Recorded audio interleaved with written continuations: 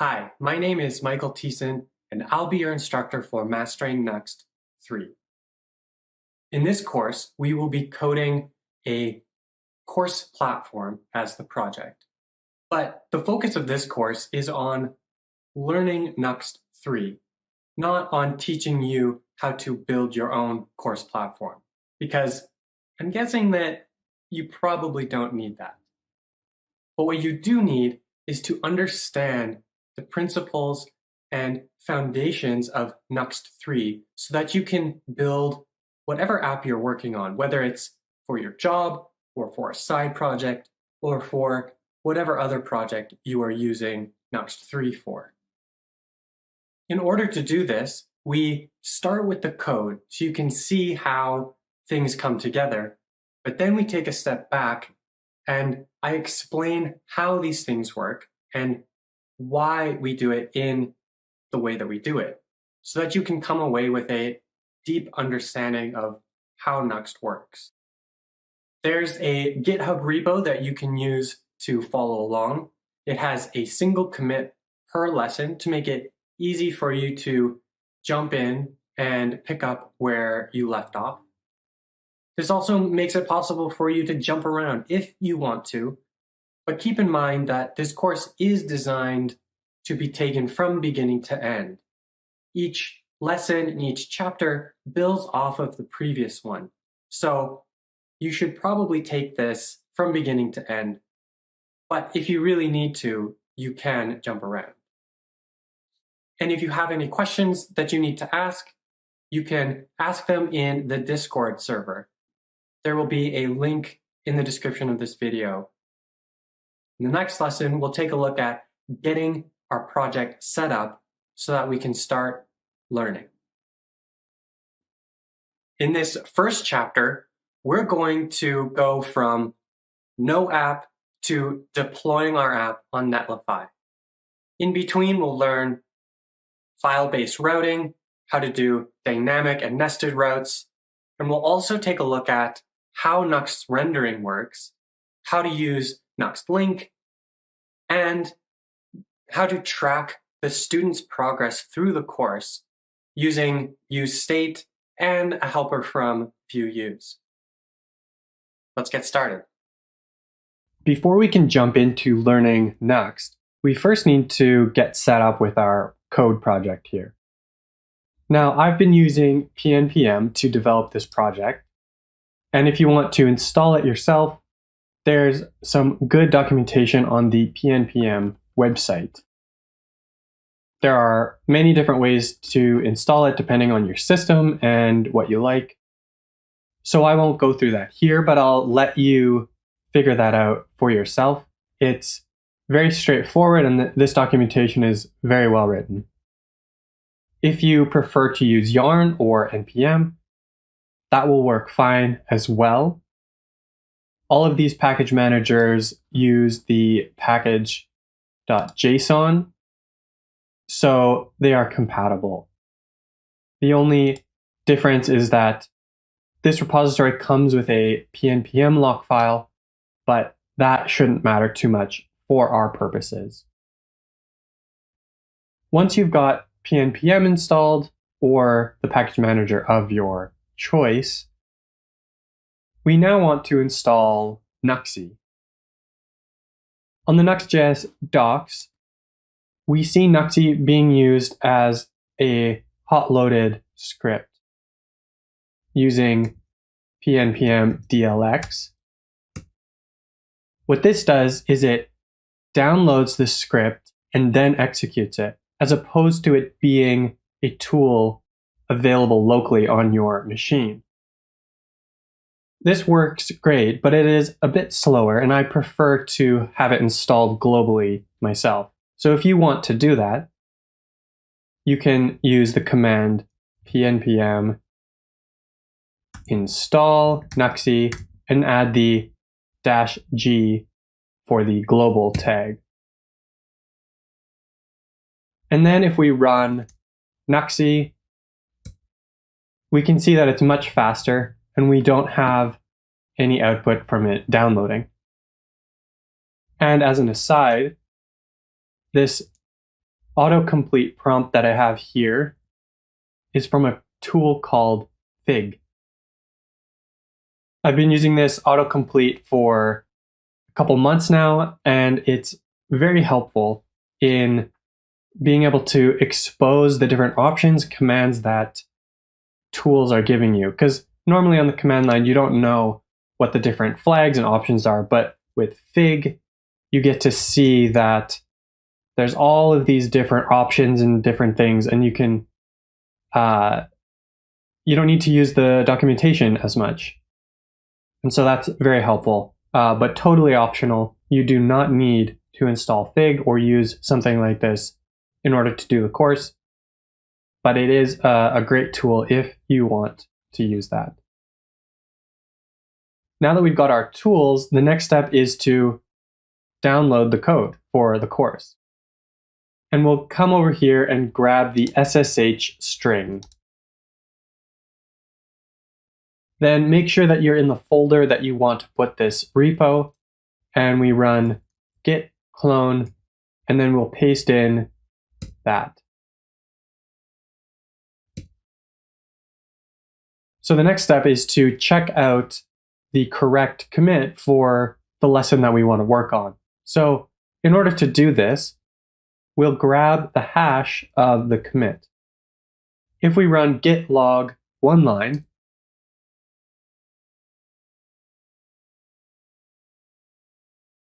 first I have to go into our directory.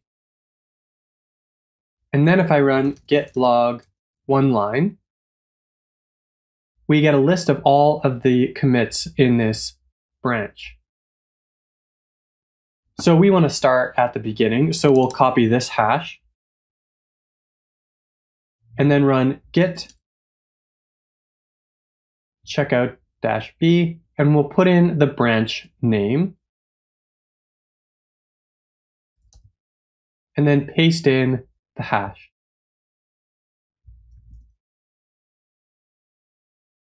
And now we can see that we're on a branch where we're starting from the beginning. And so once you've done this, you're good to go to start on the next lesson. But before we end, I want to show you something quick so that you can experiment and play around with this Nuxt app as we go through the course. In my mind, experimenting and playing around with something is the best way to learn it. So I highly encourage you to do this in between lessons. Perhaps you go through the lesson on Nuxt Link, and that really interests you, and so you want to play around with it some more. Feel free to add in code and hack around on the project. Then when you want to come back and continue on from where you left off, you can just pull out the appropriate commit. So let me show you how to do that. We'll go back to our main branch. We'll run git log one line again. And so let's say that we went through navigating with Nuxt Link, and then you started hacking away, and now the repo is kind of in a messy state and you don't know how to get it back to where we left off. That's totally fine. All you need to do is say, well, okay, I left off on 1.9, so then let me start over from that commit. Each of these commits includes what we went through in that lesson. So 1.9 includes the changes from that lesson. So if we wanted to continue with 1.10, we need to go to the one before it. So we'll grab that hash. We'll do the same thing as we did before.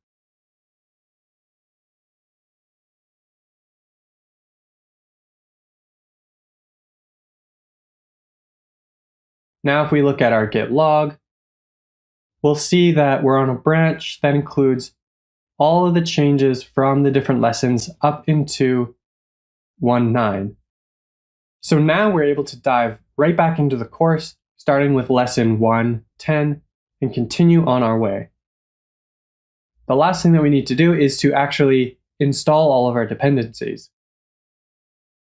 So with pnpm, we do that with pnpm install, but we need to make sure to add the shamefully hoist option.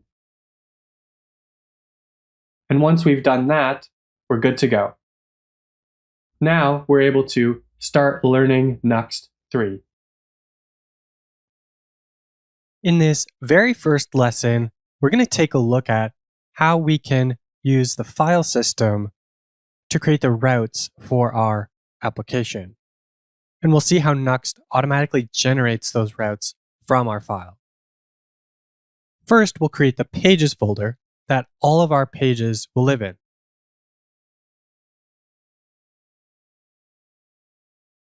And then inside of that, we'll create an index.view component, which will be our root page.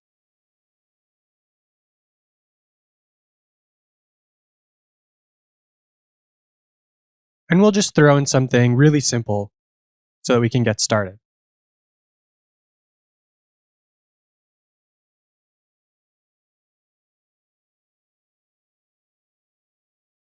Then we'll start our dev server.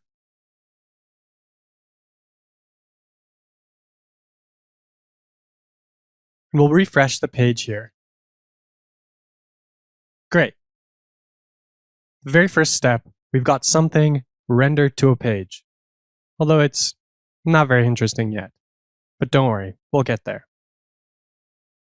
If I make a change to this code and then save it, we'll see that Nuxt automatically reloads our page.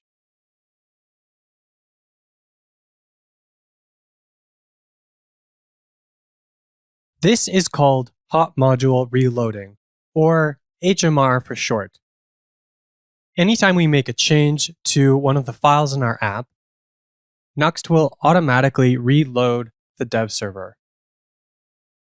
However, if you make a change to the name of a file or add in new files or delete them, you'll sometimes have to restart the dev server entirely so that it will pick up those new files. This hot module reloading makes development really easy because we don't have to keep going back and restarting our server. We can see the changes we're making as we make them. Next, we'll create a page where we'll show the course itself.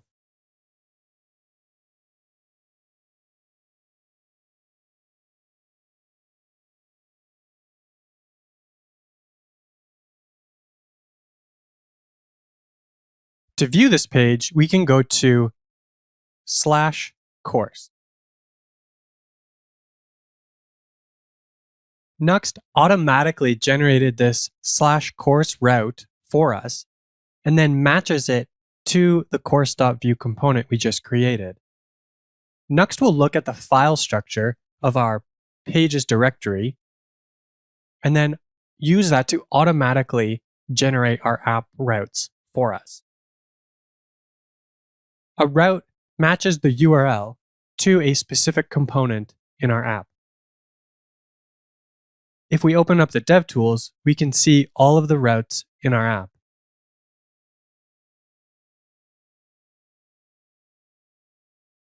Here we can see the index route that maps to the index.view component that we created, as well as the /course route, which matches to the course.view component. Nuxt uses viewRouter internally, and that's where all of these routes are coming from. Nuxt allows us full access to this viewRouter if we need more control, but we won't be going into that in this course. In most cases, we can rely on Nuxt's file-based routing system to generate what we need. And we don't need to worry too much about how viewRouter is being used under the hood. In every single Vue app, the component that starts it all is app.view. Right now, we have a simplified one, and all it does is render our Nuxt page inside of a Nuxt layout component. This Nuxt page component is what renders the component that's matched based on the route that we are at. So when we go to the /course route, the router matches that to the course.view component, which gets rendered through this Nuxt page component here. If we look at our components in the DevTools, we can see how this works. We have our Nuxt page, which renders the router view from view router. Then we have a transition component, another transition component, and then finally, it renders out the course component that we have created. So that's the basics of how file-based routing works in Nuxt. In the next lesson, we'll take a look at how we can use nested routes to create more complex hierarchies and more powerful web applications. But before we get there, we're going to flesh out our course page just a little bit. I have some code here that I'm just going to paste in. We're using Tailwind classes along with the Tailwind typography plugin just to get some nicer styling out of the box. So there we go. We've got the basics of our app fleshed out. Now we can move on to the next lesson. The most important feature for our app is displaying different lessons from our course. So in this video, we're going to figure out exactly how we want to do that. We want the route in our address bar here to be synced to our chapters and our lesson. By doing it this way, we can link straight into a specific lesson, which lets us bookmark the URLs and share it with others more easily. And in general, it's better when the route for our app is as descriptive as possible of the state of the app. Twitter is a great example of this. If I click in on a tweet, we can see that the URL shows exactly what that tweet is. It contains all of the information that we need to render this page. It tells us the user, and it tells us that we're looking at a status, and then it has the ID of that status, or in this case is actually a tweet. And if we click on a different tweet, we see that the status changes. And if I go back to my home page here, the route shows /home, because that's all that we need to know in order to render out this page. So in our app, what we want is something like this. Course /chapter / the name of the chapter / lesson / the name of the lesson. Now, this isn't the only way that we could do it. This is just the way that I've chosen. It's very descriptive. Just by looking at it, you can see what chapter we're on and what lesson we're on. Now that we figured out what we want our route to look like, now we need to figure out how to build that into our app. So what we want to happen is that our course page should display whichever lesson is indicated by the route. This means that this lesson here is actually nested within this larger page. Why don't I show you what I mean by that? If I change the background of this section here, the section with the lesson, when we switch between different lessons, all that we need to change is this red part here. Everything else in the app can stay the same. The header can stay the same. The list of chapters will stay the same. All that we need to change in between the different lessons is this red part here, the part that actually shows the lesson. We're going to accomplish this in 2 steps. over the next couple lessons. First, we'll separate out this lesson into its own page so that it will match the new route /course/lesson. Then we'll add in dynamic parts into our route so that we can access different chapters and different lessons and not just the same static route. So let's get started on that. We're going to add in the nested child route that will display our lessons. To do this, we'll create a lesson.view page, but we'll nest it inside of a course folder.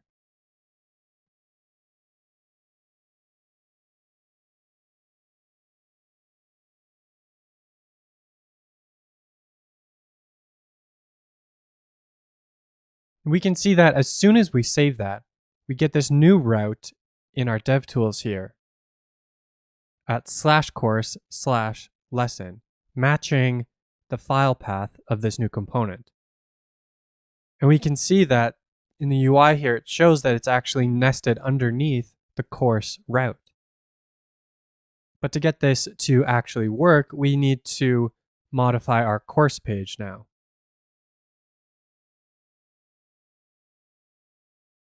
We'll replace this with a Nuxt page component.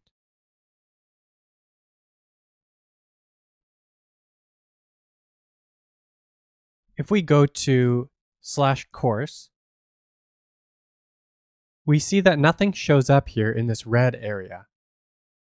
That's because Nuxt matches the /course route to the /course component here.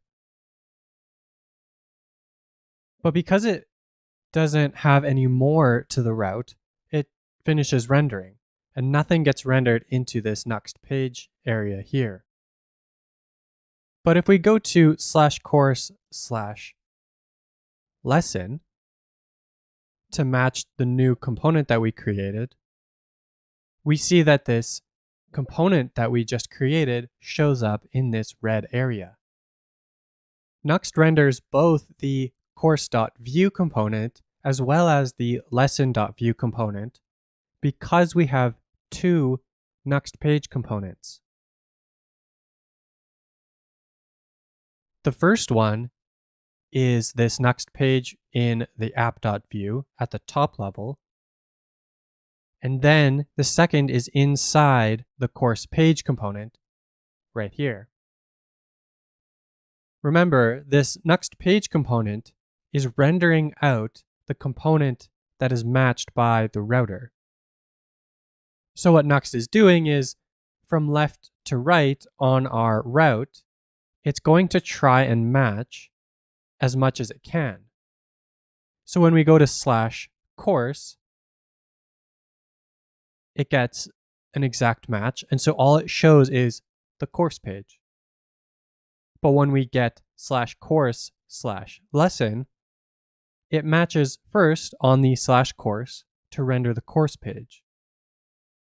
But because there's this Nuxt page nested in the course page, it keeps on going and can match to the /lesson now, rendering out the lesson page component in here. It's important to point out here that the only reason that this works is because we have this second Nuxt page component. If we don't have that component, then Nuxt can't match any further. So when we go to /course/lesson, nothing is rendered out here. Let me show you what this looks like in the component hierarchy. So at the very top here, we've got the app component, which renders out this Nuxt page. And that Nuxt page does a bunch of things, but renders out this course page, as we saw in the very first lesson of this course. But if we open up this course here, we see that this also renders a Nuxt page, the nested Nuxt page, which then renders, eventually, it renders our lesson component. So this is how nested pages and nested routes within Nuxt operate. Another way to think about it is like folders and files on your file system. Because this lesson page component is nested within this course folder, we must also match that to our code. And so this Nuxt page, which renders out the lesson component, is nested within this course page component. And that also matches the route that we use to access that, where this lesson is nested within the course route. So all of these things match and work together. Now that we have nested routes working within our app, we need to add in some dynamic sections to this route so that we can select different chapters and different lessons, because there's more than one lesson in this course. So let's do that next. Currently, we're only able to show one lesson. But that's a problem because no course that I know of has a single lesson. That would be a very short course, and you probably wouldn't be learning a lot from it. So in order to do this, we need to add dynamic sections to the route, where that part of the route then can be extracted as a variable that we can use in the logic of our app. Nuxt makes this really easy for us. We just need to add in square brackets into the file path name. And then that lets us define these route parameters. So let's define that route that we looked at a couple lessons ago.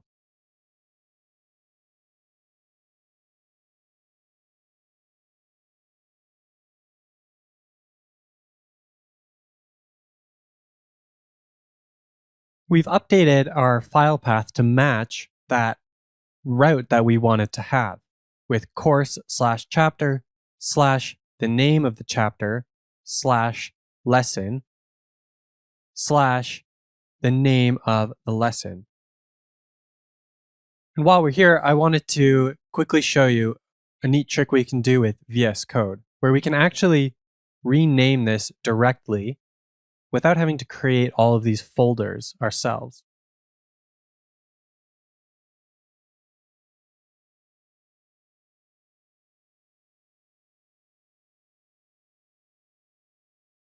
So I'll just rename this directly, including the different directories that we want to use.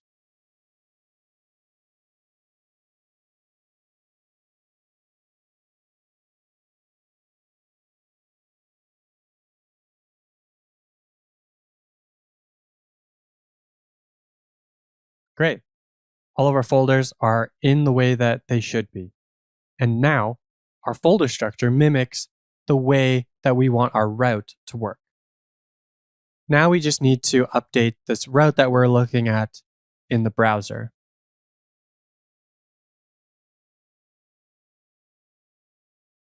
And perhaps restart our DevTools because we did a bunch of file system changes that weren't picked up by the hot module reloading.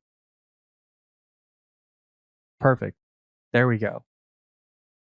So in order to use the chapter slug and lesson slug route parameters, we can use the global $route variable, which we can access from inside of any template in our app.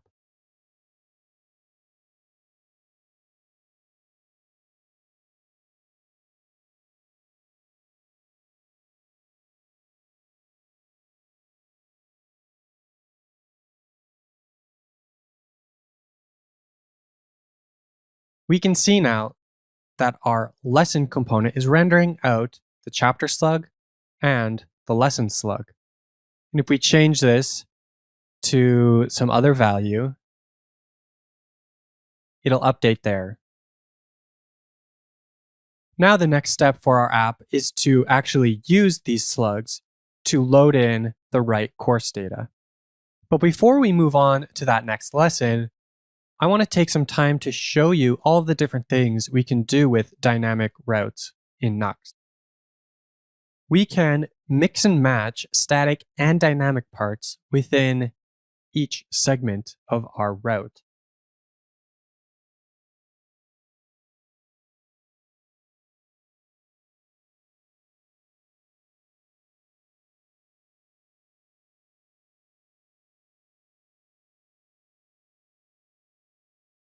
So here we only have two route segments. We have chapter hyphen the chapter slug and then lesson hyphen the lesson slug. If we restart our dev server and we go to a made up route, once I put this in the course folder so that the route is correct, and then restart it again.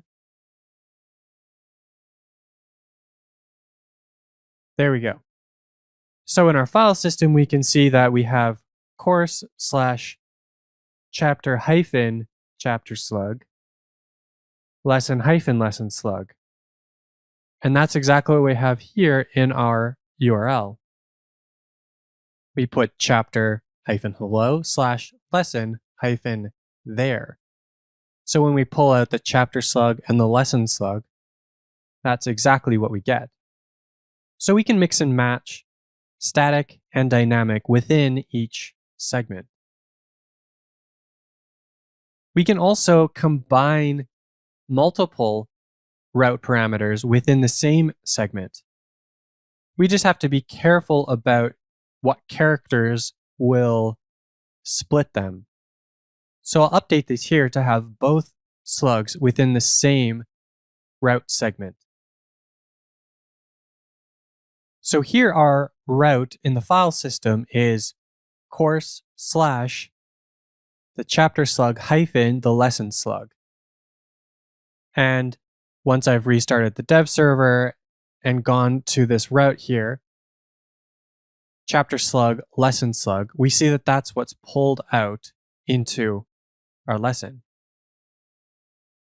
Now we need to be careful about what character we're using here to separate these two, because that character can't appear in this first slug. Because of the way that the regex works, it will get confused and it'll separate it in the wrong spot. So just something to keep in mind there. That's why we usually have one route parameter per segment, because we know the slash will separate the route segments.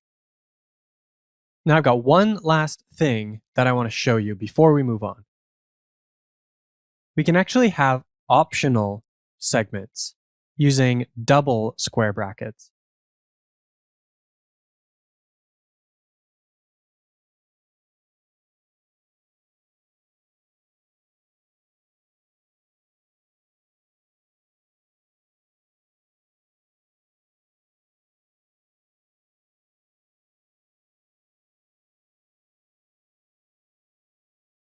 Now we've created a route that will match on both having just the chapter slug as well as having the chapter slug and the lesson slug. So here, if I go to /course/chapter slug, it pulls the chapter slug out as a route parameter. But since we haven't specified the second route parameter, it doesn't exist. But if we need to, we can go to /lesson slug, add that on the end, and we see that populate there. And in our dev tools, we can see how this is represented. We have our route parameter here with an optional route parameter with the question mark. Having a route like this doesn't actually make any sense for our application, so let me reset this quickly and then we can move on with our application.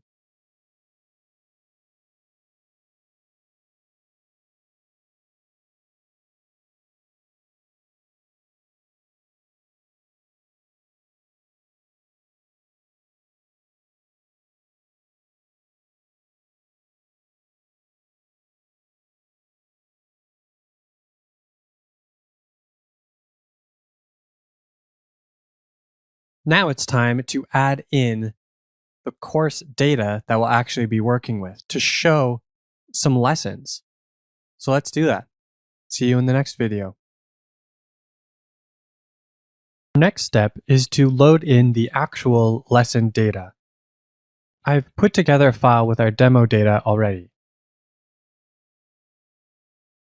It's actually the first part of the TypeScript course from Vue School. To use this data in our lesson component, we'll create a basic useCourse composable. A composable is a reusable piece of logic that uses Vue's reactivity system. It's a way for us to better organize our logic and reuse it across multiple components.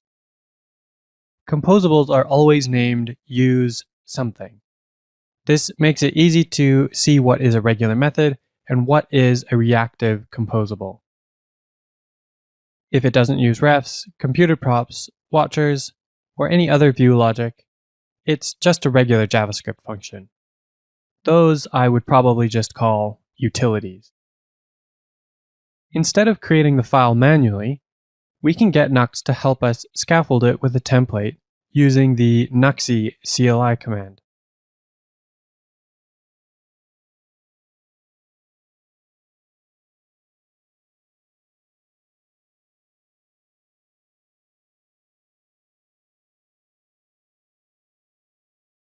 Nuxt will create the file, and since we don't have any other composables already, it will also create the composables directory for us. Using Nuxt, we can scaffold templates for composables, components, pages, layouts, plugins, middleware, and API routes as well. This tool comes with many other commands, including Nuxt upgrade, which makes it a breeze to update to the latest version of Nuxt. Now, let's make sure we can get this data into our lesson page. First, we'll move the course data into the composables folder. Now, let's import our course data into the useCourse composable and then return it directly from the composable.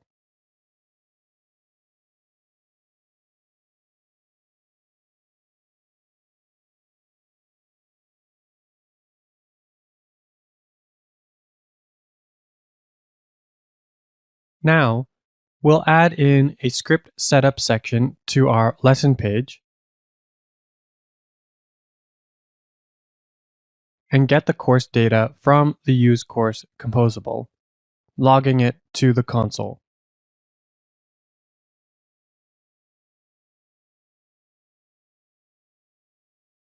Notice how we didn't even need to import this composable. That's because in Nuxt 3, we get auto imports. Most things are auto imported by default into our components. This includes components from the components folder, layouts from the layouts folder, and composables from the composables folder. Lots of additional libraries are also set up for auto imports, like Pina and VueUse. And you can configure this behavior and even add your own custom auto imports if you want. This is really convenient and greatly simplifies our code. And don't worry, Nuxt works hard to keep our apps fast, and it will only auto import the things we actually need in our app. Now we need to start up our dev server again, and we can see that this course data is logged to the console.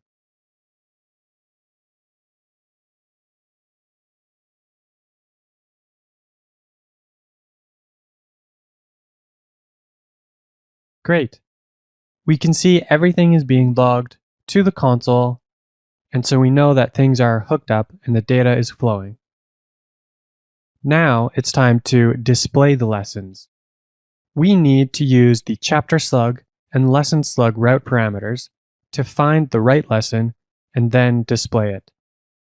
In our script, we can get the route using the useRoute composable that's built into Nuxt.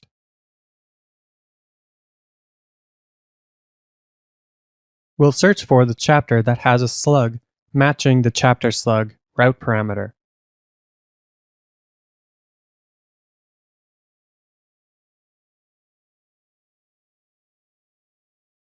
Then we'll do a similar thing to get the lesson, this time searching the chapter for the right lesson.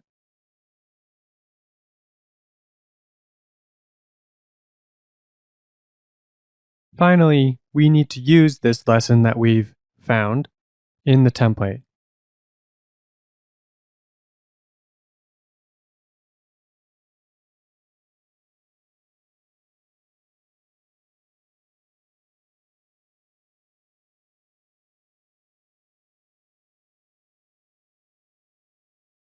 When we refresh, our app crashes.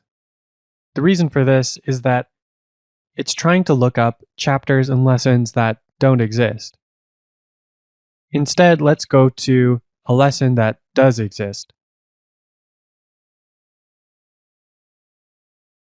And here we see that Nuxt is pulling the correct chapter and the correct lesson, and then rendering out the titles for each.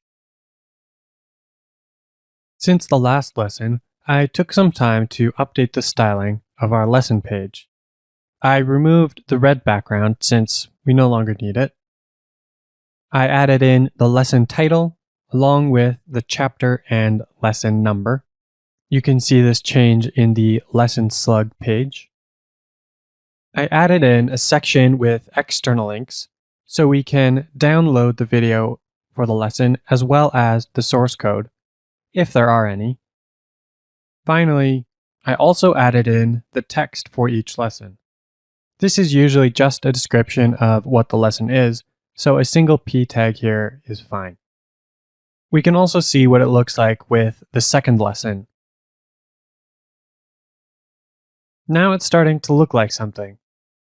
But we're missing one very important piece, which is the video player.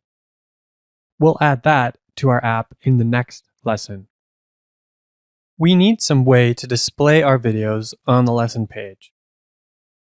Let's create a video player component to do that.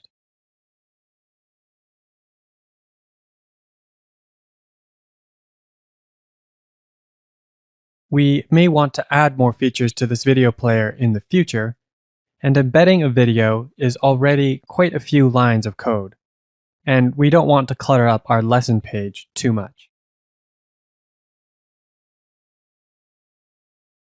As mentioned previously, any component added to this components folder will be auto-imported into any page or any other component that needs to use it.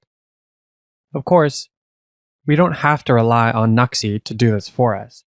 We can also create these folders and files ourselves if we want. Let's update this component so we can embed our videos from Vimeo. First, let's define the template.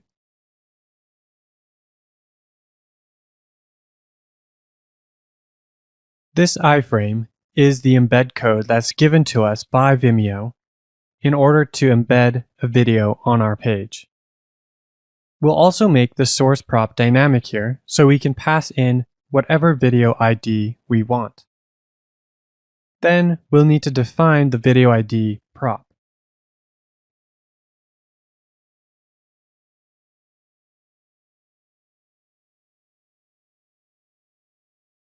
Now we can add in this video component to our page.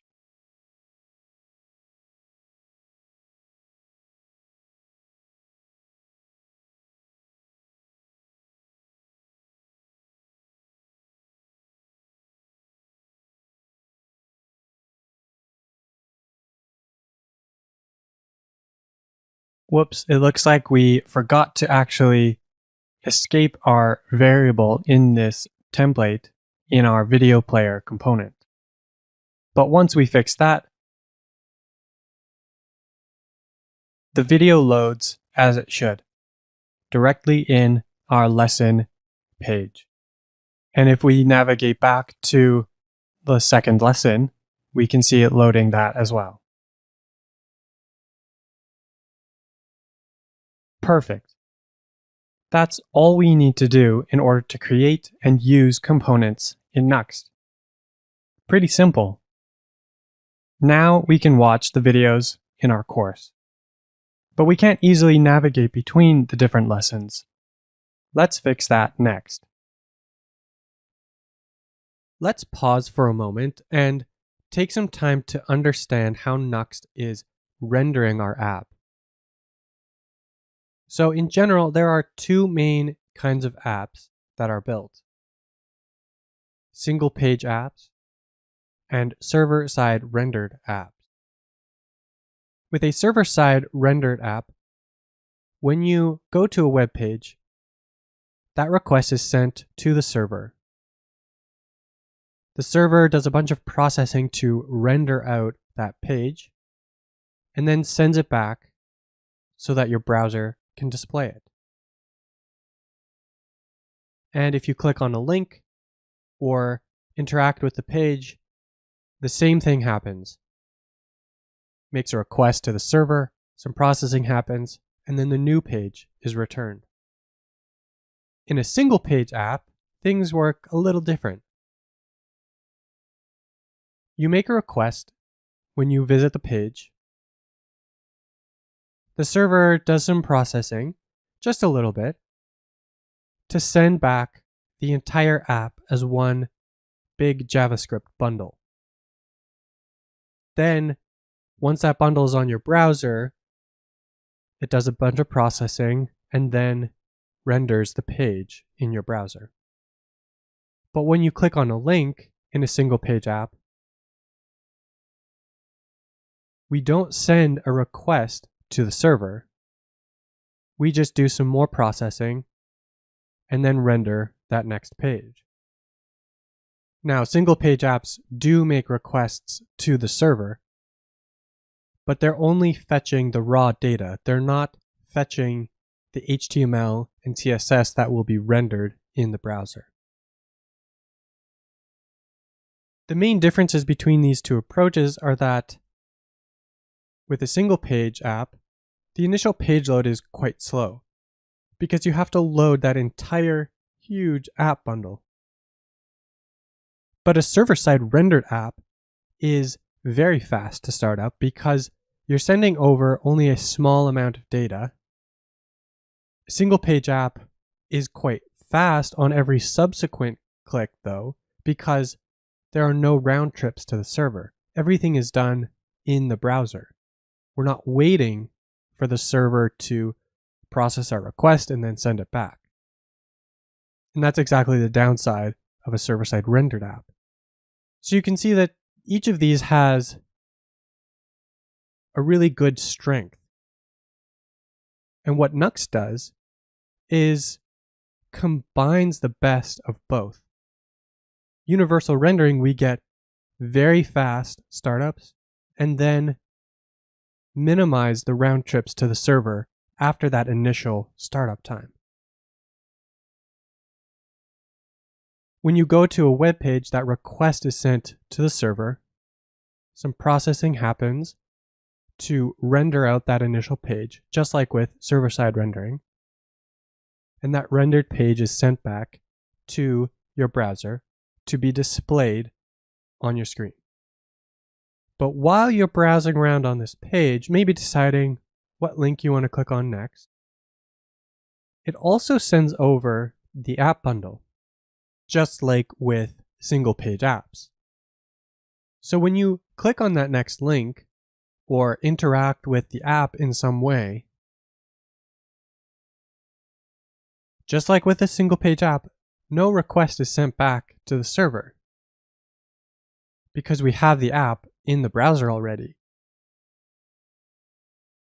So the app does some processing and then we get our next page. Now, all of this means that universal rendering is extremely fast, both on the initial page visit and on subsequent page visits. I am simplifying things a bit though, because Nuxt actually has a bunch of other optimizations that it's doing to make things even faster. For example, with Nuxt Link, the different links that are in the page will be prefetched as you're scrolling through the app to try and get all of that data to your browser before you even need it. And that's just one of many different optimizations that are going on under the hood that you don't even need to worry about. So now that we understand how Nuxt is rendering our app, and we have a deeper understanding of what's going on, it's time to get back into coding our app. Let's add in all of the chapters and lessons to the navigation now. First, we'll grab all the course data using our useCourse composable.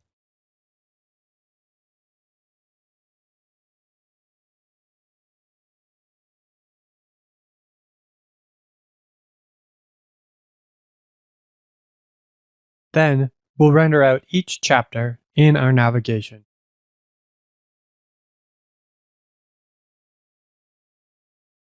Nice. Now we can see all 3 chapters rendered out into the navigation. Next, we'll add in all of the lessons for each chapter.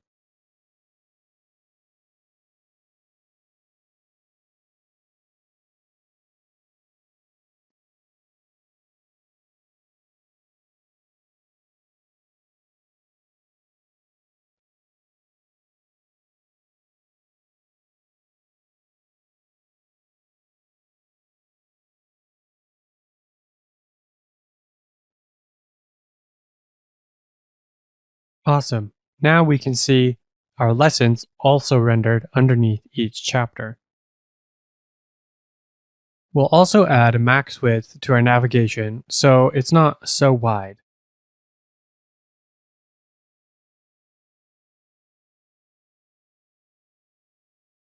Since we're so far zoomed in this case, it doesn't really show up as much, but it does make a difference.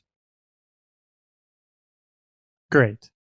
Now we have the navigation rendering, but we need to make those links actually go somewhere. We can use the chapter and lesson slugs to construct the correct paths for each lesson.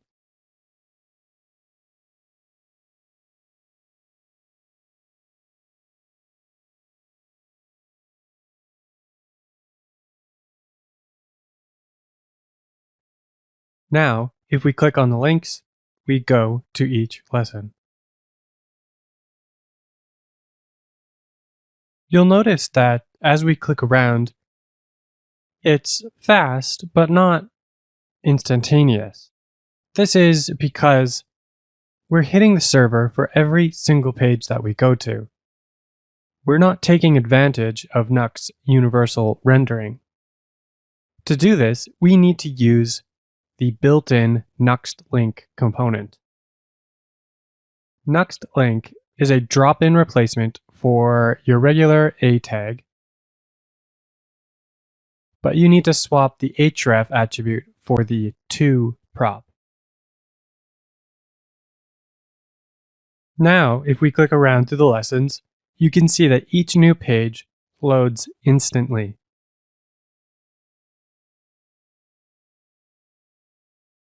Of course, the video takes a bit longer to load, but there's nothing we can really do about that. This is a pretty dramatic speedup. I mentioned before that Nuxt uses ViewRouter internally for all of its routing, and that's the same here. The Nuxt link component wraps the router link component from ViewRouter, but gives us some extra magic on top. It lets us navigate entirely on the client side without ever hitting the server again. This makes it extremely fast. Nuxt link will also prefetch pages when the link is in the viewport. So before you even click on the link, the data for that page is already being loaded in the background. You could say that Nuxt link is one of the secret weapons that Nuxt uses in order to be incredibly fast. In the next lesson, we'll look at more of what Nuxt link can do for us.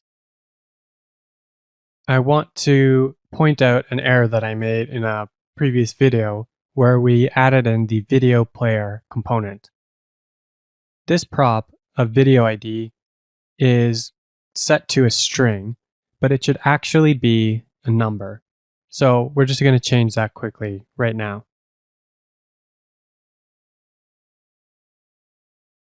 So the Nuxt link component isn't just for internal links, it also works for external links.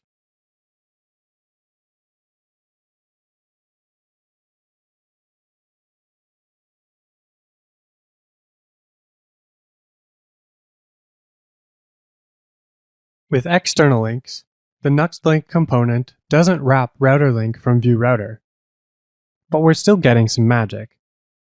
By default, it will add the no refer and no opener values to help keep our links secure. Now, let's take the path that we're computing in the template and instead pre-compute it and add it directly on to the lesson data itself. This is helpful because it moves logic out of the template, and the route or path for each lesson is something we'll likely need later on, so it's nice to have it already on the object. First, we'll need to modify each lesson of each chapter of the course. We can do this using maps.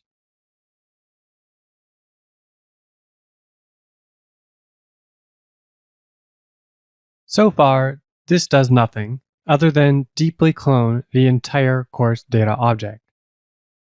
To add on a new path property to each lesson, we'll copy this template that we already have here. And we'll paste it into the lesson object in useCourse. Now we can replace that template with lesson.path. And clicking around, we can see that our app still works. Great. The navigation right now is good, but it doesn't give the user any context for where they are in the list of lessons. It's a small thing, but it would be nice to show a bit more. So let's highlight the lesson we're currently on with a different text color. To do this, we'll use the router link active class.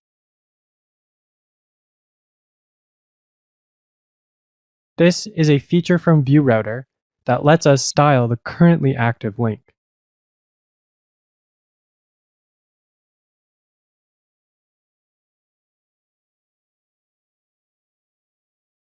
Once we refresh the page, we can see that our current lesson that we're on is highlighted in blue.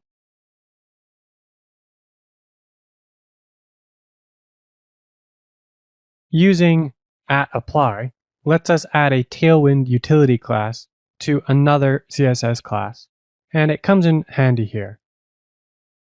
And since we're using Tailwind in this project, there's actually another way that I prefer.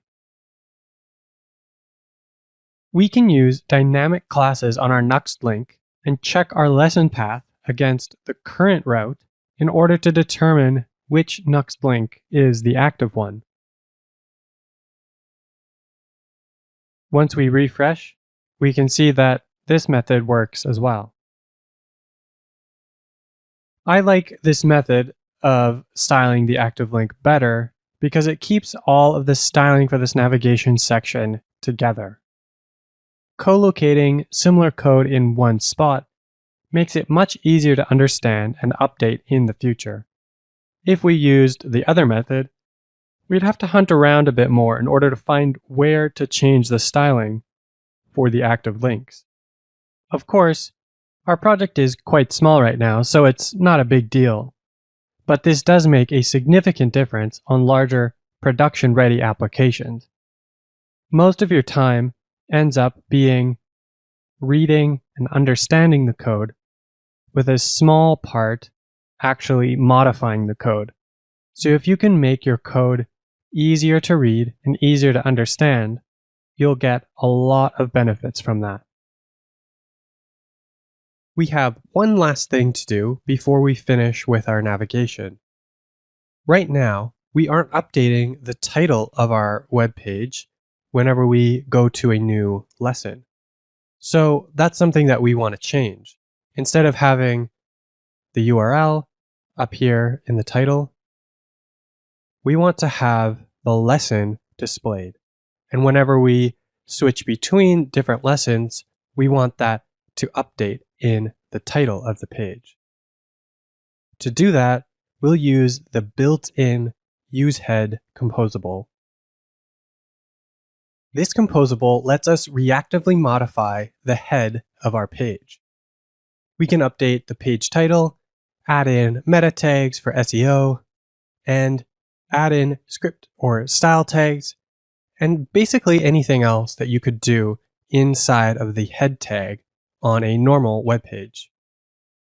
And we can do that all reactively through the useHead composable.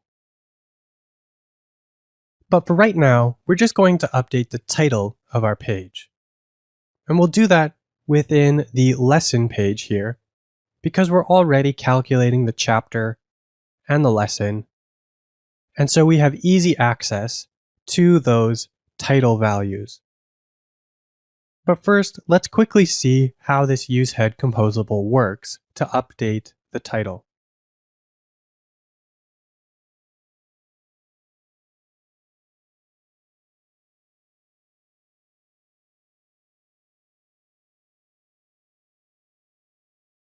We pass in a meta object as the parameter and set title to whatever we want.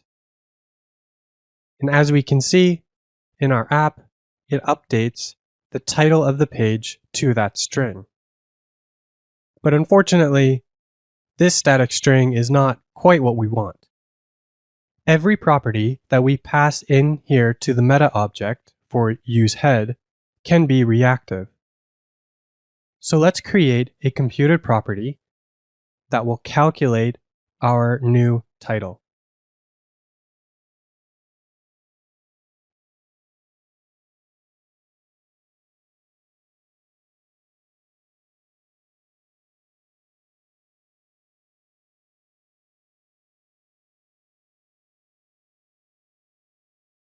Now we can see in our app that the title of the page is updating dynamically based on the title of the lesson.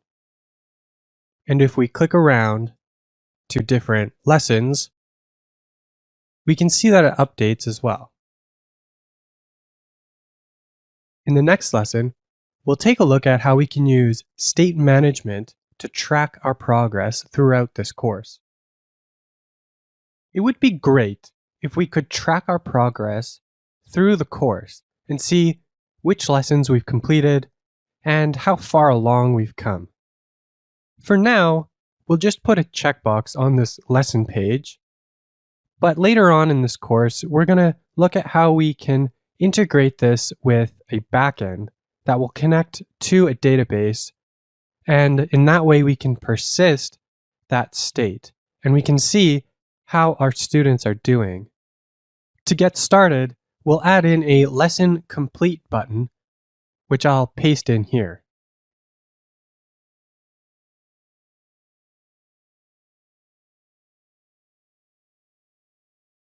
Then we'll add this lesson complete button to our lesson page.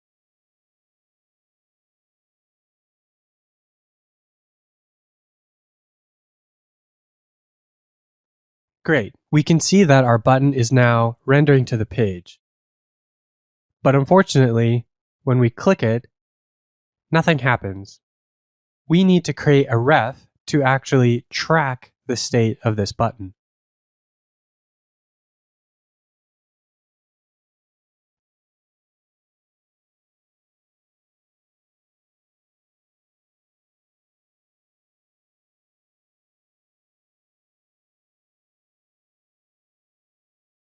Now we can mark the lessons as complete. But we have a few issues here. When we go between different lessons, we see that we lose our state.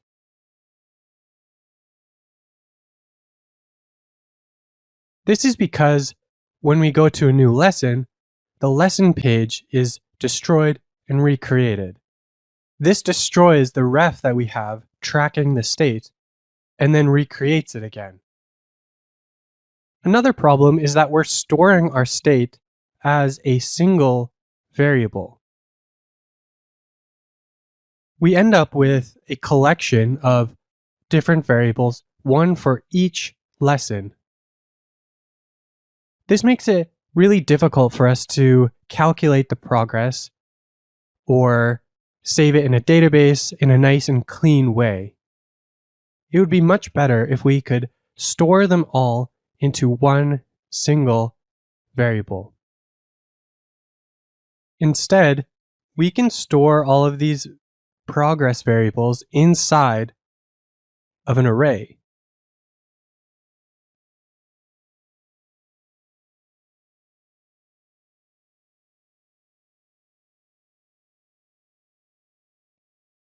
If we have an array for the entire course, then an array for each chapter, and then each Boolean variable within that represents whether the lesson is completed or not. This array is much easier to store in a database and also much easier to do computations on to track how far we've come in a specific chapter and also how far we've come in the overall course. We'll store this variable using the useState composable that's provided by Nuxt. You can see here that useState returns a ref to us, but unlike the ref function built into Vue, it works better in two important ways. Number one, we can share this state between different components so that each lesson can share the same progress state that doesn't get destroyed when we switch between lessons. And we're able to do this in a simpler way that doesn't require us to use Pina or Vuex or any other state management library that you may like. Number two, useState handles server-side data better than ref does. Right now, we're not really concerned about server-side state since we're only dealing with the client side. So we'll cover this more in a later lesson. So we'll switch over to using the useState composable. We need to give it a unique key so that it knows which piece of state we're trying to grab. And then also a function that will return the default value in case this value has not been initialized yet. Next, we'll use a computed value to grab the state that we're looking for from our progress state. Here we have a couple of guards before we actually grab the correct value. Because we're initializing our progress value to an empty array, we first need to check if there's an array for the chapter. If that chapter does not exist, then we know we haven't completed the lesson, so we return false. Then we check to see if the lesson exists. If not, we know we haven't completed the lesson, so we return false. And lastly, we know that the value exists, so we simply return the value. Next, we need a way of updating this progress state. Here we have a similar guard. First, we check to see if that chapter exists, and if the chapter array does not, we create it. And then, once we've made sure that the chapter array exists, we set the value, toggling it so that we can flip between true and false. The last thing to do to make this all work is to update how we're setting the value and updating it on our lesson complete button. Because we have a more complicated way of retrieving the value and then updating it, we can no longer use vModel.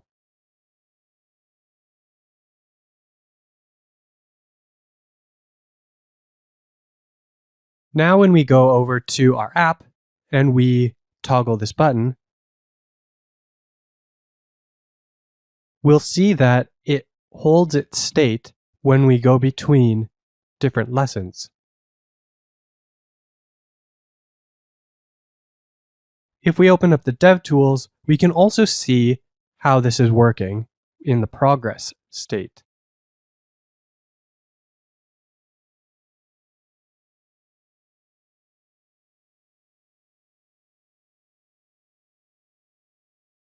Here we have our array of arrays to track our progress. Since we've only clicked on the one for lesson 3, this is the only one that's been set. If we go to lesson 2 and mark this as complete, then go to lesson 1 and mark that one as complete, we can go back in here and see that the progress array has been updated.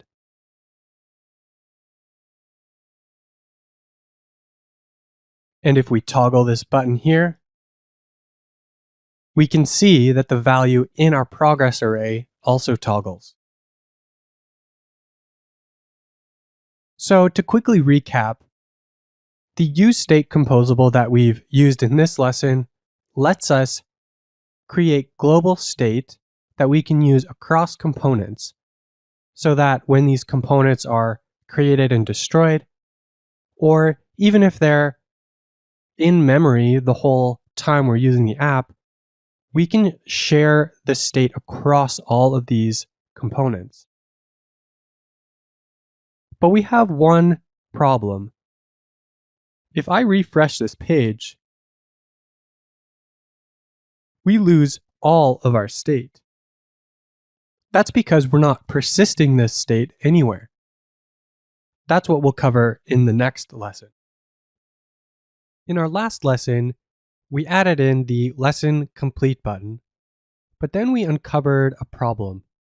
By using useState, we only keep the state around until we refresh the page. Now, obviously, this isn't going to work for our app. We want to be able to keep the state around much longer than that. So in this lesson, we'll look at how we can use the viewUse module for Nuxt and sync our state to local storage. So that way our state sticks around in the browser as long as we need it. We'll worry about syncing all of this state to a database in a future lesson. viewUse is an amazing project that comes with a whole host of composables. It also comes with a wonderful integration with Nuxt. And to install this, we need to install the module.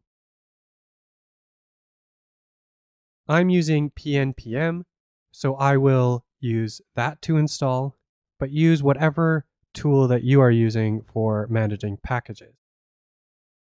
We need to install the viewUse Nuxt package as well as the viewUse core package.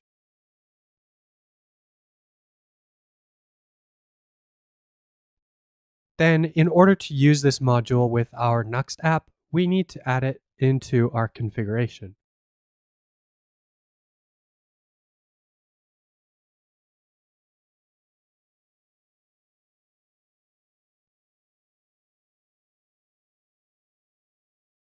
Now we're able to use the Tailwind module and the viewUse module.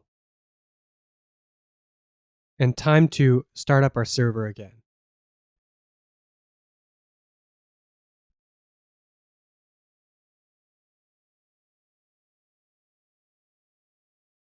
Swapping out use state for use local storage is actually very simple.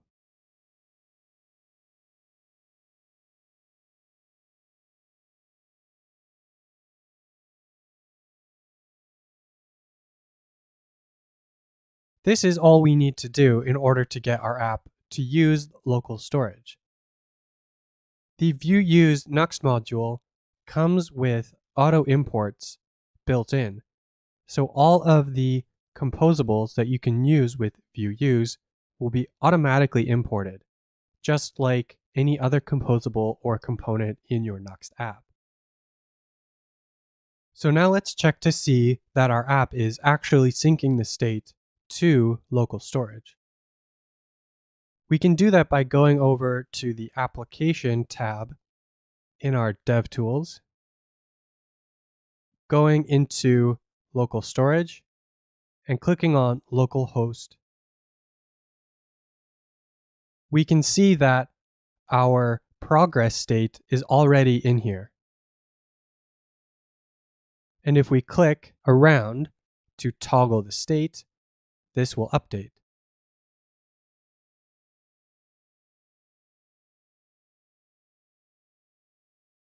And that's it. Our progress state is now synced to local storage. And if I refresh the page, we still have our state. But you maybe notice this weird jankiness. If I mark it as complete, it shows as true in the local storage here. But when I refresh the page, it first flashes as false. You see the mark as complete show up. And then now it's showing completed, but the background of this button is not green, it's gray. But it still shows true here. Now, what's going on? This is a little bit weird. This issue is because of hydration. Remember, when we first go to a Nuxt app, it first uses server-side rendering to serve up the app, and then loads in the app to run on the client side. Hydration is the process of going from a static HTML page served up by the server to a fully interactive JavaScript application. If you've initialized state on the server, and then you want to load that state in the client, sometimes there are some interesting things that happen. So we need to pay a little bit more attention to how our state gets hydrated. In our app, we always initialize this progress state as an empty array. So every single time we refresh the page, it's an empty array.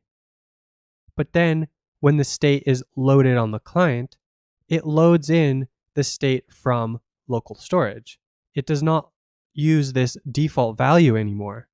And this causes a mismatch between the state that's on the server, which is an empty array, and the state that's on the client. So when we have a lesson that's completed on the client side, the server still thinks it's not completed. And so when we refresh, there's that weird mismatch. In the last lesson, we talked about use state and how it has two benefits. Number one, that we can share data across multiple components. And number two, that it's better suited for server-side state compared to the built-in ref function. And this is one of the reasons why.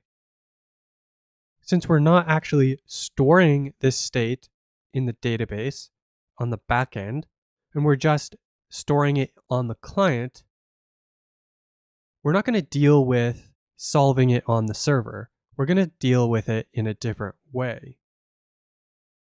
Nuxt gives us a way to only render components on the client side, so that are not rendered on the server at all, using this client-only component.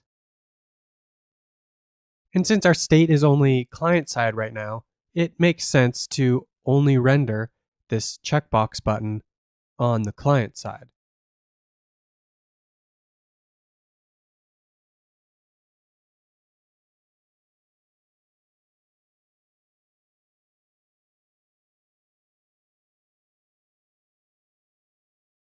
Now when we refresh our page, we see that we don't get any of that jankiness. This is because the lesson complete button is only rendered on the client. It doesn't receive the incorrect state from the server. One of the downsides of using this client-only component is that we're not taking advantage of the performance benefits that server-side rendering give us.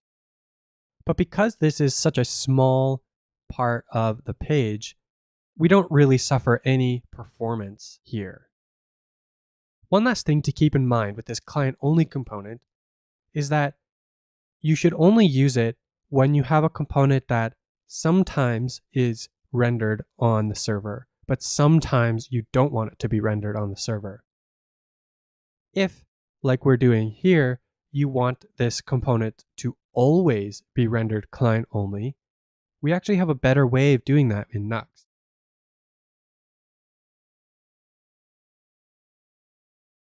If we add the .client suffix to our component,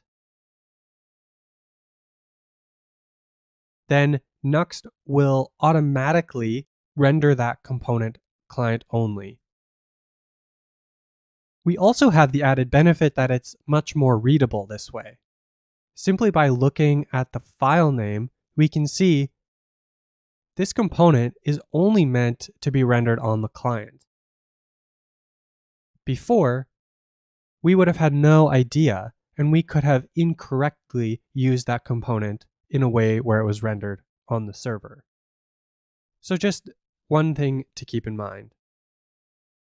And because we renamed it, we'll have to restart our dev server in order for Nuxt to pick up that change.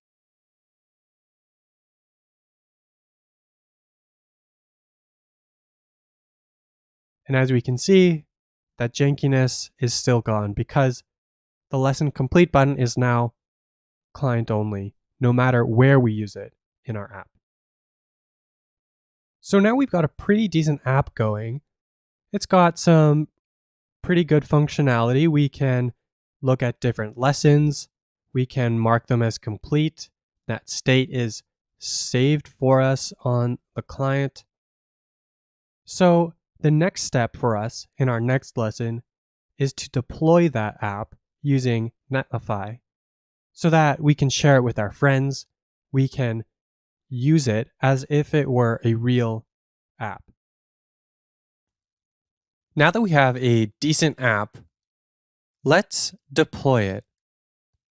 This way we can share it with our friends, we can share it with coworkers, and we can put it out there for anyone to access. This is one of the best parts about developing an app, is seeing it out there in the wild. We'll be using Netlify to deploy our application, but first, we'll need to set up the GitHub repo for it. To do this, we'll create a new repository and give it a name that can be anything you want. I'm just going to use Mastering Nuxt here.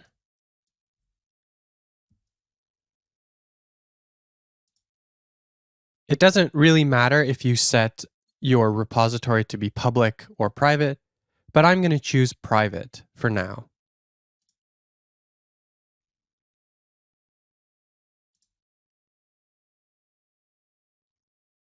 Now all we need to do is copy these commands to push our existing repo to this GitHub repo. But we can also come over here and copy and paste in those commands.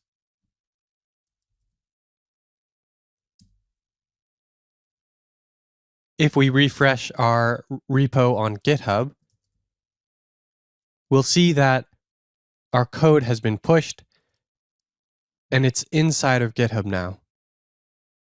Now we'll need to go to Netlify and set up our account to deploy from this GitHub repo.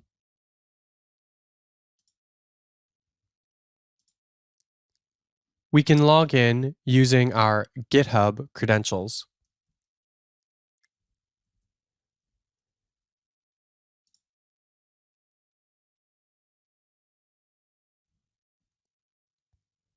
We'll ignore all these failed builds for my blog.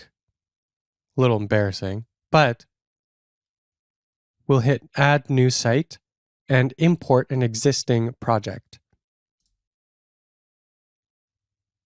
We'll click on GitHub.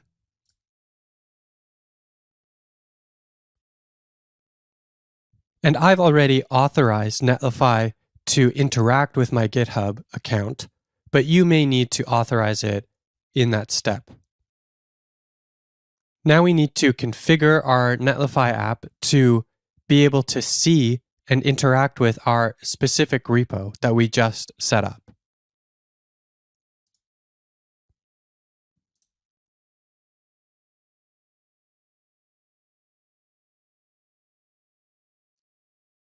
You can choose to have Netlify be able to access any repository in your GitHub account, but I prefer to keep it locked down. It just keeps things a little cleaner and prevents any weirdness from happening in the future. So we'll select our repository that we just created.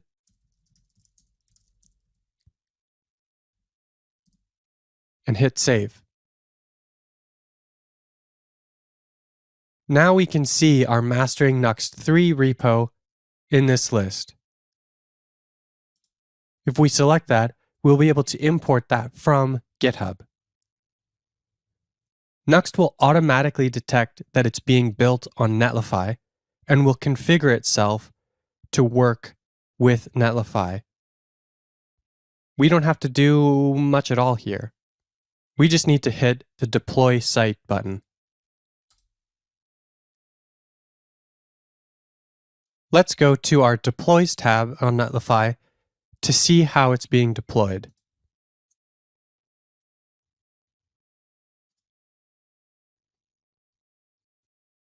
We can see the log from Nuxt as it builds our app.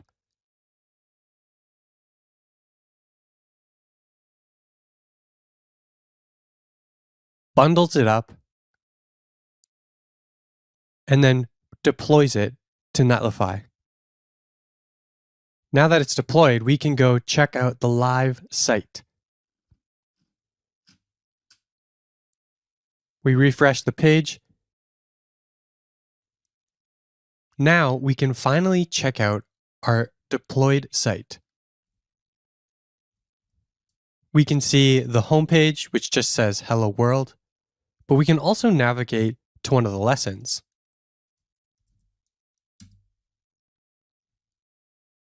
And here's our app working in all of its glory.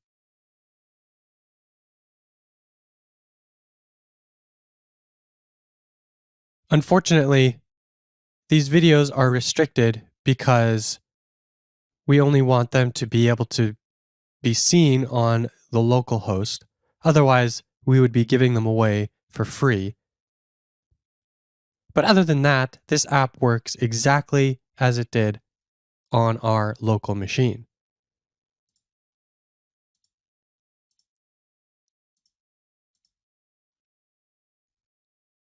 Now we can share this app with our friends, with our coworkers, whoever might be interested in checking this out.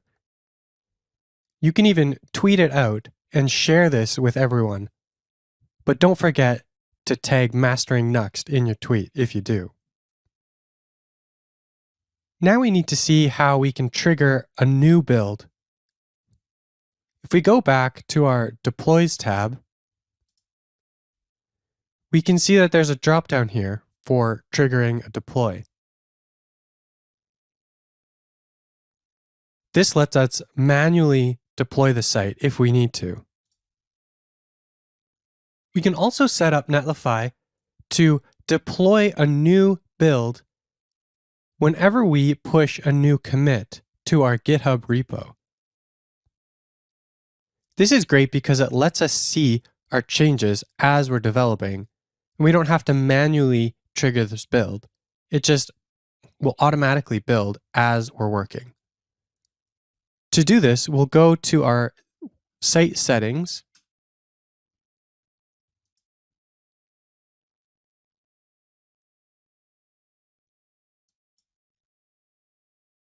And we'll go down to build and deploy.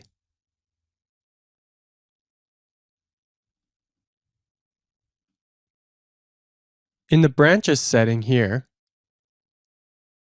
we'll edit this to all so that any branch that we push will be automatically built. So if we're working on a new feature, that branch will also be built so we can test it live.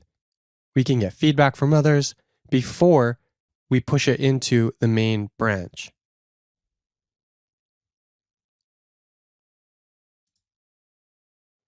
For example, if we wanted to update the styling in our app, we could create a new branch for that and work on that there.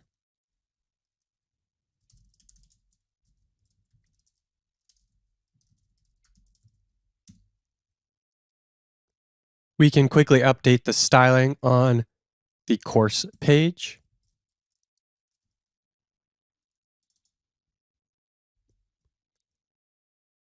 Let's change it to blue.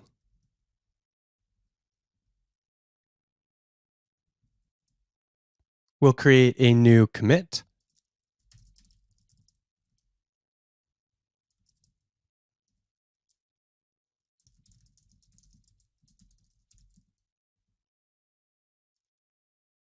And then we'll push that commit to this new branch that we've created.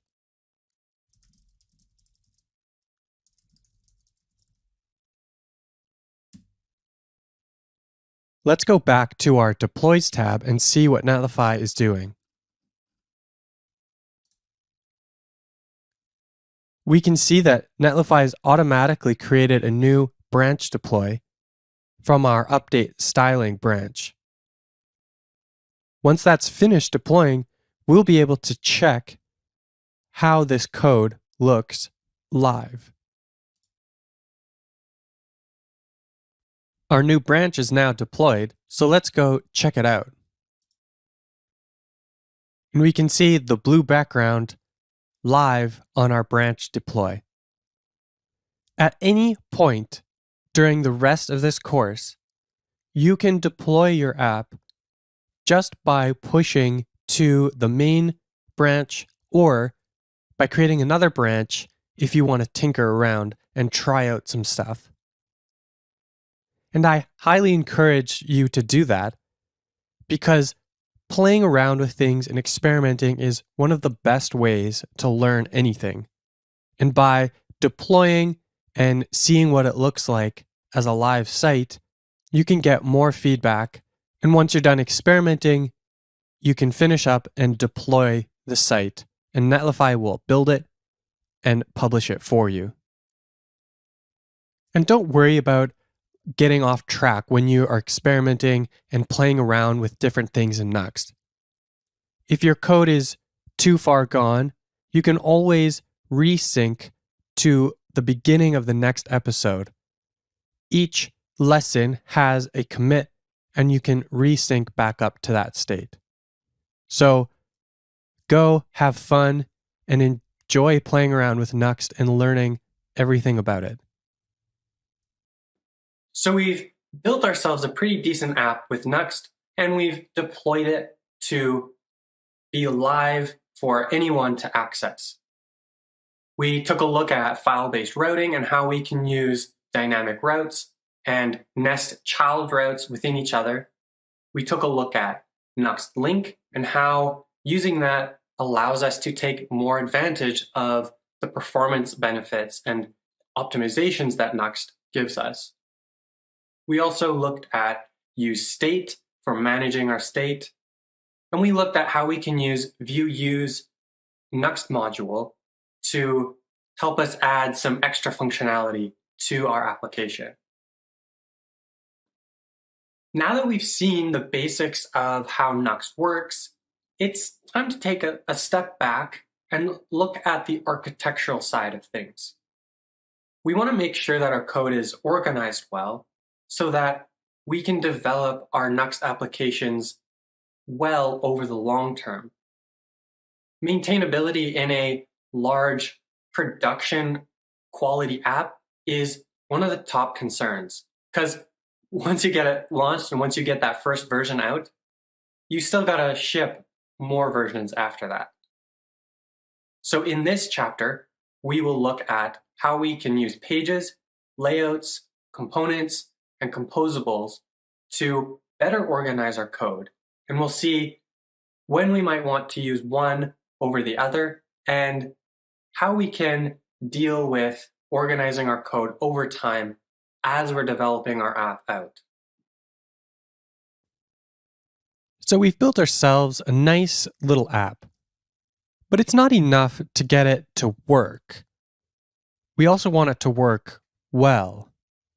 And a huge part of that is making sure that our code is readable and understandable for all of the devs coming after us or ourselves in the future. And generally, in software development, smaller is better. Smaller pieces are easier to understand, they're easier to manage, because big pieces of code are hard to wrap your head around. They're hard to fit all of the code and all of what it's doing inside of your head at one time. Now, the one caveat is that we also don't want our code to become too small. We don't want these pieces to become so tiny that they become tedious and frustrating to manage. We don't want to have so many of them that we're constantly jumping between files and always trying to track down where that piece of functionality is. So in order to do this, we want to split up our code into manageable pieces that we can organize much more effectively. Nuxt gives us a few tools in order to help us do this. We have components, we have layouts, which we'll get to later on in this chapter. We have pages, and we also have composables. Now, we've already seen how to use pages with Nuxt. We've got our course page, we've got our index page, we've also got this page for our lesson. In theory, we could have stuck all of this code from the lesson page into the course page. Functionally, that would have worked, but it would have been cumbersome and harder to deal with, especially over time as our app grows in size and complexity. We've also seen how we can use components like this lesson complete button and our video player component, and how we can take pieces of functionality and break them out into smaller chunks that are more suited for organization and for reusability. We've also seen a bit about using composables to share logic across our app in different places. In a few lessons, we'll look at how we can take layouts to extract code that's common across multiple pages and how we can use that along with some extra magic that Nuxt gives us to better organize our application. We'll also take a look at the differences between all of these methods, pages, layouts, and components, and see when we might want to use each one and how you can decide where to put your code. But before we dive into those lessons, let's first take a deeper look at our app.view component. Every single Vue app starts with the app.view component. This is the root component of your application, and it's what loads in everything else. All of the other components, the styles, everything else starts with this component. We can see in our dev tools here that this is the root of the app, with the exception of this Nuxt root component. The app.view component that we have here is a pretty basic one. It's the default one that you get when you first start a Nuxt app. This Nuxt layout component will render the current layout to the page, Using this component, we can dynamically set the layout in a whole multitude of ways, which we'll see later on. This Nuxt page component we've seen before. It's what renders out the current route page to the page. This component is necessary if we want to use the pages directory in order to define the routes for our app. Most websites will end up using pages like this. However, you can set up your app.view component to render whatever components you want in whatever way you want. And before we wrap up this short lesson, I should point out that both the Nuxt layout and the Nuxt page components cannot be the root of the component. That's why we have this div tag wrapping it all. Now, on to understanding how layouts work and can help us to organize our code better. In this lesson, we're going to take a look at layouts and see how they can help us to organize our code within our Nuxt application. Most web applications share common code across different pages. So I've got Amazon up here, and you can see that this is a product page. I've also got a today's deals page open. Now, the main content on these pages is completely different. One is showing a single product, trying to get me to buy it. And the other is showing all of these different things that I might be interested in, trying to get me to explore and to search through new products. But you'll notice as I switch between that this header at the top is actually the exact same between the two pages. They share this functionality in common. And if I scroll to the bottom, you'll see that this footer is also the same between the two pages.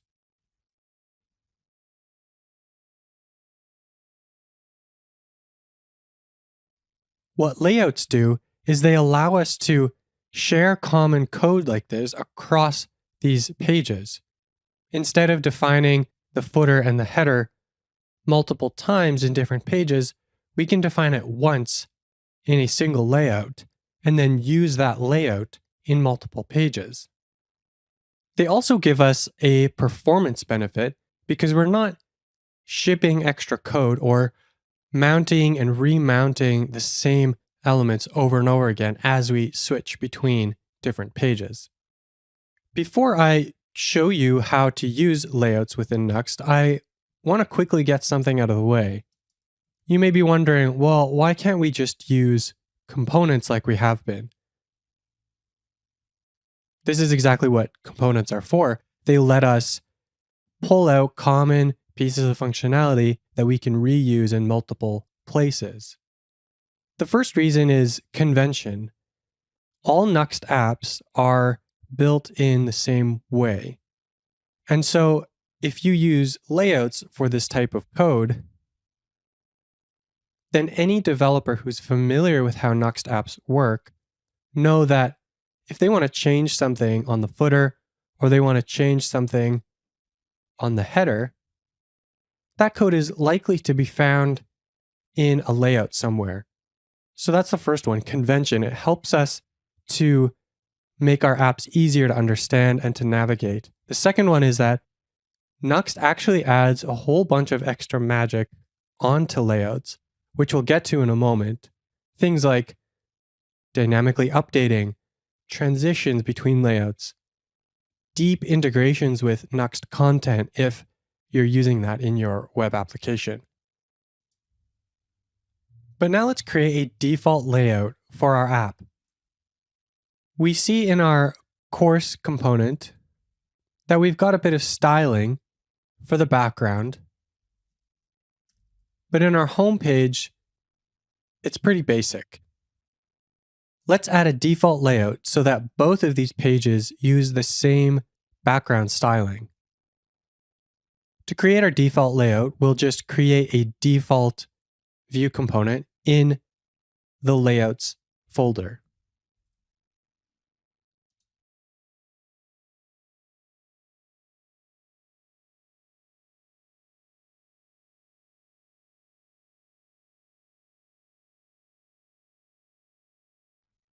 Then we'll add in our template.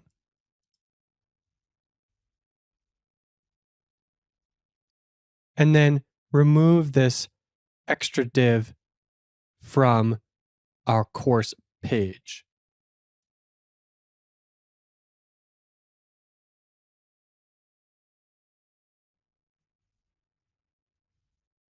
We can see that our course page looks exactly the same.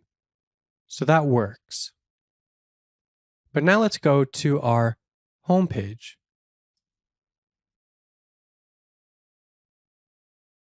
Now, because it's using the layout, it has the gray background and centers the text on the screen.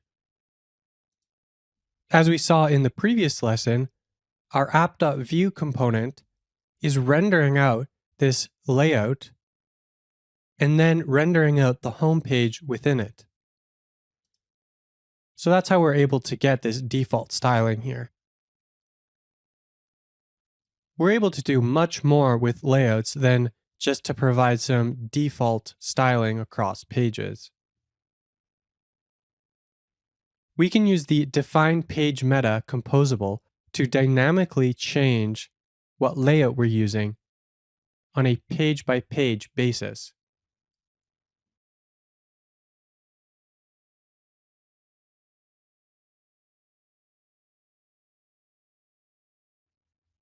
If we set it to false, it simply won't render a layout at all.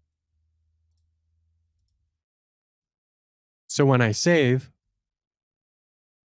and refresh this page, suddenly we've lost our layout.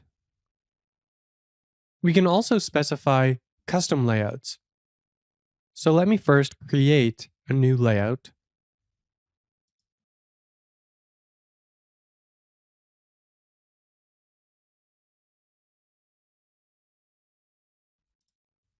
And we'll add in a blue background for this one. In our course page, we change this to the name of the layout that we want to use.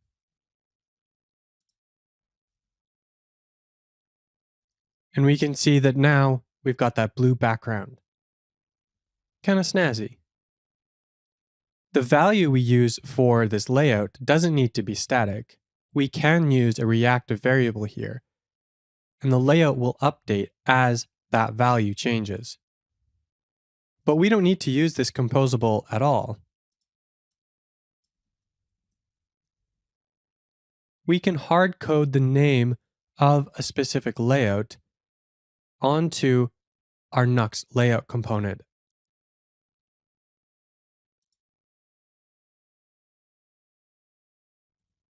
Now, both our course page and our index page, our home page, will use the same blue background.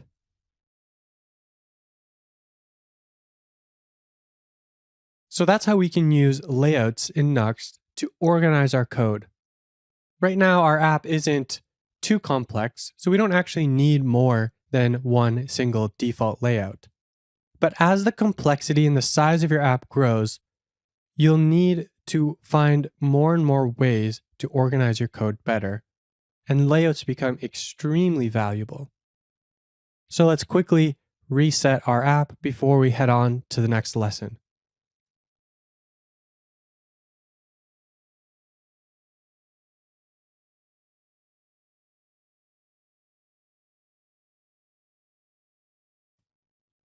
So we have a bit of a problem here. We've got 3 different ways to render content with our app. 3 places to put code in our Nuxt app. We've got pages, we've got layouts, and we've got components. But how do we know when to use each one? That's what we'll be exploring in this lesson. So the main challenge between all of these options is that at the end of the day, they're all components. A course page here is a view component. A layout is a view component. And obviously a component here is also a view component. So how do you decide between these different types of components? Well, the key thing I want you to focus on is the special properties that Nuxt gives to these different types of components. We've seen that with pages, they're used to define routing. Layouts are given some other special properties in being able to share code more easily between different pages. And the nice thing about components is that they are lightweight and they don't have any extra magic or fluff on top of them. So here's how I like to think about this. By default, I like to put my code into pages. Just get it to work. And as it becomes more and more complex and cumbersome, then I'll start to worry about moving that code to other places. But in the beginning, just worry about getting this stuff to work and put your code into a page. That's fine.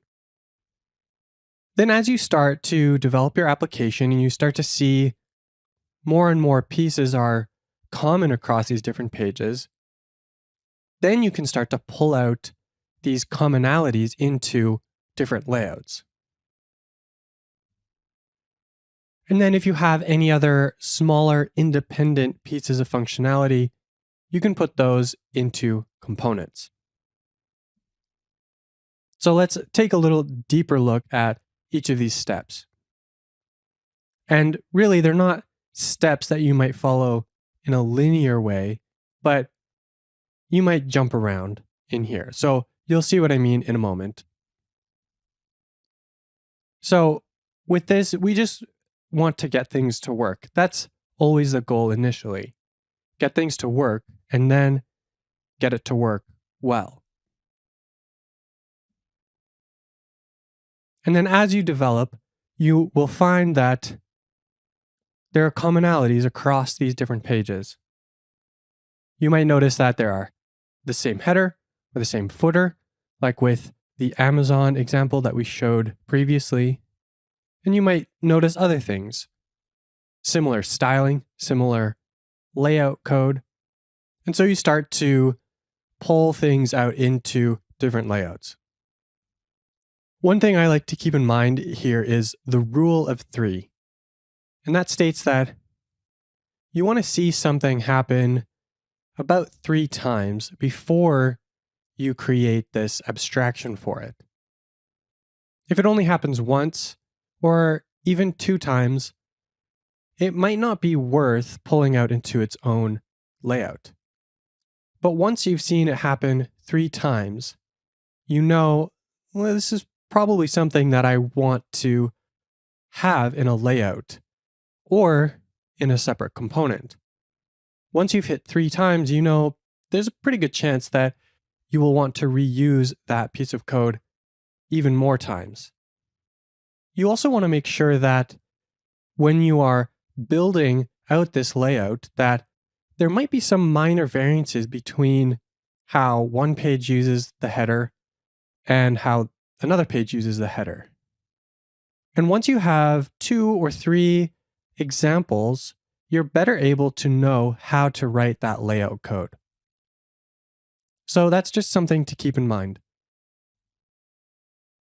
Now, of course, when you're looking at the design and maybe you've got a mock-up from your UI designer, you can see that some pieces are going to be repeated across these different pages.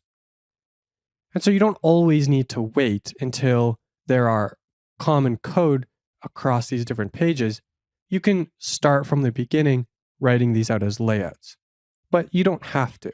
You can always refactor and clean up your code as you go, as you see that you need it. Now, as you keep developing your app, you might find that there are self-contained, independent pieces of functionality that you can move from a page or from a template into a component.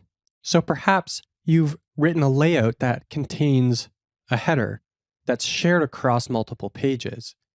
Well, you can start to build more layouts that also use a similar kind of header.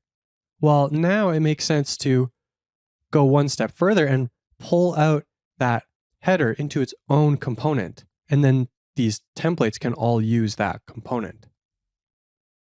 Before I get into showing some examples, I want to take some time to go through a couple points you want to keep in mind as you go through this process. Sometimes deciding between whether something should be a layout or go straight to a component might be tricky. So one question I would ask is, where would you expect to find that code? We created a video component, and to me that seems like something that when I'm going through the code base, I would expect that a video player would be its own component and not part of a layout. Whereas a header or a footer, I would expect that code to be part of the layout and not necessarily its own component. Another way to think about this is that components typically do one thing, whereas layouts often do multiple things. So a component would play a video or provide us a button to mark a lesson as complete. But a layout would combine a header with a footer, some styling, as well as the Nuxt page that we are going to render. So that's another way of thinking about it. But in general, this idea of incremental refactoring always applies in that start by putting code into a layout, and then if you find that it makes more sense to move it into a component, you can always come back and refactor and move that into a component later on. And once we start dealing with abstractions like this, there are no hard and fast rules. And a lot of it relies on intuition and experience. And it's something that's frankly very difficult to teach through a course, unfortunately. We've been following this method of development throughout this course. I've been trying to keep it as close to how I would actually develop a real production app.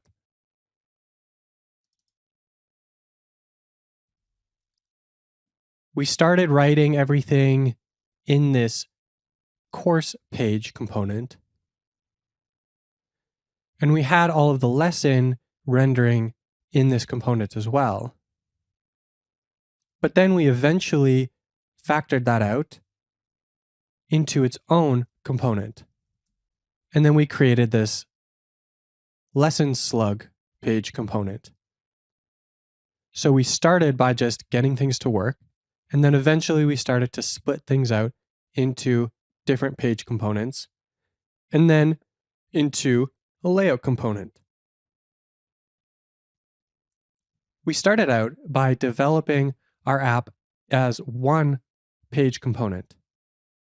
But then as we went, as the complexity grew, it made sense to pull some of that logic and some of that markup out of the course page and create this lesson slug page. We also pulled a bunch of the styling from this course page component and moved it into this default layout component. We wanted the styling to not just apply to the course page, but to the home page as well.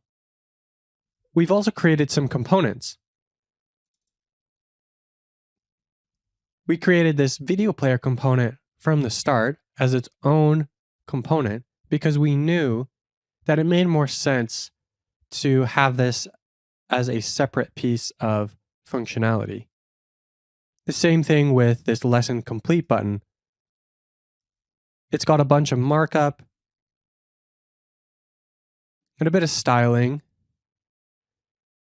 And because we want it to only ever render on the client, it actually makes more sense to have it as its own component. So these are just a few examples of how we've already been using this method to organize our code as we go. We're refactoring incrementally, not all at once, but as we see that we need it. And I want to reiterate that knowing where to place different things and how to organize your code and split up components and split up layouts and composables even, that all comes with experience. There are not a whole lot of hard and fast rules about how to do it. But hopefully these guidelines that I've outlined in this lesson can get you started and help you to understand when you might want to use a page versus a layout versus a component. We've gone through how to organize our code in our Nuxt app using pages, layouts, and components. But we haven't yet talked about how we can use composables to organize our reactive logic. First, let's give a quick definition of what a composable is. It's any reactive logic that we have in our app can become a composable. But first, let's back up and discuss a bit about what a composable actually is.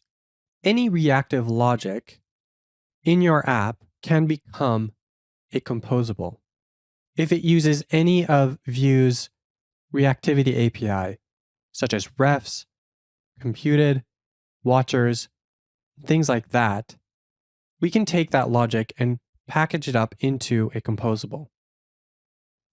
And there are three main types of composables. We have single-use composables, where we're just trying to extract a bunch of complicated logic out of a page or out of a component so that it's easier to read. Again, smaller pieces are generally easier to understand and wrap our heads around. So all we're doing here is taking a big thing and breaking it into smaller chunks. We also have reusable composables. These are the most common type of composables, like our use course composable that we've created in this app, where we have a set of functionality that we want to use in multiple places. So we can just define it once in a composable and then use that composable all over the place. The third type of composable is generic. These are composables that are not specific to your business logic, but generally useful. Things like use local storage that we've used from Vue use. Any app could use local storage. And so this is more of a generic composable that's not specific to our own project. Almost everything you would find in Vue use, I would classify as a generic composable. But on occasion, you may find that you need to create your own generic composable to simplify your own app. When using composables, they all live inside of this composables folder. And any composable that we define here, whether it's a JavaScript one or a TypeScript one, if we have them inside of this composables folder, it will be auto-imported into our components and our pages and layouts. So we've already seen this, that we have this use course composable, but then in our course page, we don't have to import it at all. We just get to use it. Now we've seen a few different ways in which we can use the features that Nuxt comes with to better organize and better architect our applications. We saw that smaller pieces of functionality are typically easier to understand and easier to organize. And we saw how we can use pages and layouts and components and utilize their different strengths to organize our code in different ways. A key part of production quality apps is making sure that they are robust and that they won't fall over when we put them out in the real world.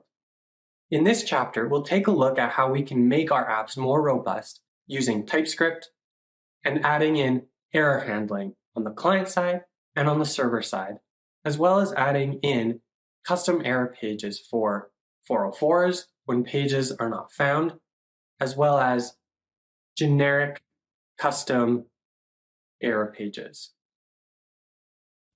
Because Nuxt 3 is built from the ground up using TypeScript, it has deep integration with it, and it makes for a fantastic developer experience. Not only do we get type-safe code, but we also get some little features that improve the developer experience, like IntelliSense autocompletion.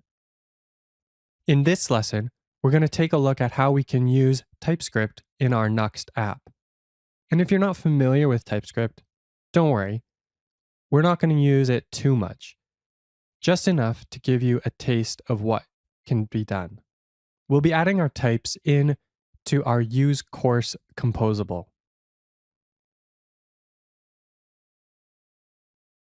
To start, we'll add in a type for our lesson.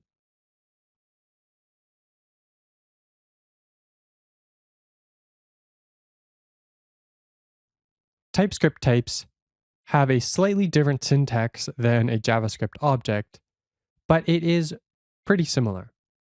If we look at the data that we have in our course data JSON file,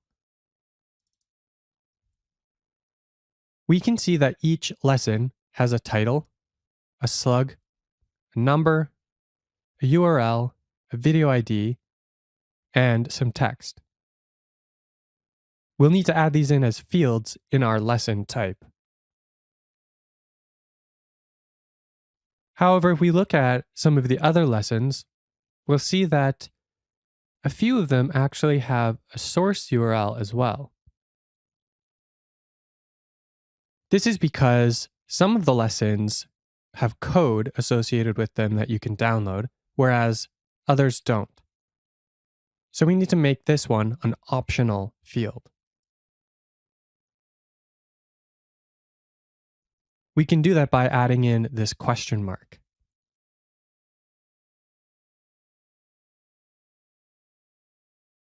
Now that we've created our lesson type, we need to associate it with the use course composable. In order to do this, we'll have to refactor our composable just a little.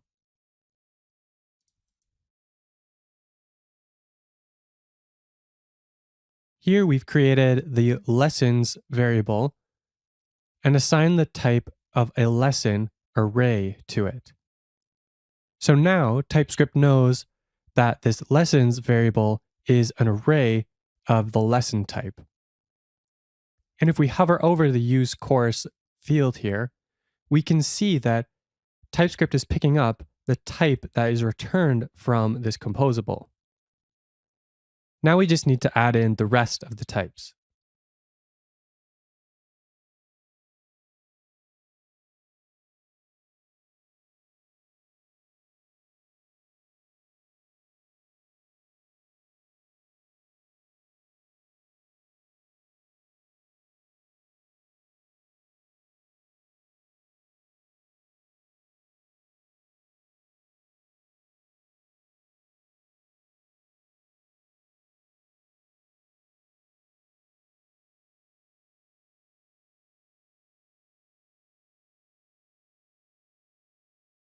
Now when we hover over this use course composable, we'll see that it simply returns a course type. And we know that this course type has a title and some chapters, and that this chapters is an array of the chapter type. So now our Nuxt app is typed with this course data. If we go into our lesson slug component, we can see that we now get much more valuable IntelliSense. If we come over here to our lesson, we can now see that our IntelliSense fills with the correct types because it knows that this lesson is of type lesson.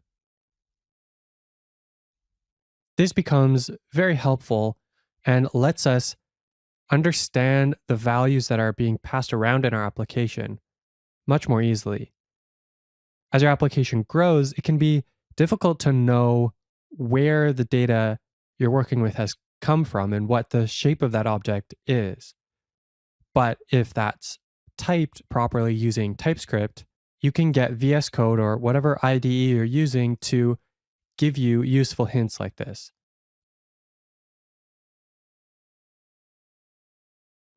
Later on, when we build out our API, we'll see how Nuxt takes the types of those endpoints and automatically builds them and injects them into our client-side code so that when we fetch on the client side, we get access to those types. But TypeScript is just one way that we can add more robustness to our code. In addition to helping us give hints when we're coding, TypeScript prevents all sorts of small, annoying, tedious little errors from popping up. But we also want to add error handling and handle cases where the application doesn't work as we expect. That's what we'll tackle in the next lesson. In this lesson, we'll see how we can add in a custom 404 page to our app. If we go to some sort of random route, one that doesn't exist on our app,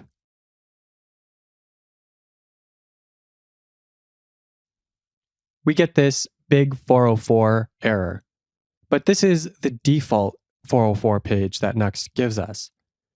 We want to be able to add in our own so that we can control how it works and how it looks so that it fits in with the rest of our site. Maybe add in a fun GIF or whatever it is that we want to do with it.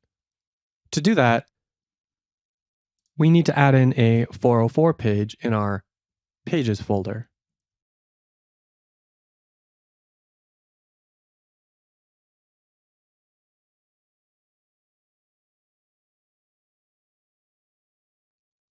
Now we get this page that uses our default layout and has some custom text in here. It's pretty straightforward. From here, we can add in whatever other functionality we want. We can add a button to redirect to a new page or add in a menu of some kind. In the next lesson, we'll see exactly how we can do that. So, how does this work? If we take a look at our dev tools and we look at the routes that we have,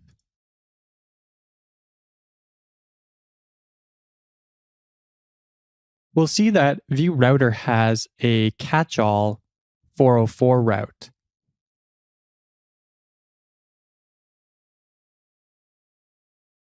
And what Nuxt does is it matches this 404 catch-all route to the 404 page. If we don't provide one, it throws up that default one that we saw earlier. But if we have the page there, it'll show that instead. This catch-all route is only triggered if none of these other routes are matched. That's why it's called a catch-all, because if everything else fails, at least we have this route as a backup. In our next lesson, we'll take a look at how we can handle errors on the client side. In our Nuxt apps, there are two main sources for errors during the rendering process. The first one is on the client side, and the second one is on the server side. First, we'll tackle the client side errors in this lesson and the next lesson. And then in the last two lessons in this chapter, we will tackle handling server side errors. However, first I noticed that I missed something when we added types. So let's go in and add that type that I missed. We'll go into our use course composable here. And if I come down to where we actually have the composable, we'll see that we added this path in. And when we were adding types back in that lesson, I was so focused on the source data that I totally forgot about this field. So let's add that in right now before we forget.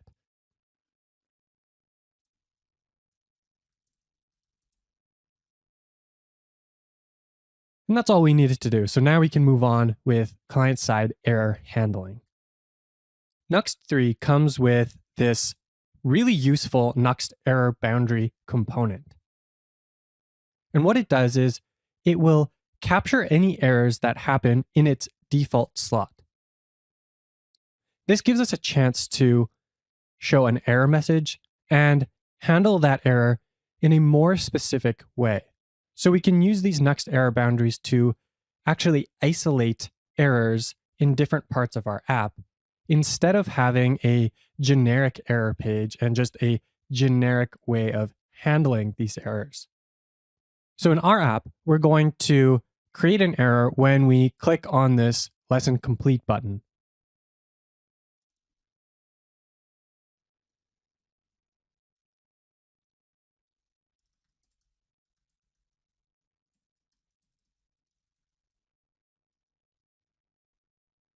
We will use the create error method that Nuxt gives us. This method works on the client side as well as the server side, and it does exactly what it says it does. It creates an error for us. So if we come over here to our app and we open up our dev tools, go to the console. If I click on this toggle button here, we see that it throws the error, could not update. But we don't want this to happen. We don't want our app to just crash. We actually want to handle the error so that we can recover from it and so that our user can continue to use the app as we intended it to be used. So we'll add in the Nuxt error boundary component in our course page.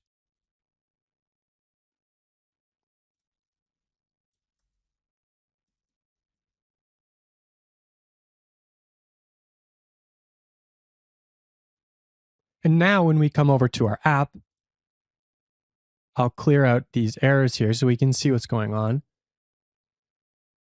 If I click on this button, we don't get an error in the console. That's because the Nuxt error boundary sort of absorbs that error. It catches it and prevents it from bubbling up even further to the rest of the app. You'll also notice that our lesson component completely disappeared here. That's because when Nuxt error boundary detects one of these errors, when it catches an error, it will switch from rendering the default slot and instead render the named error slot. So let's add that in now.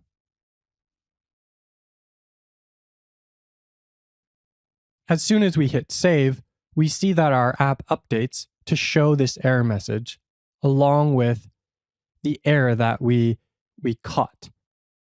Now, this error message is kind of vague and not descriptive, but because we have this error boundary around this Nuxt page, and we know that this page renders a lesson, we can give a more specific error message.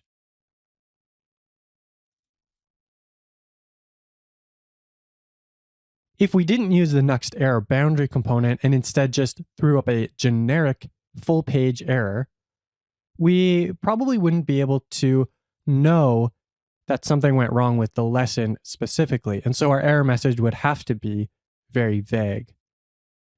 So now we've caught the error, but we want to recover from the error so that we can continue to use the application.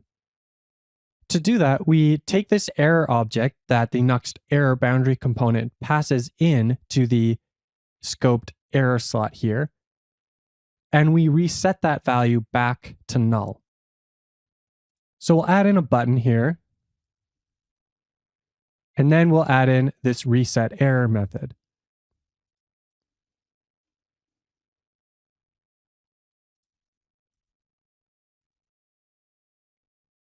Now when we come over here and we click on this button, the error crashes this part of the app, but then we're able to click on this reset button. and we've restored the functionality of our app. One thing to note here is that if we don't clear this error, but we navigate to new pages, this error message is still shown. And the reason for that is this Nuxt page is the same page, and the course component that's being rendered is actually the same component because Nuxt reuses components intelligently. There's no point in destroying and recreating components unnecessarily, so we reuse as many things as we can. So what happens when we set this error back to null is the exact reverse of what happens when we caught the error in the first place. The error boundary component will re-display, it will re-render the component that's in our default slot. And if the error has been resolved, then this will work perfectly fine. Our component will be re-rendered and we'll be on our way. And in many cases, this will be all that you need. We just need to re-render, try again, and that's all that's needed to fix the error. However, in many cases, resolving the error is actually a bit more complicated, and so we need to do a bit more in order to resolve the error, and that's what we will cover in the next lesson. But before we move on, I need to point out something with this error variable. This error value is actually specific to this Nuxt error boundary component. In the lessons on server-side error handling, we'll see how we can use the useError and clearError methods to work with server-side errors in Nuxt. Those methods operate on server-side errors, not this error. This error here only exists on the client side, and the only way that we can interact with it is through this scoped slot here. So that's why we have to pass it from our scope slot into this error handling method here. So we'll cover these methods more in future lessons in this chapter, but I wanted to point that out in case it causes any confusion. All right, so now we've seen how we can handle client-side errors a bit. Let's move on and look at how we can resolve errors in a more advanced way. Simply re-rendering a component is not always enough to resolve the error. In our last lesson, this is how we resolved our errors, but in this lesson, we're going to take a look at a more advanced way to solve our errors. So we're going to look at a different example of an error that might come up in your application. Here we're going to simulate an error that happens when you open up the third lesson. It only occurs on this third lesson. It doesn't occur on any of the other ones. So what happens here is we're going to try and log out using this method and this parameter that does not exist. And so when this method is called, we're going to get an error, but only on this third lesson. So you can see if we click around, the first two lessons load fine, but then we get to the third one and we get an error. Okay, so no worries, we just hit this reset button, right? No, this doesn't work. And the reason for that is that the error doesn't actually get resolved. We get stuck in this doom loop where we reset the error and then re-render the default slot, which then creates another error. And then no matter what we do, this error keeps coming up and there's no way for us to resolve it just by re-rendering the component. So we have to do something else. This is where it's useful to do a strategic retreat, where we go to somewhere safe. We'll navigate to a different part of the app that is more likely to work correctly. In our case, we're going to navigate to the first lesson. So we'll open up our course page here and come down to our reset error method.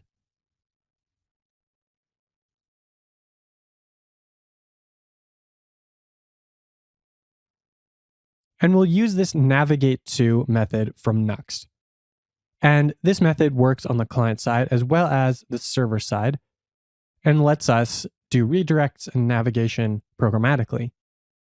Now, one important thing to note here is that we have to navigate first and then set the error to null. If we tried to do it the opposite way, we would have that same problem. We would still be stuck in that doom loop. So let's see how this works.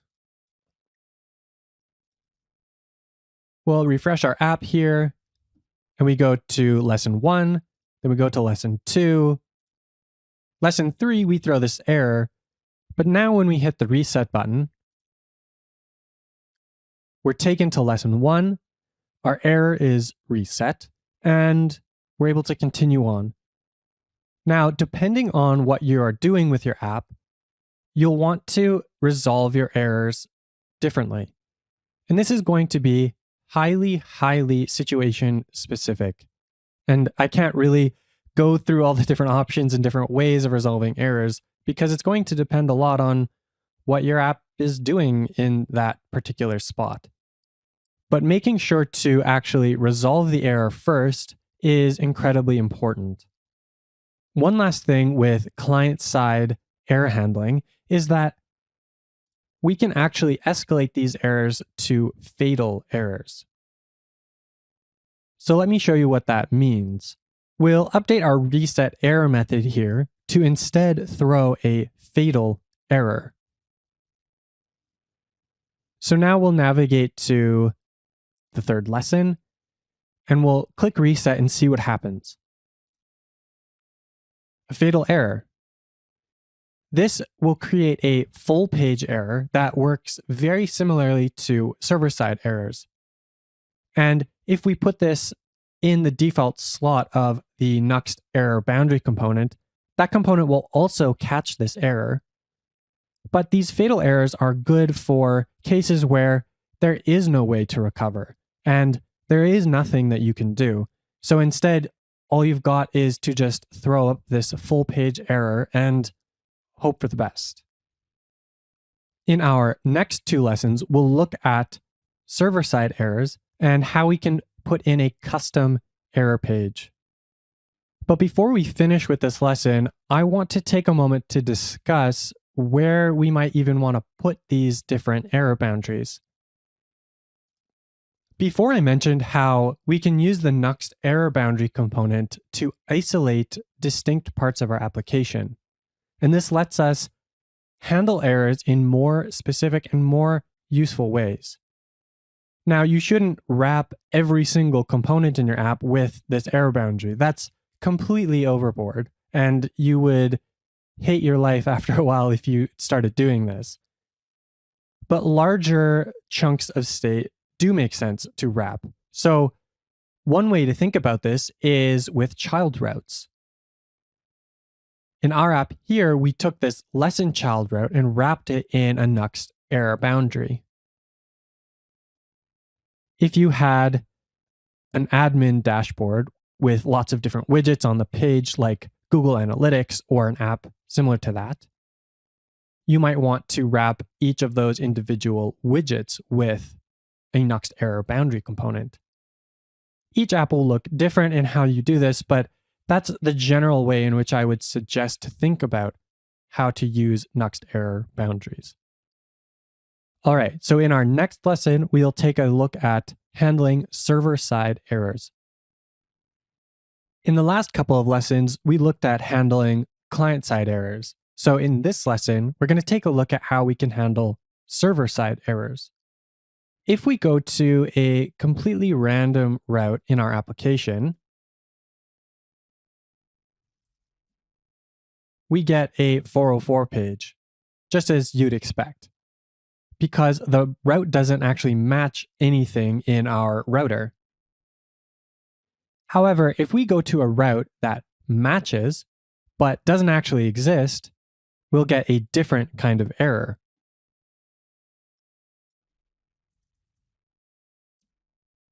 This isn't a 404 because it actually is a valid route, but when we go to render the page, the component itself crashes. We can see in our lesson component here that we look for the chapter, but we assume that we found it. And then we go on to use that chapter to find the lesson. But if this chapter is null, then value doesn't exist and lessons don't exist. And so the page crashes. And that's why we have this 500 error here. So to handle this properly, we're going to check to see if we've actually found the chapter. And if not, we're going to throw an error.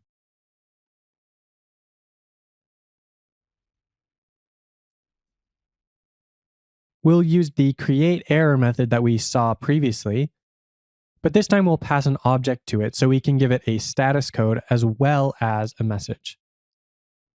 We'll copy this and do a similar thing for the lesson.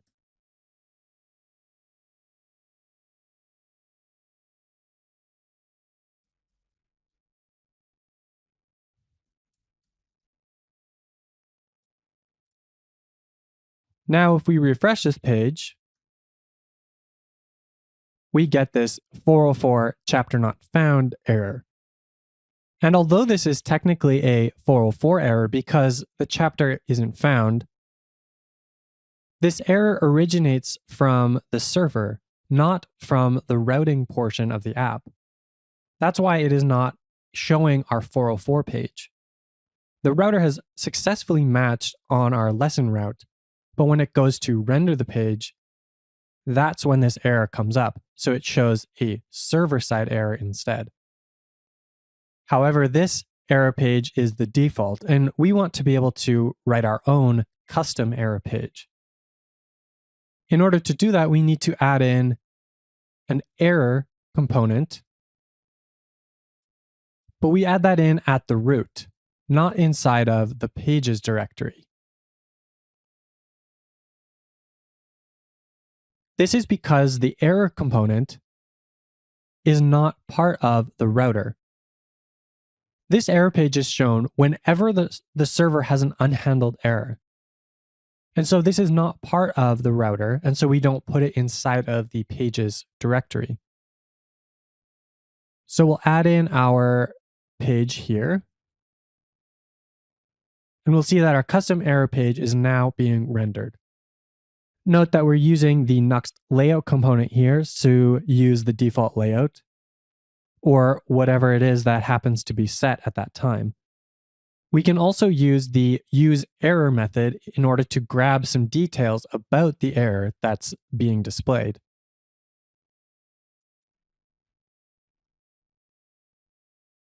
Now we see that it says chapter not found. So we're displaying the error, but like we showed in the client-side error handling, we also need to resolve this error and recover from it so that our user can keep using our application. So we're going to add in a button that the user can click in order to do this. Here, though, we're not going to use a button, but instead an anchor tag, because we will be going to a correct page instead, which we'll see in just a moment. In our handle error method, we are going to use the clear error method that comes with Nuxt. We're also going to use the optional redirect parameter to redirect to the first lesson of the course. Unlike what we did in the previous lessons on client-side error handling, we can clear the error and then navigate to a new page in one step here. And again, to point out that these methods, the clear error and use error method, operate on the server-side error only, and they do not affect or work with the error variable that comes with the Nuxt error boundary component. So let's see this in action. If I click on this link, then we're brought back to the first lesson in the course, and we can go on our merry way, learning and enjoying this course. And if I go to a random lesson that doesn't exist, we'll see that we get the lesson not found error. And then we can recover from that as well. In our next lesson, we'll see a way in which we can improve upon how we handle these errors. In our previous lesson, we looked at how we can use server-side error handling and construct a custom error page for our app. But since the error handling that we're doing here is mostly related to bad routes, we have a better way of doing it. We can use route validation. We'll use the define page meta compiler macro, and we'll add in this validate function. This function is a shorthand for creating specific route middleware. You can return a Boolean or an error, and depending on what you return, we'll either render the route or reject it.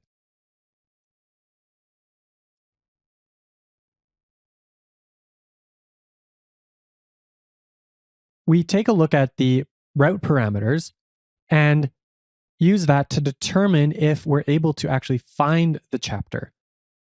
If we're not able to find this chapter, then we return an error saying that the chapter is not found. This is very similar to what we did in the last lesson, but in this case, we're not waiting until we render the component out. We're doing this beforehand to make sure that we can actually render the page properly. One thing to keep in mind is that because this define page meta is a compiler macro, it's not a regular function. So we're not able to access the course variable that's in this outer scope here. So we have to get it again from this use course composable. As well, we need to return a Boolean. So if you forget to return true here, the page will not render. So let's add in the validation for the lesson as well.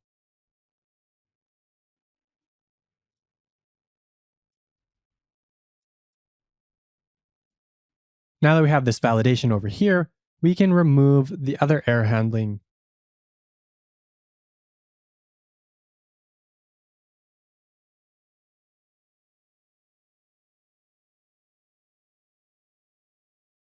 And if we go to a route that doesn't work properly, we get the error message that we would expect. It works exactly like it did before, but we've refactored it into a way that makes a little more sense and is a bit more readable. One thing to keep in mind when using this validate function is that it's a specific form of middleware. What's actually happening is this runs a route middleware before this page is executed to determine if we can actually do that. And so if you put in this validate function, you will not be able to run other middleware on this page. However, that's fine for us right now because we don't have any other middleware. But it's just something to keep in mind. So now we've seen a few things that we can use in order to make our apps more robust. By adding in TypeScript, we can prevent all sorts of small, tedious errors from coming up. In addition to helping us with development, we've seen how we can use the Nuxt error boundary component to help us handle client-side errors. And we've seen how we can handle server-side errors on the server and clear them and deal with them properly. In Chapter 4, we'll be taking a look at route middleware and then using route middleware to add authentication to our application. Now, this is one of the more complex subjects that we'll be tackling in Mastering Nuxt 3, and so it takes us a few more lessons to get there. We'll start out by learning about route middleware, including the differences between inline, named, and global route middleware. Then we'll create a login page for our application, set up Supabase and GitHub so that we can have a provider for our authentication. Then we'll use the Supabase Nuxt module to integrate Supabase with our Nuxt app. And this will let us log in and log out and get some information from our user. Once we've done that, we can now protect certain routes on our app. And for our online course, we'll actually let viewers see the first chapter for free. And every other lesson will be protected by auth. Finally, the last lesson, we'll take a look at understanding OAuth. Since we're using it a bunch in this application, I think it's a good idea to understand a bit more about what OAuth is and what exactly we're using it for in this application. In this lesson, we're going to take a look at route middleware. Route middleware are run every time before navigating to a specific route.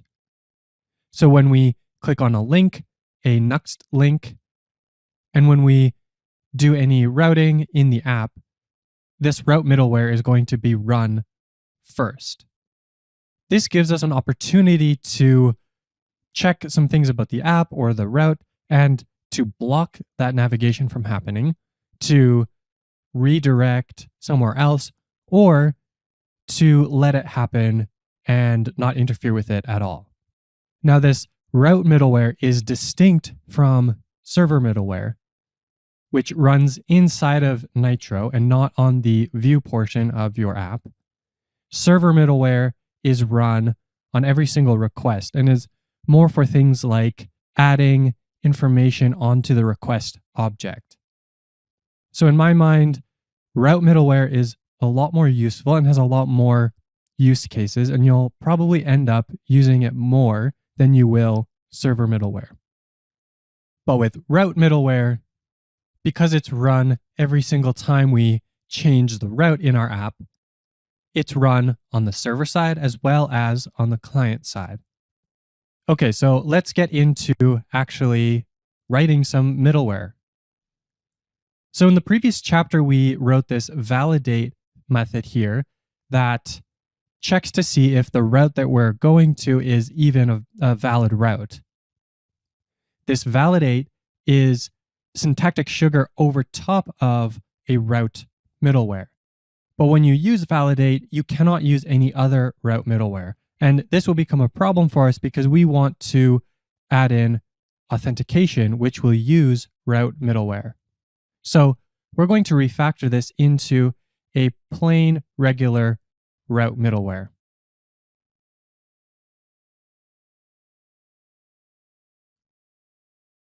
We use this middleware key, and as we see this pop up here for the type of the middleware, we see that we can add in a string, a navigation guard, which is a method, or an array of string and navigation guards. So we just have one function here, so we're going to just put in that function.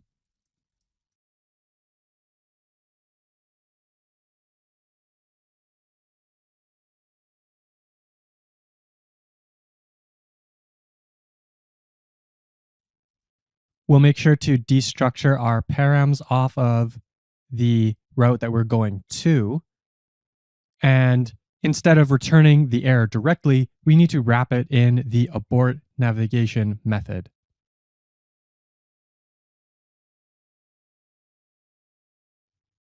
And we'll do that for this other error here as well.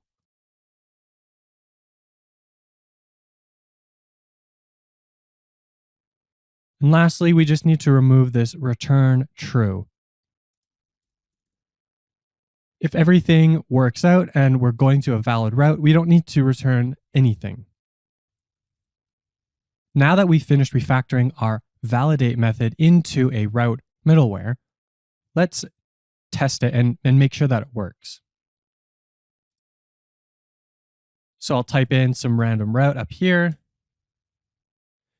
And because we put in a lesson that did not exist, we get lesson not found, exactly as we did before with our validate method. And let me test it with the chapter as well. Chapter not found. Perfect. So our route middleware is working as we expect it to. So let's take a second to look into what route middleware are actually doing. So they do have a specific format that we need to follow. We get a route that we're going to, and then we get a route that we're coming from. This is useful to do different validation in different circumstances. And then we need to return one of three things, or we need to do one of three things. Either we do nothing, we let the route navigation proceed as normal, or we return navigate to and do a redirect, or third, we can return this abort navigation method with an error, which will stop the navigation altogether. In our middleware here, we check to see if the chapter and the lesson exist. And if they don't, we return an error with abort navigation. And if it all looks good, we do nothing. There's no return here. We just let it happen. In this middleware, we're not doing any redirects because we don't need to. So those are the three things that you can do inside of a route middleware. In the next lesson, we're going to create our login page, and then from there, we'll be able to combine this route middleware and authentication with Supabase to lock down specific parts of our application. In this lesson, we'll create our login page as well as add in a couple other things that we need to before we can move on. So our login page will live right at the root. So we'll put that in here. And then I will copy in the code for that. And this component is fairly straightforward. We're just going to have a header and then a button that says login with GitHub, which we will implement in a later lesson in this chapter. And if we navigate to that, we can see what it looks like. A header with a button. Nothing too crazy right now. I'm also going to go to the course page here. And I'm going to wrap this in a single div because right now we have multiple root nodes.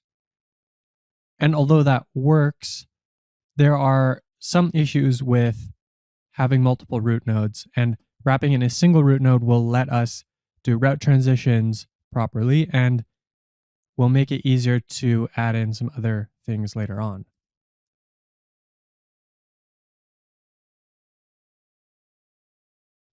And since I'm using Prettier, I don't have to worry about indentation and all that kind of stuff. Just hit save and it reformats it for me. If you do not have Prettier installed, you can add it in as an extension on VS Code.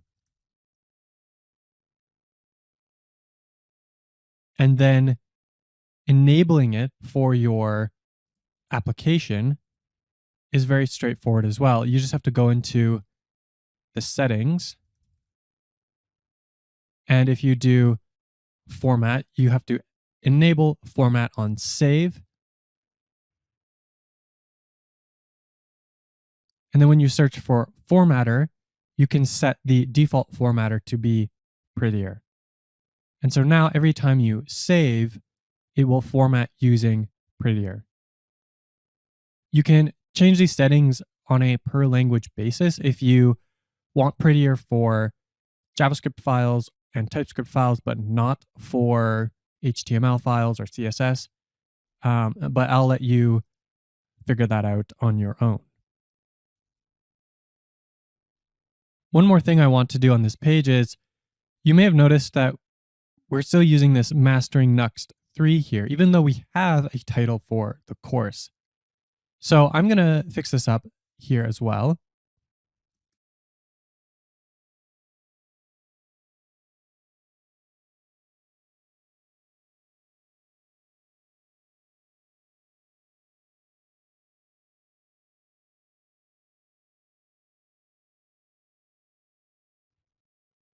And now we get TypeScript with Vue.js. the title of the course that we're putting together here. One last thing that I want to fix up that I've noticed as I have been developing with this little app as we go along is that the root page has nothing on it. And sometimes it's tricky to type out this full path to get to the correct place in our app. So let's add in a link so that we can go straight from the home page right into the first lesson. I'll open up the page here and paste in some markup.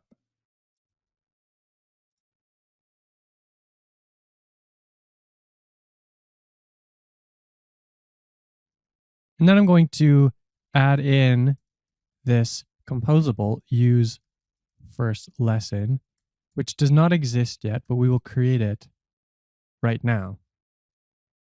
So instead of grabbing the use course composable and then needing to filter for the first lesson all the time, there are a bunch of places where we're just grabbing the first lesson. So why don't we create a composable to make this much easier for ourselves?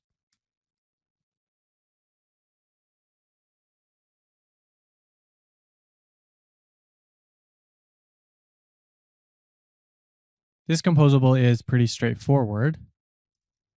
We'll grab the chapters from use course,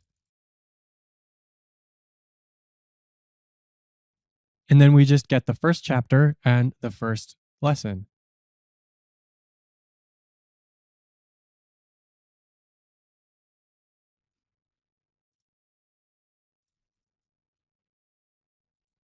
Then we crashed our dev server, so we need to restart that so it will pick up these changes properly. And now everything should work. There we go. Go to first lesson. We click on that and we're back into our app. So that's just a simple quality of life thing as we continue on with this course. In the next lesson, we'll take a look at inline, named, and global route middleware, and we'll see the differences between them and when you might want to use each one. In this lesson, we're going to take a look at creating a basic auth middleware. It won't actually do proper authentication. We're just going to redirect to the login page. But through that, we'll be able to see how inline middleware, named middleware, and global middleware all work. So first, we're going to add a middleware to this lesson page. And because we've already got a function in here, we actually need to create this as an array. So we'll put some square brackets around this.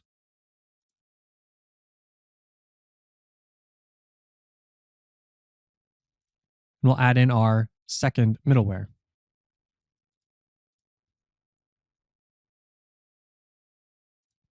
For our course app, we're going to make the first chapter freely available. In the same way that View School has different lessons that are available for free.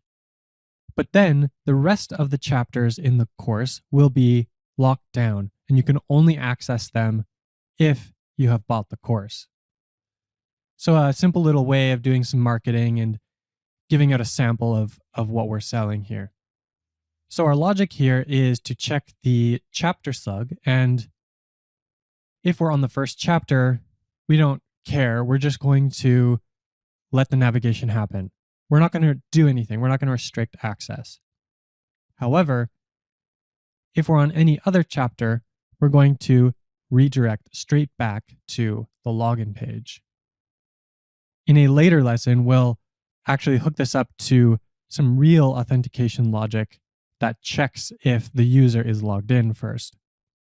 But for now, this will show how to use the middleware. So if we come over to our app here, we can check out different lessons in the first chapter, but as soon as we go over to chapter 2, we get redirected straight to the login page. But one interesting thing to note is that the order of how you define this middleware makes a big difference because the middleware is run in this order.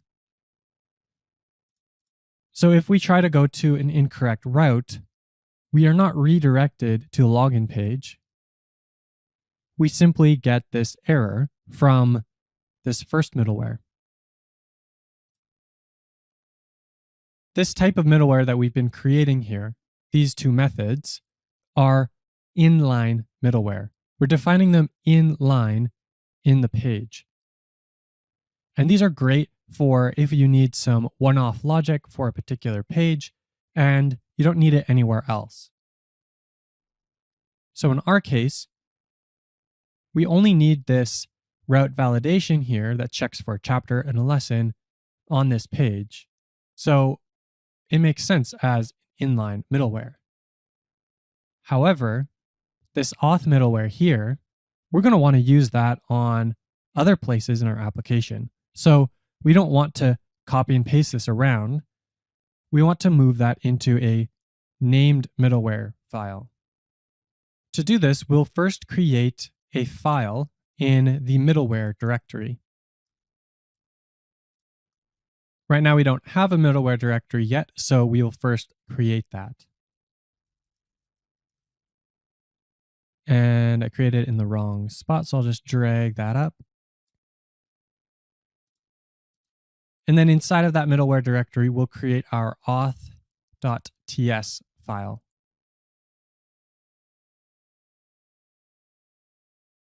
In order to create our middleware, we need to use the define Nuxt route middleware helper. If you ran this command using Nuxy, it would actually scaffold this out for us. So let's quickly see how that looks.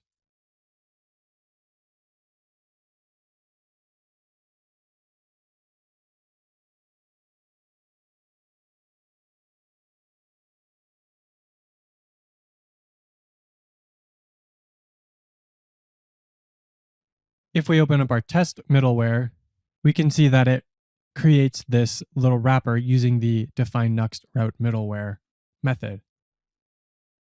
So we'll just get rid of that for now because we don't actually need it.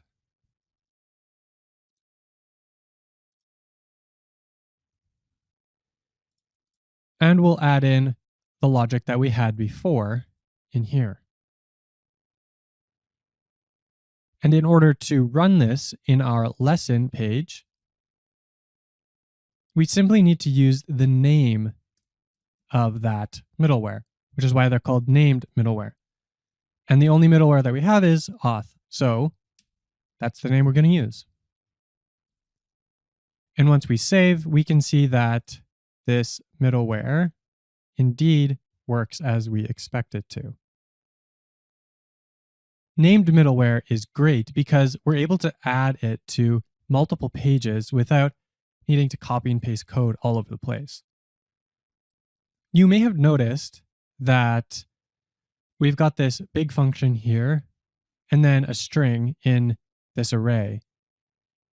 And it's kind of unreadable. So ideally, we would be able to extract this function out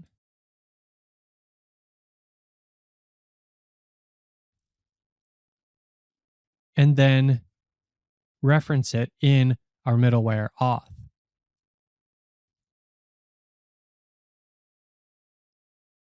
And this is much easier to read, and you would be right for thinking that this is a more readable piece of code. However, define page meta is a compiler macro, meaning this isn't actually run as JavaScript. When Vue is compiling your code, it will extract this piece out and replace it with some other code. This means that we can't define our function outside and then reference it in here because these are disconnected.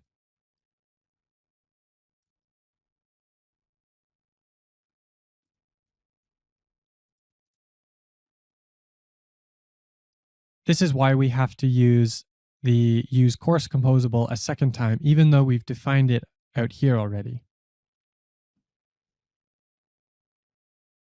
This is by no means a deal breaker, but it is important to keep in mind as you are developing your inline middleware. Now we have one more type of route middleware to discuss, and that is global middleware. In order to create a global middleware, all we need to do is add .global as a suffix to our file name. And now this middleware will be run on every single route change. So if you have something that you want to be done on every single route change regardless, then this is perfect. However, if we come over here, we can see that we have an infinite redirect. So that's one problem with global middleware that you have to watch out for, in that we can lead to infinite redirects because we're constantly running this middleware over and over again. So we'll remove that off of there so we don't run it on every single one. And let's create a different middleware that we can use to illustrate how this might work.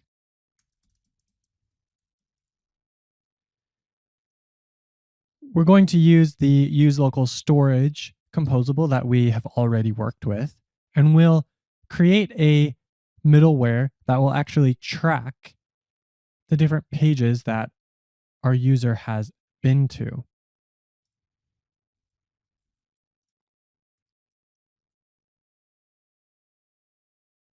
We'll need to restart our dev server here.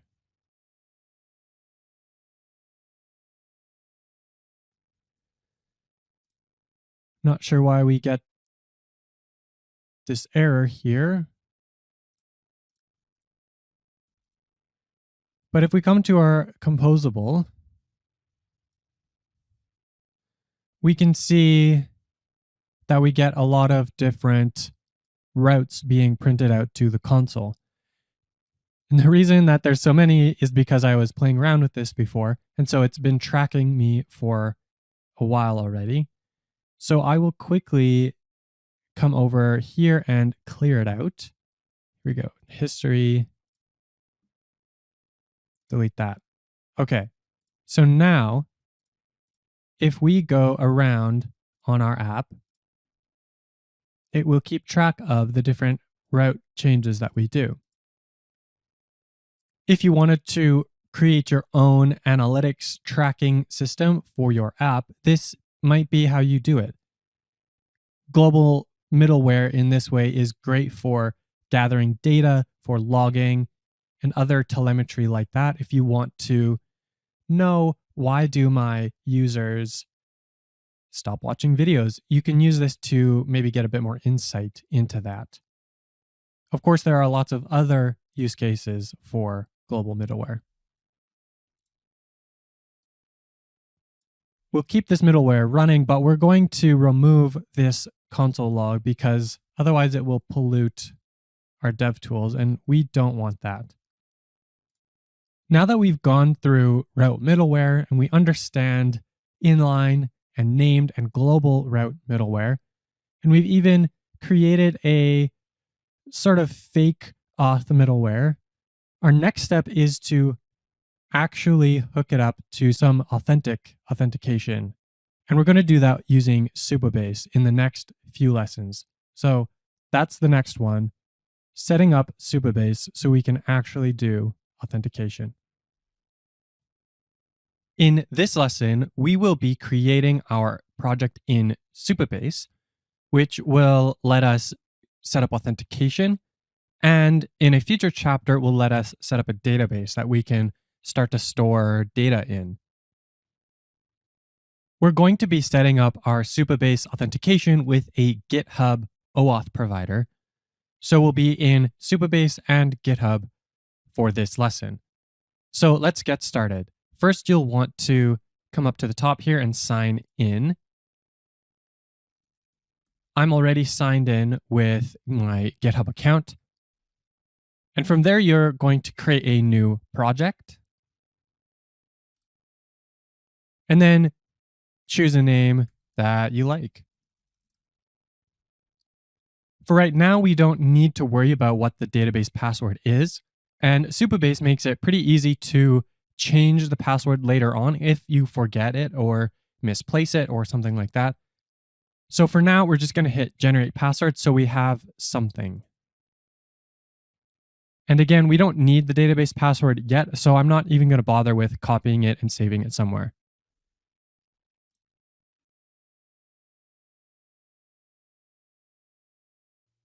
Supabase takes a few minutes to spin up our database as we need the database in order to use the authentication.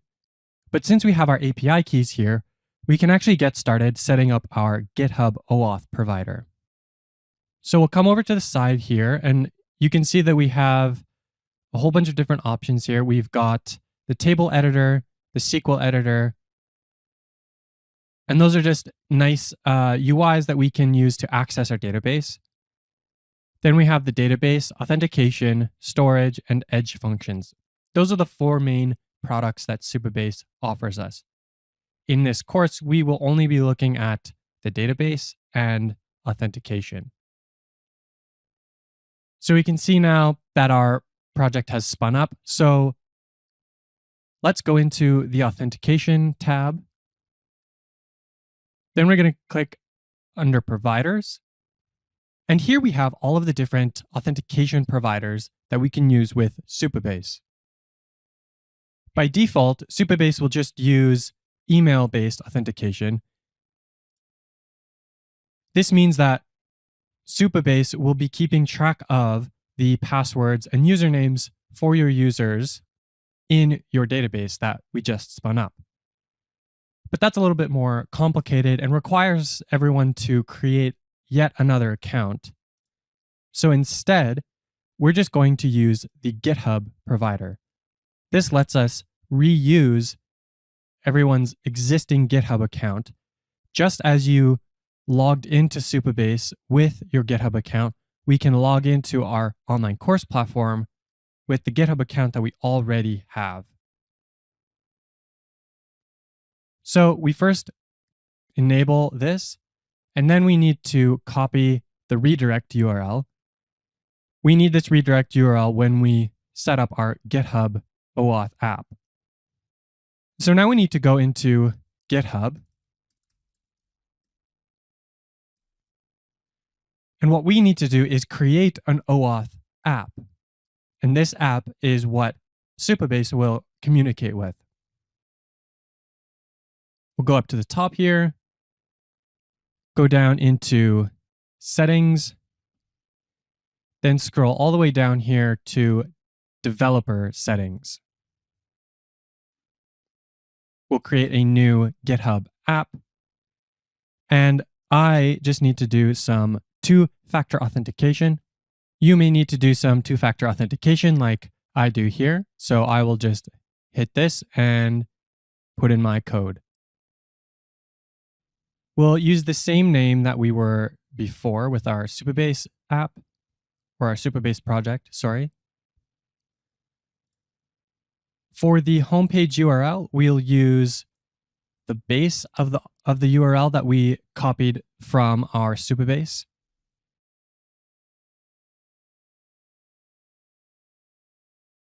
And then in here, we need to use the callback URL. We'll paste that in, ending with auth/v1/callback. And then we need to come down here and we actually need to uncheck this webhook. We don't need any permissions to actually access the GitHub user here. If we wanted to, we could add that in. If we needed to check out code or put in commits or approve PRs, things like that. However, since we're only using the GitHub OAuth system in order to authenticate our users, we can skip this part entirely. Next, we'll need to generate a client secret so that we can properly authenticate between the apps. Now we want to copy this secret and go back to our Supabase setup.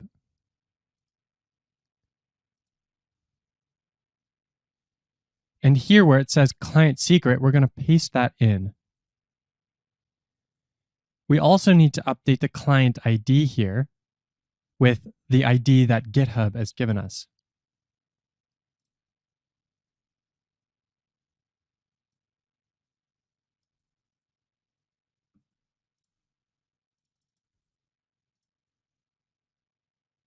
Then we hit save, and we should be good to go. Now we have GitHub and Supabase successfully linked together so that when we use Supabase for authentication, we can actually use GitHub as an OAuth provider so that we can use GitHub accounts in order to authenticate our users without having to deal with managing accounts ourselves. In order to actually use Supabase within our app, though, we will be using the Nuxt Supabase module.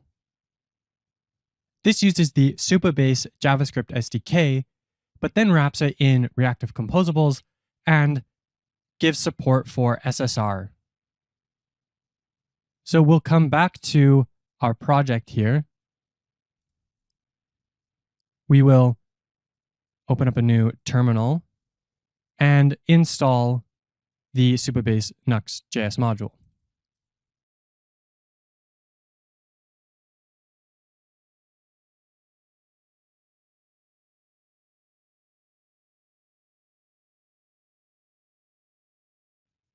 Now, as we've seen with the view use module that we added before, once we've installed it, we now need to add it to the Nuxt config.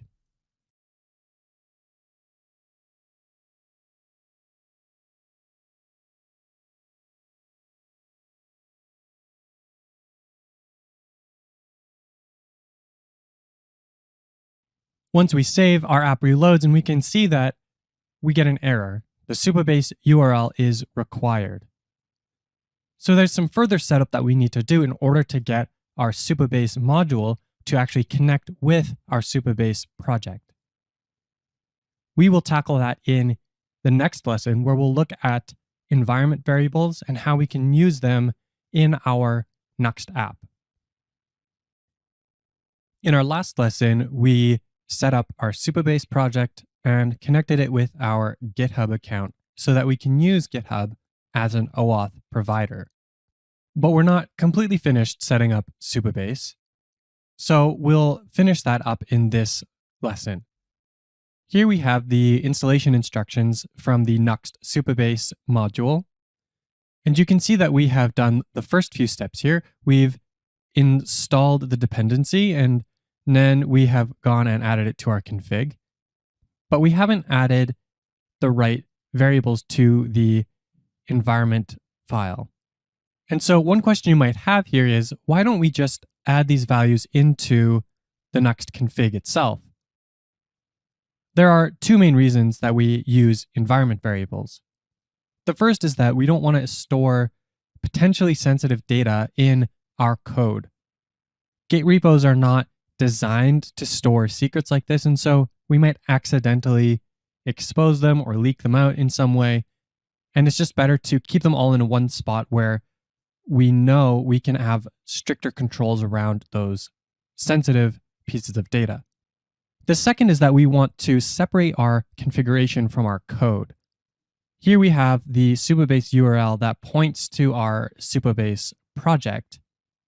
In production, we will have one Supabase app that's got all the production data from our users, and that will need to be kept running, and we'll need to keep that data intact and make sure that we don't do anything weird with that or accidentally delete it.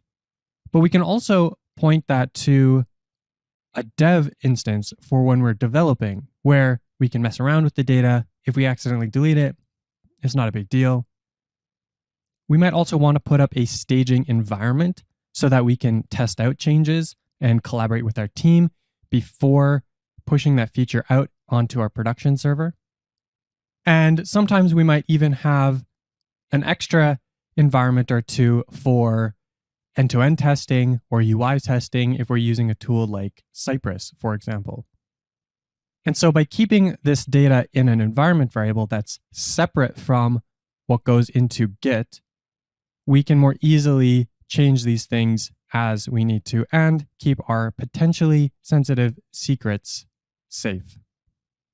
So if we come over here and run pnpm dev, we'll see that it starts up, but we're going to get a warning here because we're missing the Supabase URL and the Supabase key.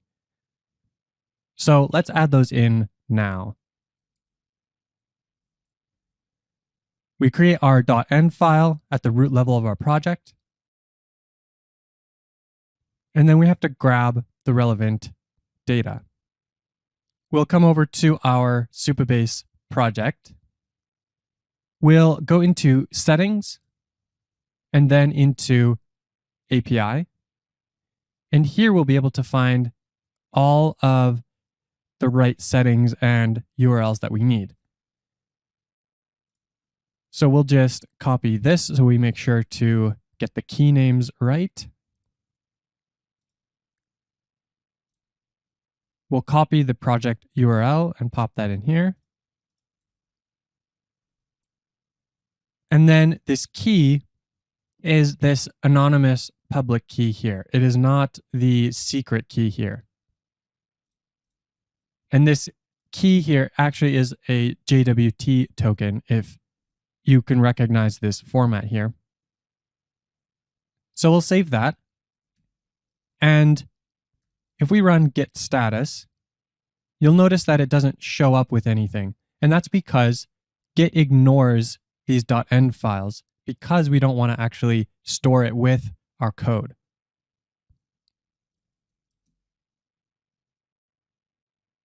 So now we do not get that error because we've added in the Supabase values correctly. And our app is now running as it should. At this point, we're able to use Supabase, but only locally when we're developing. As soon as we push to Netlify, we won't be able to access these environment variables anymore because this .env file only exists on our local machine here. To fix that, we can use the Netlify CLI to export the .env and upload that to Netlify.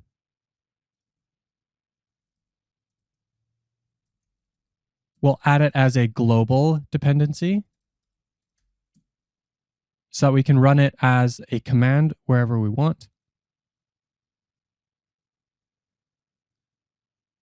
Then run netlify login. And I'm already logged in on this machine. But for you, on the first run, you'll need to log in with your Netlify account. Once you have done that, all you need to do is run netlify link. Netlify link will create a special folder in your Git repo, which will link it to a specific Netlify project. And you have a few options here. You can do it automatically, so it can automatically detect which Git repo you are currently in and which you've deployed from, so it can link those without you having to do anything. But if not, you can also select from a list. So it's pretty straightforward in that way.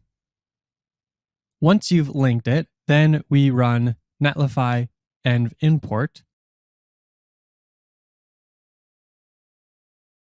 And this is the command that grabs the values from the .env and uploads them to Netlify. So this formatting here kind of got messed up because it's zoomed in here. But you can see it's a table of data there. We can go to our Netlify project and see how it's added it in.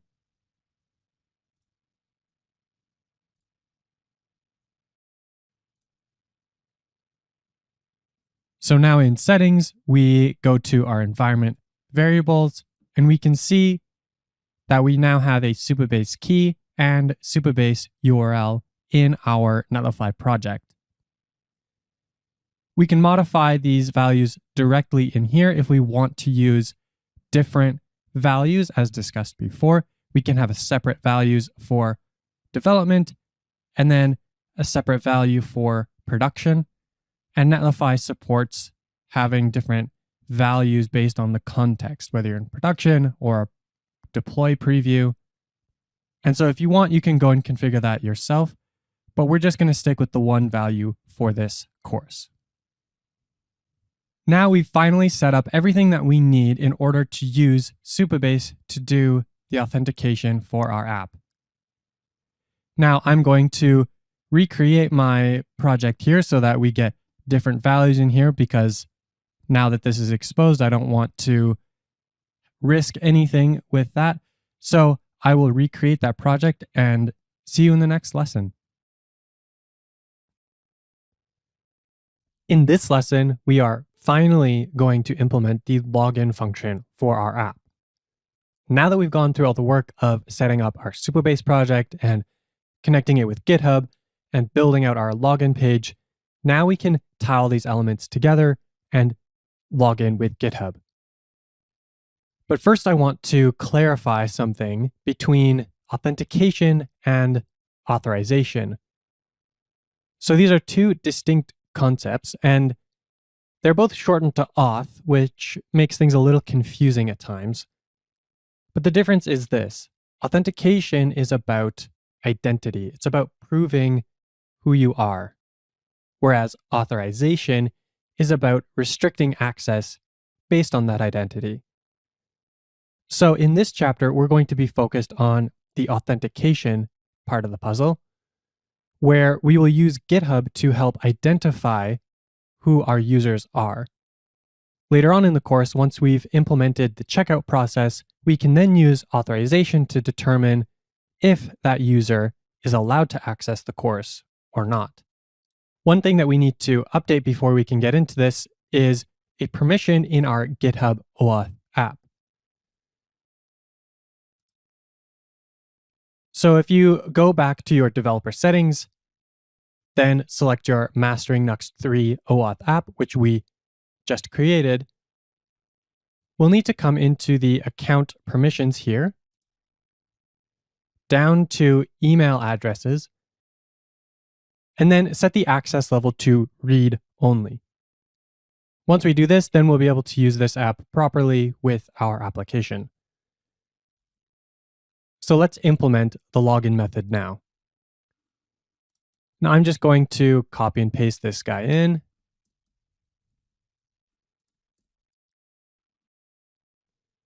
We missed an end bracket there, so I'll put that there.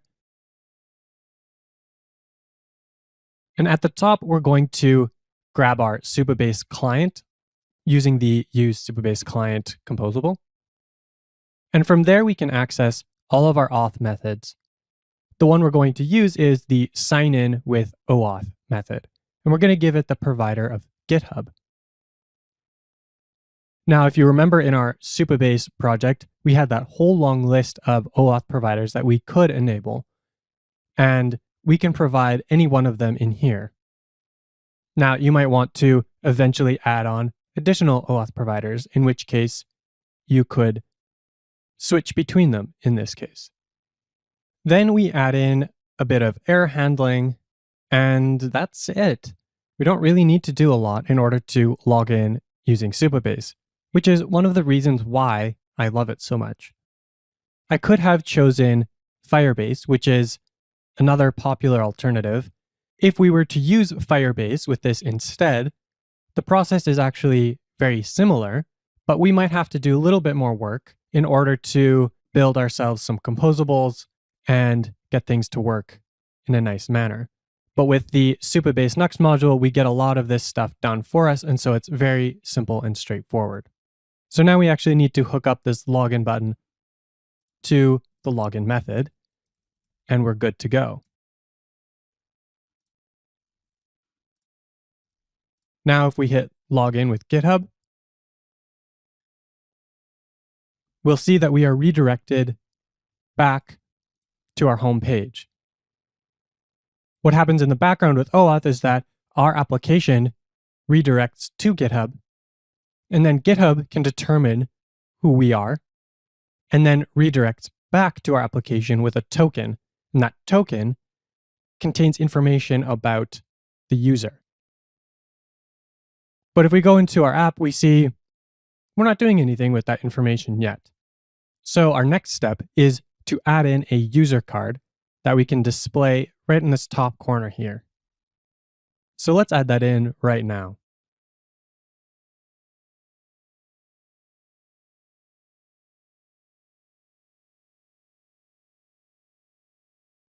This component will grab the current user using the useSupabase user composable. Then with some computed methods, we extract the name and the profile from that user object that GitHub gives back to us. And then, if the user exists, we'll display the card showing the profile picture, their name, and then giving a logout button as well. Now, a side note about this component and the way that it's designed, we could have built it with props so that we have to pass in this user object, but then the component isn't self-contained. And it's actually really nice if a component like this is completely self-contained, because no props are actually a lot easier than one prop or even two props. And so by making it self-contained, we make it a lot more reusable and easier to put into different parts of our application if we ever wanted to do that. So I save that, and we'll add it into our course page here.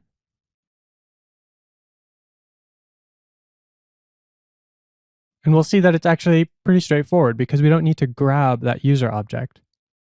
At the same time, I need to update how this div is styled in order to get the layout to work correctly for us. But as you can see now, we have our user card displayed in the top right here. Displays my name, profile, and then a logout button that currently does nothing. One important thing to note is how we actually do the login process, how it keeps track. And so if we open up our dev tools and go into the application tab, we can see that there is this SB auth token here. And this is for Supabase. And this token is the access token for us.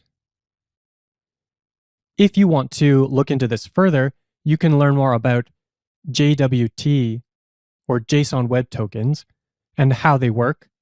But we can see that this access token has some extra information along with when it will expire and when we'll need to get a new token, as well as how to get that token. But you can see that we also have this user object on it. And this is the GitHub user. And so we can see we have all of this extra metadata, email confirmed at.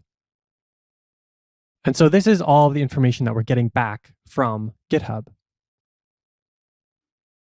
In this lesson, we've shown how we can log in to our application using GitHub, but we also need to do the opposite action. We need to be able to log out as well. And that's exactly what we'll cover in the next lesson. In the last lesson, we saw how to log in, and this one, we're going to implement logging out of our application. But first, we're going to fix a small little typo that I put in by accident. So if we come down in our user card component, we see that we're getting this red squiggle for an error. And that's because we've got TypeScript enabled on this component. And if we hover over, we see that object is possibly null. And the error here is that I put this optional chaining on the wrong section. So it should be after the value, because user will always have value because it's a ref. It's just whether or not the value itself is null or not. So now that we've fixed that up, we can continue on and log out. So the simplest way to handle this is to simply redirect back to the login page. It can get more complicated because with our app, we have the first chapter as free, and then every other chapter we want to protect behind this authentication. And I did explore making the app so that we could, when we log out, it will first check to see if we're on a protected chapter or not. But ultimately, that actually makes it more complicated than it needs to be. And the logic gets really unwieldy, and it's actually better and much simpler to just redirect back to this login page. Ultimately, if someone is logging out, they're probably not interested in continuing with course lessons anyway. So from a UX perspective, this also is the simplest. Our logout method looks very similar to the login method that we had previously. And I'll just copy and paste this one in.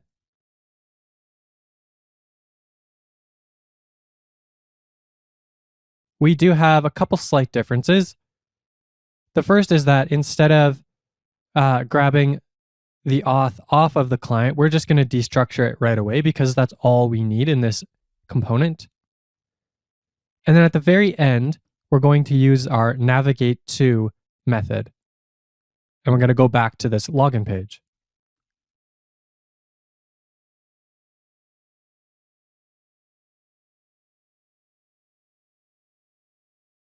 So once we add that in, if we refresh our page and we log in,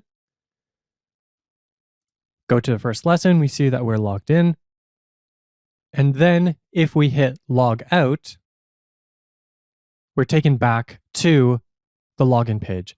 But if we hit the back button, we see that we're in the app, but we're not logged in. So this works exactly as we want it to. However, we do have a slight issue, and that's to do with how the session for our user is handled between the client and the server. So I actually just did a bit of sleight of hand here. I refreshed the page in between. You may not have noticed that, but if I go back to the login page, if I log in, go to the first lesson, we're logged in, but we're still on the client side. We haven't hit the server yet.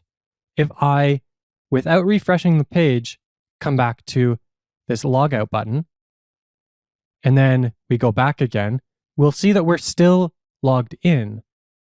What causes this error is that the Supabase module doesn't properly update the session on the server side.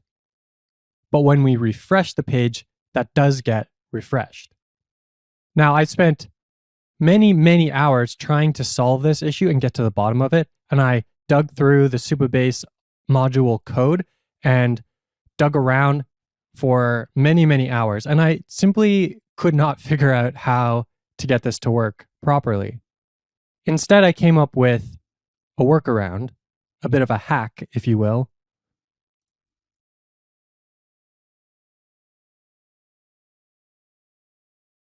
What this does is simulates what the Nuxt Supabase auth module should be doing, and that is posting to this endpoint and telling the Supabase module that we are now signed out.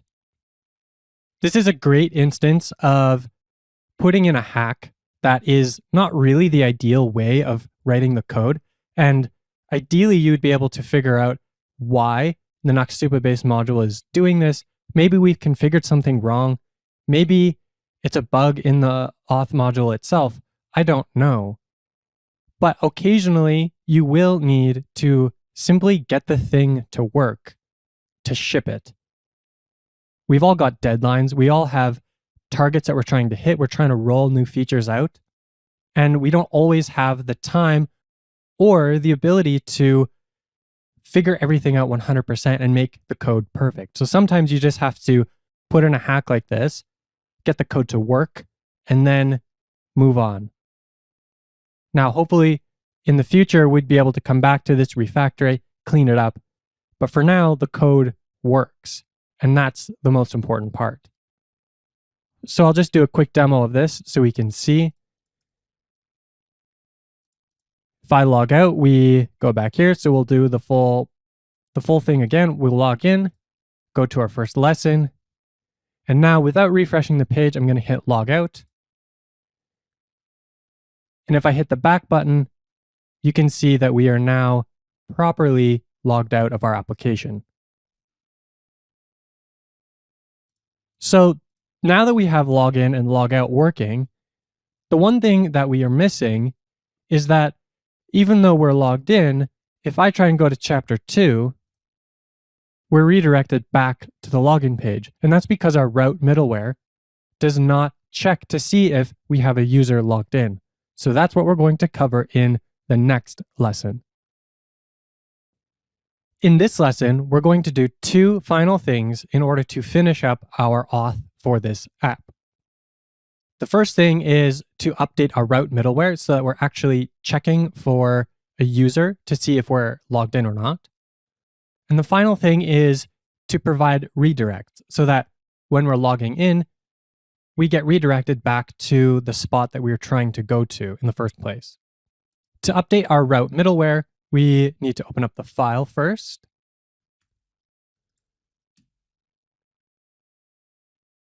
We'll grab our user from the use Supabase user composable. And then we'll add into this condition here, if the user is active, if the user exists, then we're going to not do anything.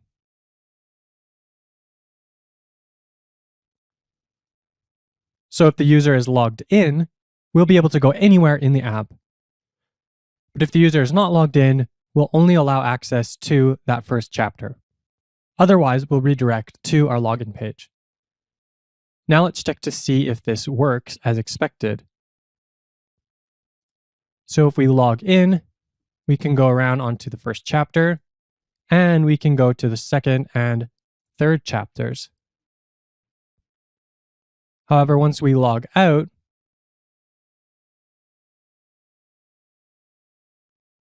we can click around on the first chapter, but as soon as we try and go to the second chapter, we're redirected back to the login page. So this is the thing that we've been trying to achieve and do this entire chapter, and it took us a while, but we finally got all the pieces together in order to do authentication. But that's just the first piece that we wanted to tackle in this lesson. Because if we go back to our app here, if we want to go to lesson 2 of chapter 2, but we're not logged in yet, the user experience is a bit janky.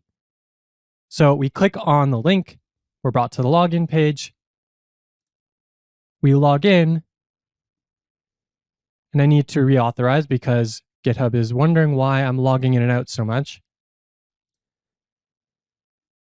And we're brought back to the home page, but that's not where I wanted to go. I wanted to go to the second lesson of the second chapter.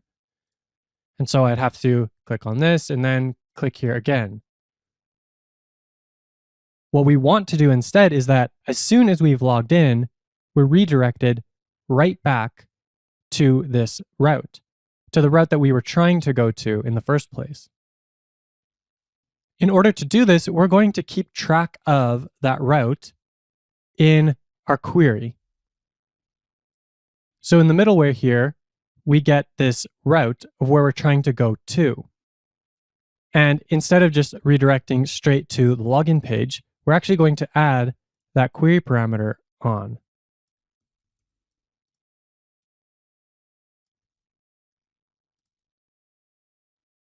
We're going to take that full path and add it to a redirect to query. Then in our login page, we can grab that query and use it to redirect properly. First, we'll need to grab the query from the route. Then, in order to construct the URL that we want to redirect to, we take the origin of where we currently are and that query parameter that we passed from our middleware. The sign in with OAuth method has a redirect to option, which we need to pass. From there, we need to add in a watch effect, which will watch to see if the user switches from logged out to logged in.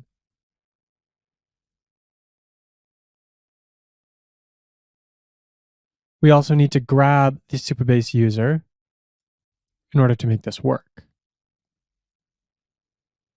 So what this watch effect does is it will run immediately because it's a watch effect and not just a basic watch.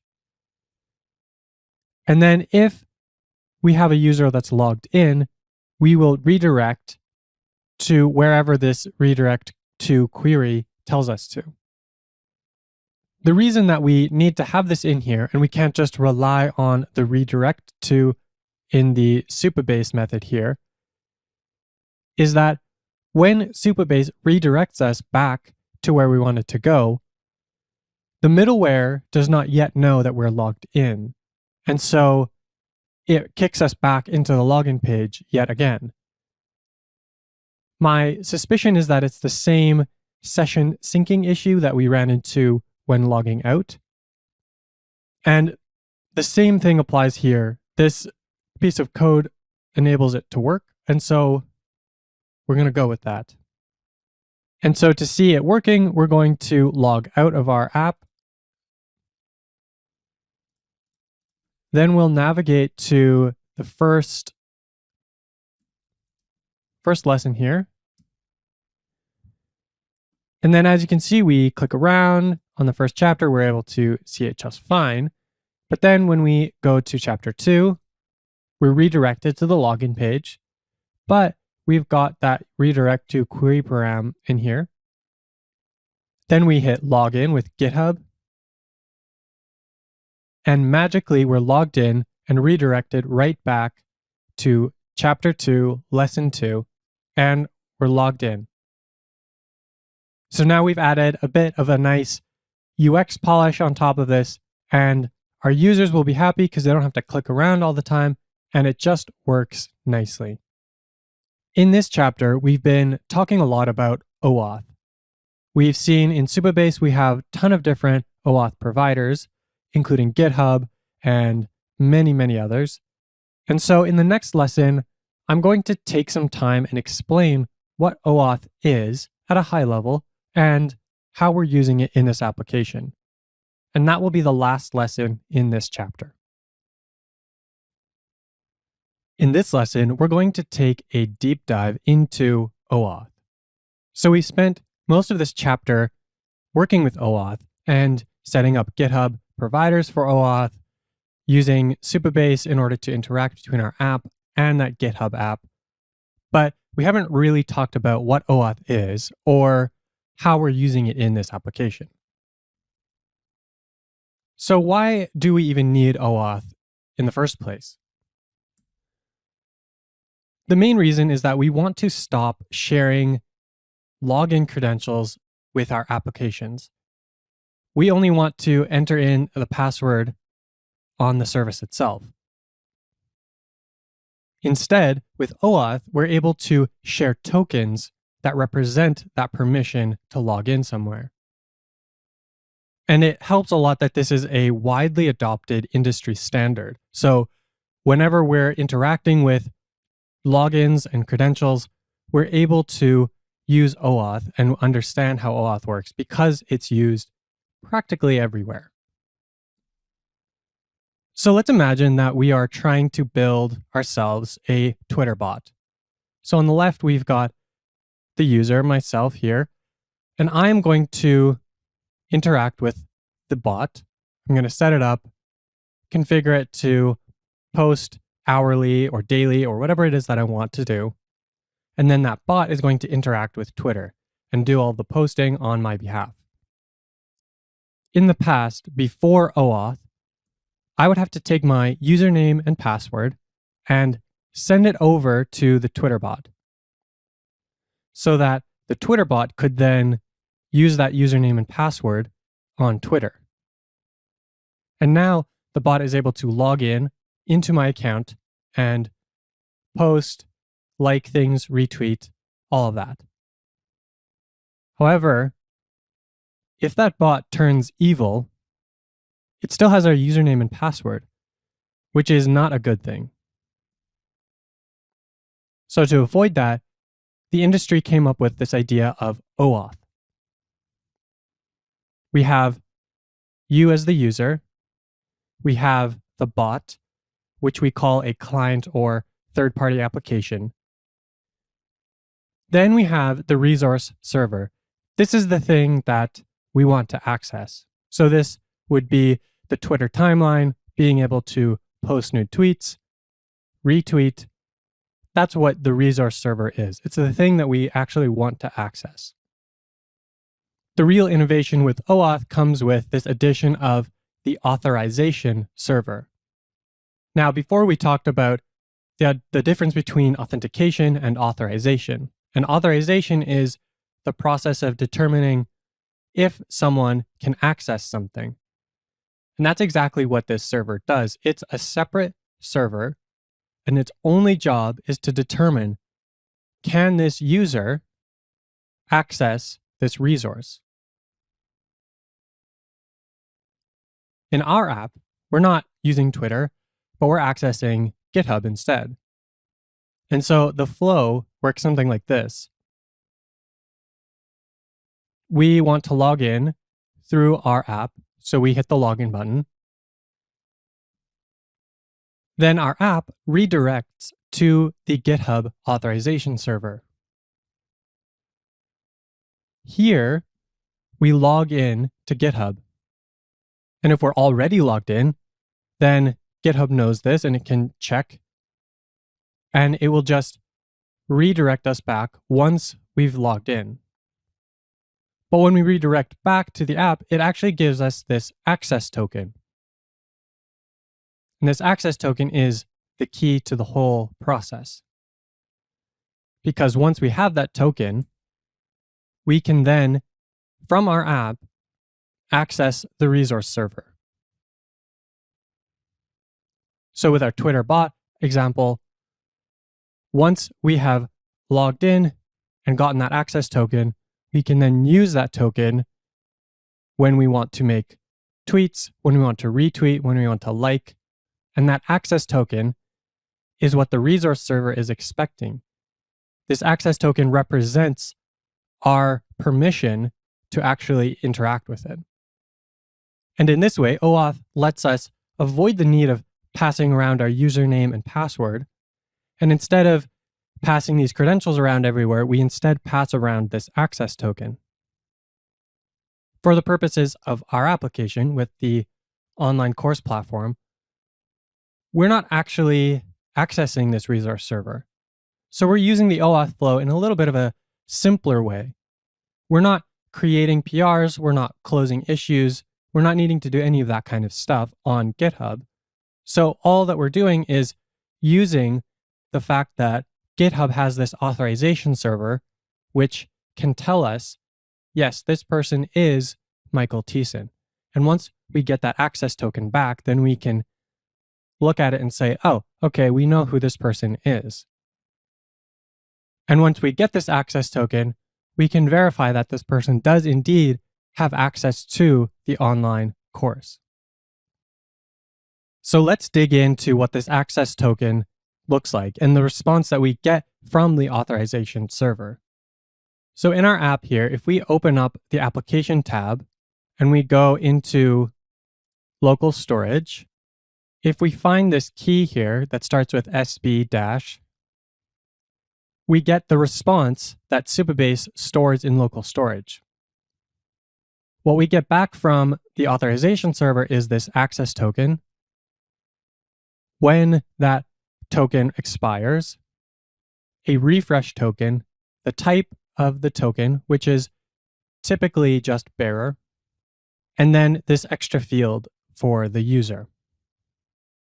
Technically, according to the OAuth standard, this access token can be anything, because all that this access token really is a way for the authorization server to communicate with the resource server and tell it that this is, in fact, an authorized person. So since our app is not necessarily needing to inspect this, it doesn't have to be anything specific. but in most cases, this string here is a JSON web token. And so we can copy and paste this whole token. And if we go over to jwt.io, we can paste our token in and it will decode it for us so we can see what's going on here. The first part of our token is the header, which describes how it's been encoded and other metadata like that.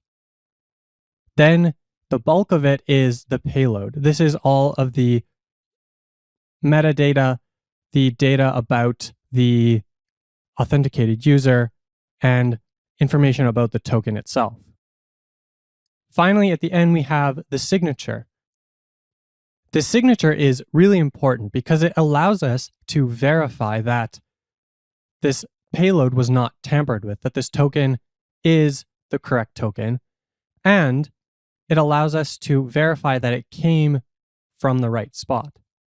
So the token is created using the header, the payload, and the secret, which would be shared between the authorization server and the app that we're working with. Because they share the same secret, and because this signature is calculated using the payload, if any one of these things is off, the signature will not be correct, and we can know that. And so the signature gives us some security in knowing that this token is still a good token. But the interesting part here is what's in the payload. The first few fields here in this payload are standard OAuth claims. And these are used in order to determine the audience, who the token is for, the expiration time, and the user of this token. And these fields are mostly useful for, again, communicating between the authorization server and the resource server. So as app developers ourselves, we don't need to concern ourselves with these values as much. The interesting part for us comes with all of this extra metadata. And this extra metadata here is really the reason why we're using OAuth in order to authenticate with our application. Because we get the email, we get the phone number if that's created with the GitHub account. We get the profile image, if they're verified, the full name, all this extra information, which is what we need in our app in order to determine if the person has access to the course. We can match based on the email address, for example.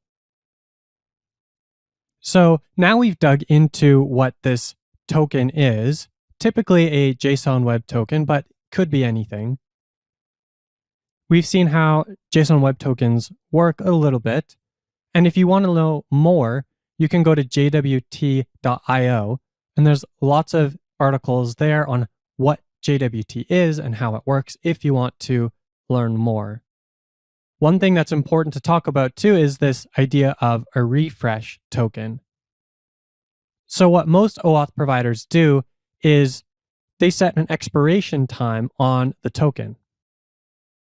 Once the access token is expired, then we have to use this refresh token to go back to the authorization server and get a new access token. And the reason that we expire tokens like this is because it's possible that tokens can get leaked out. So for example, I have pasted this token into this video for you all to see. And so if this token never expired, you could, in theory, copy this whole thing and then potentially hijack my session or do something nefarious like that. But because this token expires in 3,600 seconds, by the time I've uploaded this video, it will already be expired and you won't be able to do anything like that. So it adds a layer of security for us.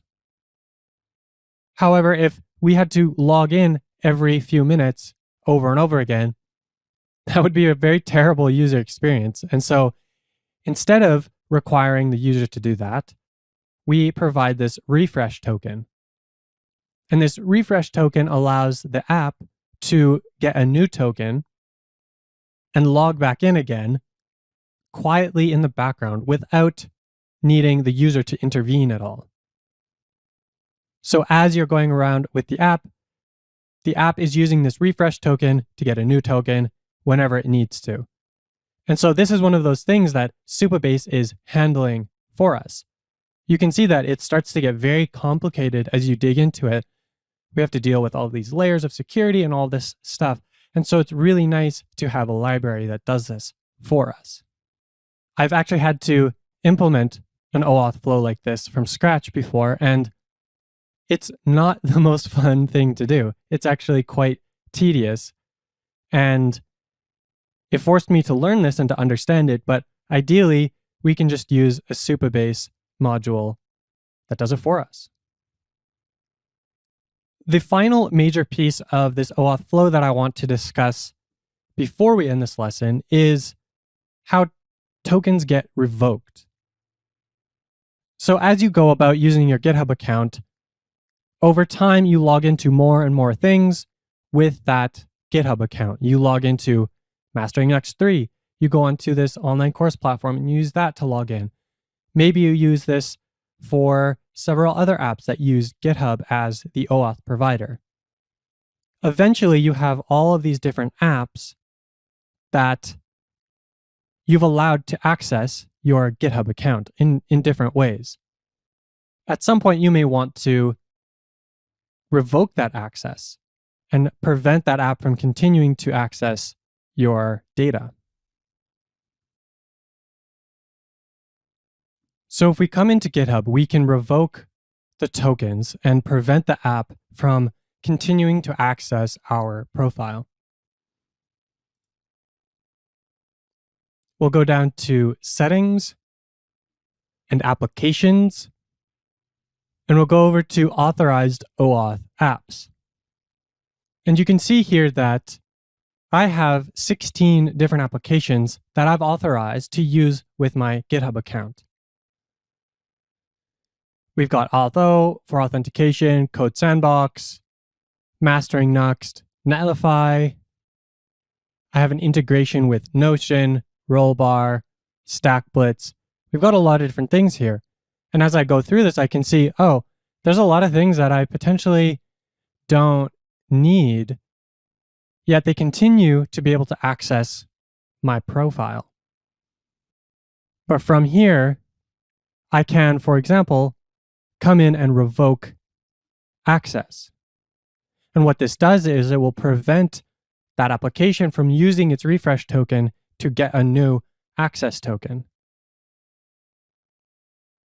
And in that way, we continue to have, as the user, we continue to have control over what applications can access our data. If we had instead given it our login credentials, the username and password, we would have to change the username and password to prevent that application from logging in. But with OAuth, because we use access tokens instead as an abstraction for login credentials, we can revoke those access tokens on a per app basis. And so this gives us a lot more security and a lot more control, and it's just a better system for dealing with authentication, and especially OAuth is a very complicated and deep subject. And luckily for us with Supabase, we don't need to know a lot about it in order to use it. However, if you do want to dig deeper, there are some great resources online. OAuth.com gives you a whole book on understanding OAuth in the deepest sense, as well as jwt.io to learn about JSON web tokens, as we saw before. And I'm sure there's lots of great YouTube videos and other things like that out there as well on OAuth. But again, this concept is not necessary in order to build production applications. I only recently learned how OAuth works, and I struggled for a very long time to understand OAuth, and only recently did it click for me. So if you don't understand it completely, that's fine. As long as you understand the basics and the reason why we have OAuth in the first place, and you can use Supabase or Firebase or whatever tool it is that you want in order to do authentication in your app, then in my mind, that is good enough. Now that you've made it all the way to the end of chapter 4, you should understand a lot more about authentication and using it along with route middleware in Nuxt 3. We covered inline, named, and global route middleware, as well as setting up Supabase and GitHub in order to add the authentication that we need into our application. Finally, we also took a look at OAuth, and although we didn't get super deep into OAuth, which is a very complex subject in and of itself, we did see a bit about how it works and why we need it. In this lesson, we'll be taking a look at how server routes in Nuxt 3 work. We're also going to use a tool called Hopscotch to help us develop these routes. If you've ever worked on a server API, it can be really annoying to constantly need to go into our page and manufacture these fetch requests in order to test that the server is doing what it should. So there are tools like Postman and Hopscotch, which allow us to more easily test these endpoints. So in this course, we're going to be using this tool called Hopscotch. Hopscotch.io is where you can find it. And it runs in your browser, but lets you still make requests to your local host, which is really cool. It's also built using Nuxt, which I think works perfectly for this course. A fun fact for you is that Hopscotch used to be called Postwoman, and in the very first course that I created, Clean Components, I actually did a series of screencasts where we went into Postwoman and looked at the source code and did some interesting things there. So for me, this also makes a lot of sense to use this, and it's a great tool. So before we actually are able to use the tool Hopscotch, we first need to create our endpoint. So we'll do that using Nuxt. If we come over to our terminal, we'll type in Nuxt add API world. And you'll see that this was created in the server/API directory.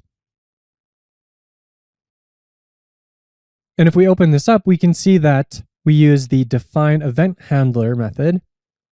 And then inside of that, all that we're doing is creating this function that returns a string.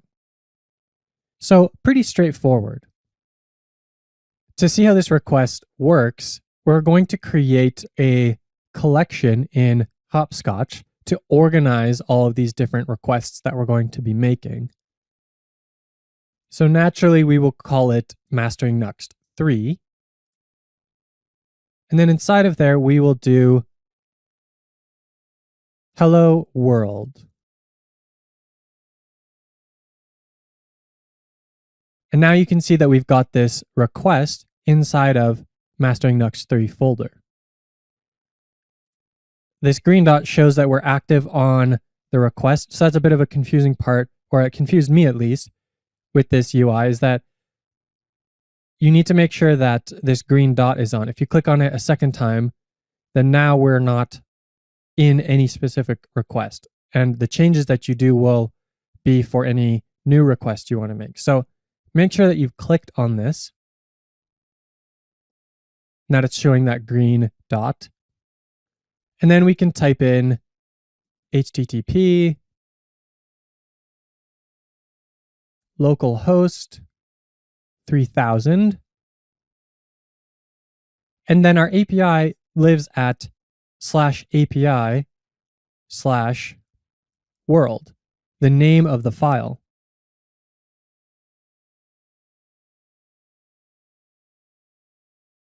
So I hit send, and we can see that the response is hello world, exactly what we wanted. So I'll add an exclamation mark there. If we send it again, you can see that that updates in there. Okay, so that's the very most basic way of creating a server endpoint. All right, so now we've created the most basic endpoint that we could possibly imagine. One thing to know about the server is that all of these live in the /API directory. But this is actually a shorthand. It's equivalent to if we had the server /routes/API.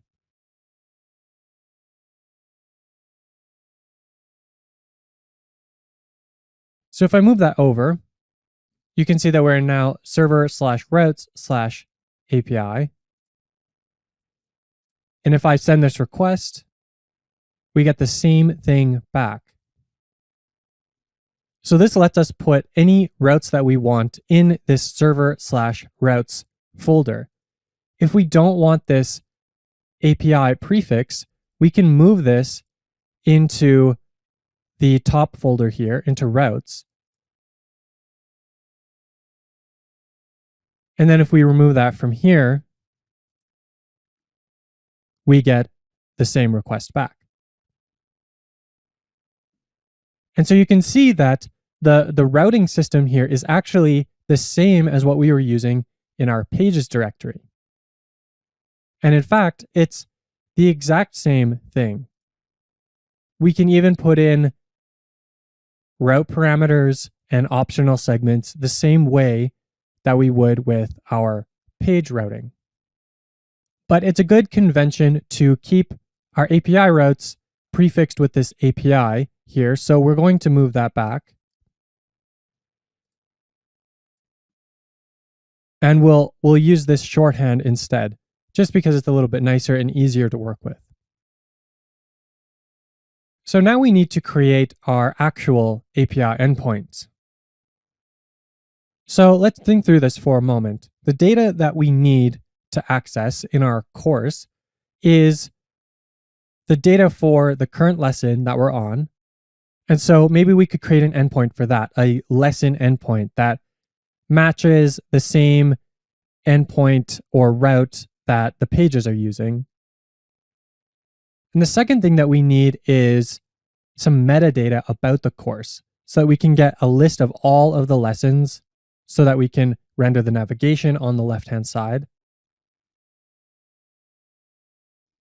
as well as the name of the course, since we're using that on every single page. So we'll be able to create two different endpoints, a lesson endpoint and then a metadata endpoint. So we're going to jump into creating that lesson endpoint first. What we're going to do is create a matching route that will match this route that we have up here. So we'll do that in our API here. We'll do course /chapter /chapter slug /lesson slug .ts. And we'll want to use this define event handler in there.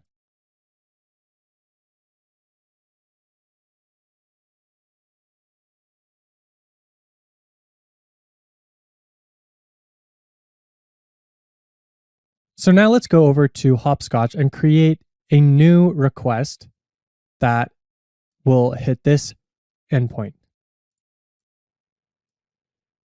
We're actually going to be creating a couple different lesson requests so that we can sort of test how we're using this endpoint. So we're going to create a new folder within this. Create our new request.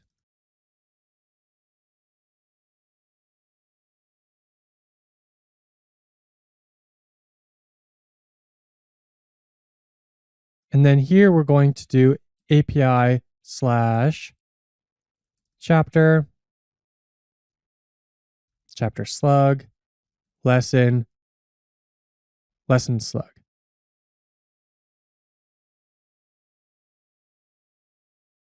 And I probably need to restart the server here.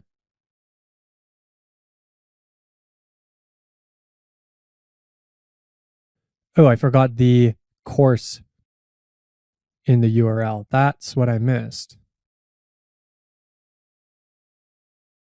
There we go. Now we received this back, so we know we've got this hooked up. Okay. I'm going to save this request. And one thing that we need to do first is to grab the chapter slug and the lesson slug from the route. To do that, we use the event context. Every single endpoint gets passed in this event object.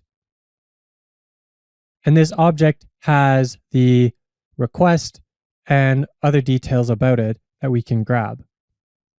And most of the time, we're not actually going to deal with this event directly, but instead, there's a bunch of helper methods that we can use to pass this event into and help us work with it more easily. But for this case, it's pretty straightforward, so we're able to just deal with it directly.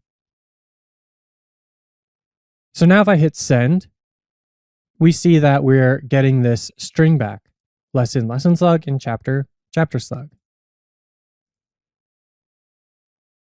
So that's exactly what we were looking for. We're able to grab the slugs off of the route, just like we were with the page routing earlier.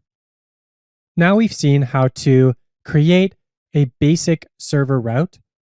And in the next lesson, we will continue this and finish implementing our lesson endpoint.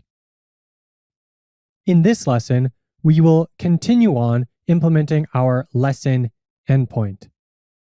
So the next thing that we need to do is to be able to provide the course data from this endpoint. So we're not quite at the point yet where we want to integrate the database. That will come later in this chapter. So for now, we're just going to move the course data from the client side to the server. So we'll come into our composables here, and we'll copy that. And in the server directory, we'll paste that in.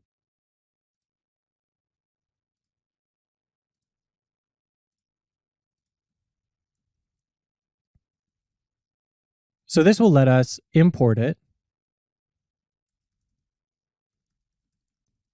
Course data.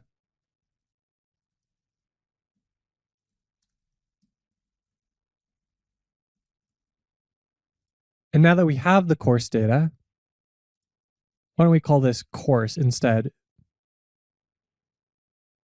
We can actually reuse the logic from our route validation in order to find the correct chapter and the correct lesson based on the slugs.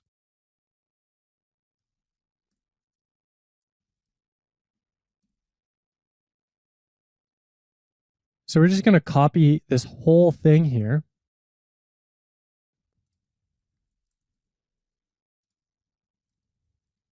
We paste that in, but we don't need params here because we have the chapter slug and the lesson slug directly. And instead of returning abort navigation, we can just throw this error directly.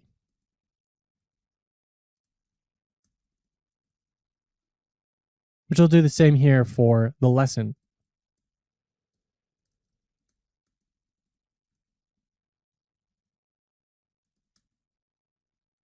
This is one of those cases where it's really, really convenient for us that the same things that work on the client side also work really well on the server side and in our server routes. So this create error method works just as fine in our view components as it does or on our server routes. And We don't have to worry about a different method, a different syntax, a different interface. We can copy and paste code around. And if we wanted to, if this logic got even more complicated, in theory, we could refactor this out into a separate utility method that's used both on the server route here as well as in our route validation. And of course, now that we have found the chapter and the lesson, we need to actually return that object instead of this string here. So we save that, and then coming back over to Hopscotch, we'll send this request again. And you can see that we do not find this because we get an error because we do not have the correct chapter. Now, this is actually great because it tells us that our endpoint is working as it should. One thing that's nice about Hopscotch and other tools like it is that we can create a bunch of different requests, and we can actually add in our own tests. There's a little tab here that lets us write some JavaScript code that will test the request and make some assertions on the request that or the response that we get back.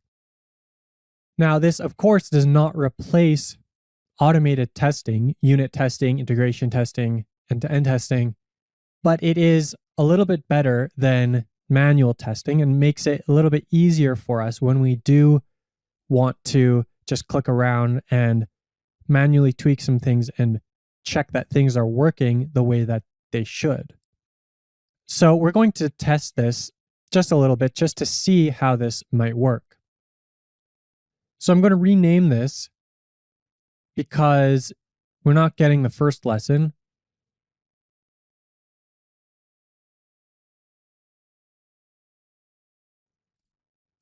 And I can come in here. There's these little snippets that make it really easy. If I change the size, then we can see what they are. A snippet to check the status code. And we want to check that the status code is 404.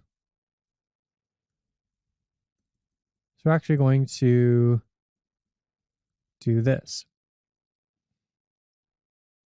And if we save that and send, we can see in our test results that our test is successful, which is great. And we can add in more tests if we wanted to be more precise about what we're doing here.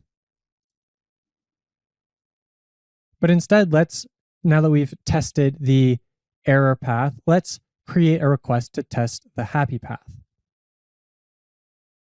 So we duplicate this request and we will edit it. And we'll make this one get first lesson.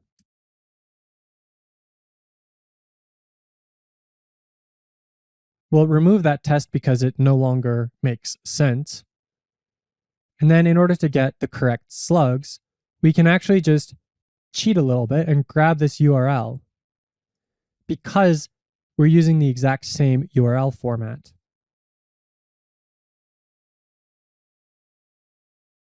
So I'll do /API and then paste in this route that we copied. And if I hit send, you can see that we get back the object that we were expecting. This is the lesson object that we need. And so one thing that we can do here is actually test a property on the response that we get back. So let's do that.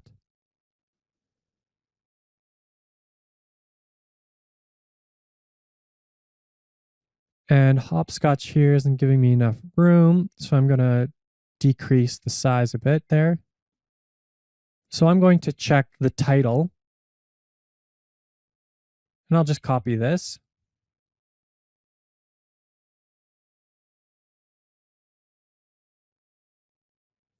Hit save, and I'll send that.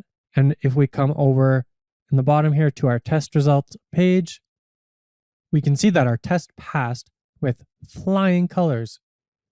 Now, we're not quite done with our requests here because we have one issue.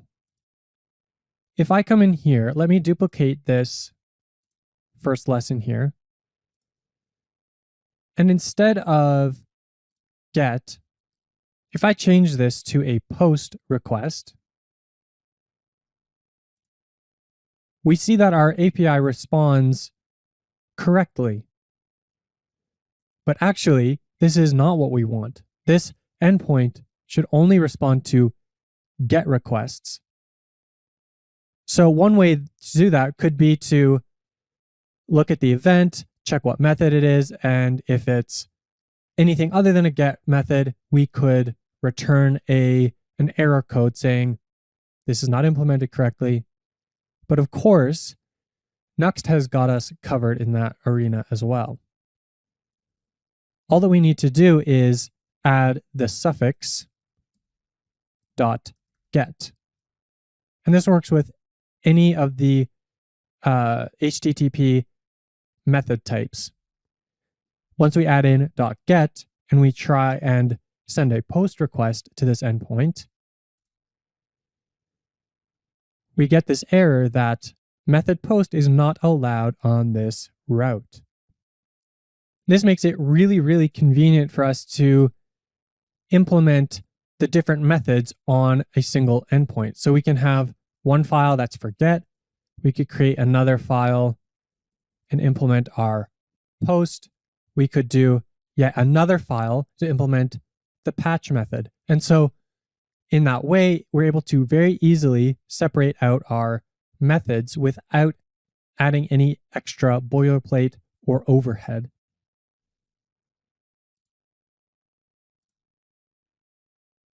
And we don't need this file, so I'll just delete that. And there we are. We have seen in this lesson the basics of creating server routes in Nuxt 3. And we've created our first endpoint, the lesson endpoint. In the next lesson, we're going to take a bit of a detour and update our types so that we can make our endpoints more type safe. After that, we'll handle creating the course meta endpoint. In this lesson, we're going to see how to add types to this endpoint. We created types in a previous lesson for the use course composable. And we can take these and instead move them into this endpoint so that we're able to use those types there. But instead of moving them into the endpoint, we want to be able to use them in this composable as well as in our endpoint. So we're going to create a types folder.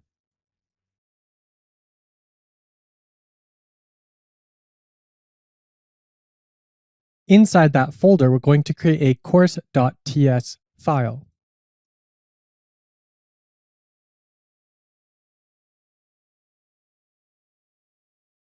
And we'll copy in the types that we have here.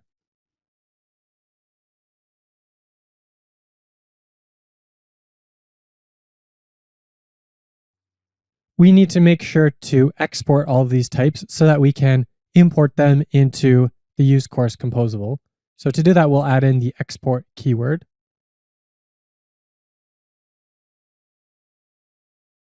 And then we'll import these types back into the composable.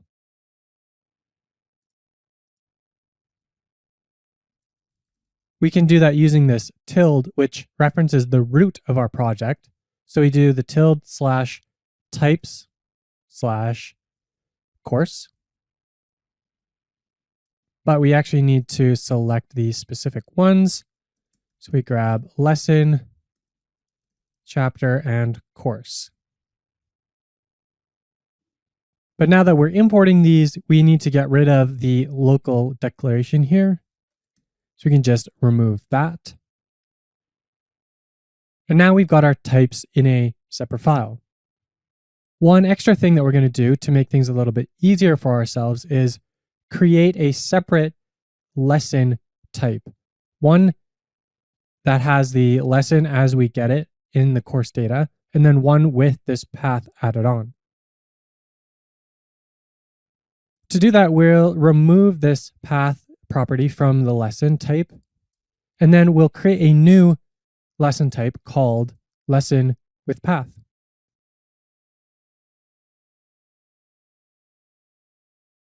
And here we can use the TypeScript intersection to take the lesson type and then add on some new properties.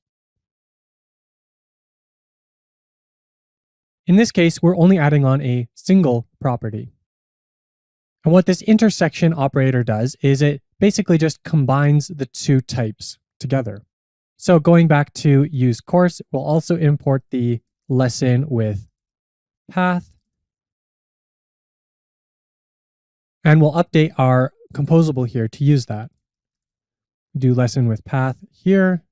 This is technically a lesson, just to be a little bit more explicit and clear in what we're doing here. And we'll also add the chapter type to this one here. It's not strictly necessary, but I like to put it in there just to make it a bit more clear what's going on here. One last thing we need to do is we need to go into this chapter type here. So this lessons property can be an array of lessons, but it can also be an array of this lesson with path. So we'll give this some flexibility here because later on when we go to update our endpoint, we'll need this to work in this way. Now that we've updated these lesson types, I also want to get a little bit fancier with some types and add in a utility type for us. I'm going to put this in a global type file because I don't want to have to import this specifically in each file. And in order to do that with TypeScript, we just need to create a file called global.d.ts. And in that file, we have to export here and then also declare this global namespace. And anything inside this global namespace will be global. And so we're defining a maybe type here. And what this does is it lets us take any other type represented by this T here, and that type could be either T, null, or undefined. And this makes it a little bit easier for us to deal with types where we might have the object or it might be null. So now we need to update the lesson endpoint with all of these new types. So we come over here. We need to first import all of our types.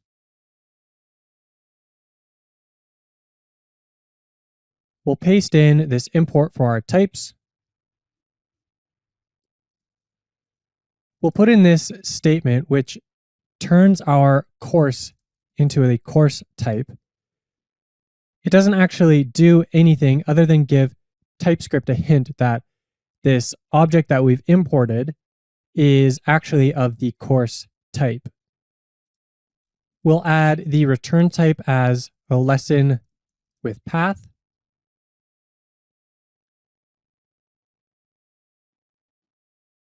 And then our chapter, we could put chapter here, but the problem is that if we come down here, it will show us this error message. And this message says that we have this whole long thing here, which is basically just telling us the chapter type or undefined.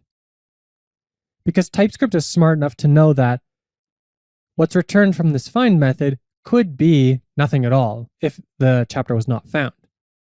So that's where this maybe type comes in handy. This type is maybe a chapter. And so if we hover over this, we can see that this chapter is indeed a maybe chapter. But then down here, we put this guard up.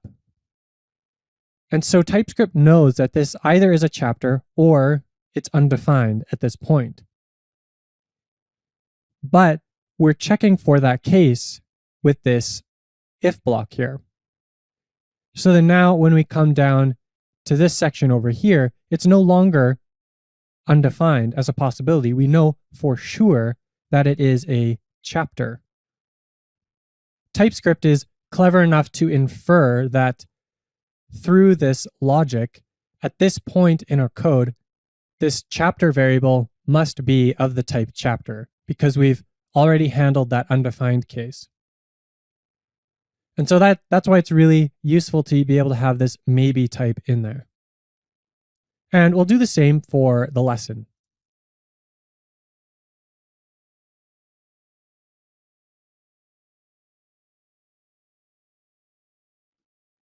Now, if we come down to our return, we can no longer simply return this object because it is of the type lesson. And what we want to return is lesson with path. But that's not a problem for us because we can just add on the path right here. We already know the chapter slug and the lesson slug. And now, because we've added on this property, we've satisfied that type, and everything checks out as it should. So if we come back over to Hopscotch, we can test this out. Once I switch over to the get request here, get first lesson, then I'll hit send, and we will get our first lesson, but we'll also have the path added onto it. And so why don't I just quickly add in another test here to make sure that we do get that path. Give myself some room here.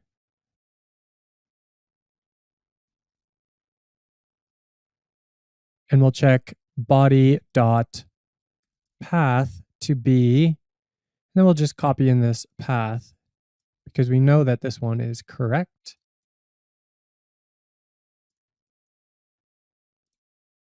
We hit send, and we'll come over to our test results pane. And we can see that both of our tests now have passed. So at this point now, we have added our first server route to fetch the data for a specific lesson. And we've also added types to that endpoint so that we can make sure that we are fully typed and type safe and leveraging the full benefits of TypeScript. In our next lesson, we will build the endpoint for getting course metadata. In this lesson, we are going to be creating our course metadata endpoint. So we've already got our endpoint for the lesson itself, but in our app, we also have all of this other metadata that we need to access. We need to know the name of the course. We need to know the different chapters and the different lessons that we have in this course in order to render out this navigation on the left side here. So to do that, we'll create a course metadata endpoint. So we'll open up our folder here, and inside of the course folder, we'll add a new file.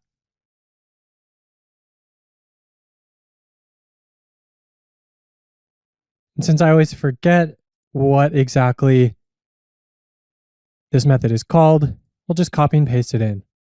Also, I'm too lazy to type, but that's okay.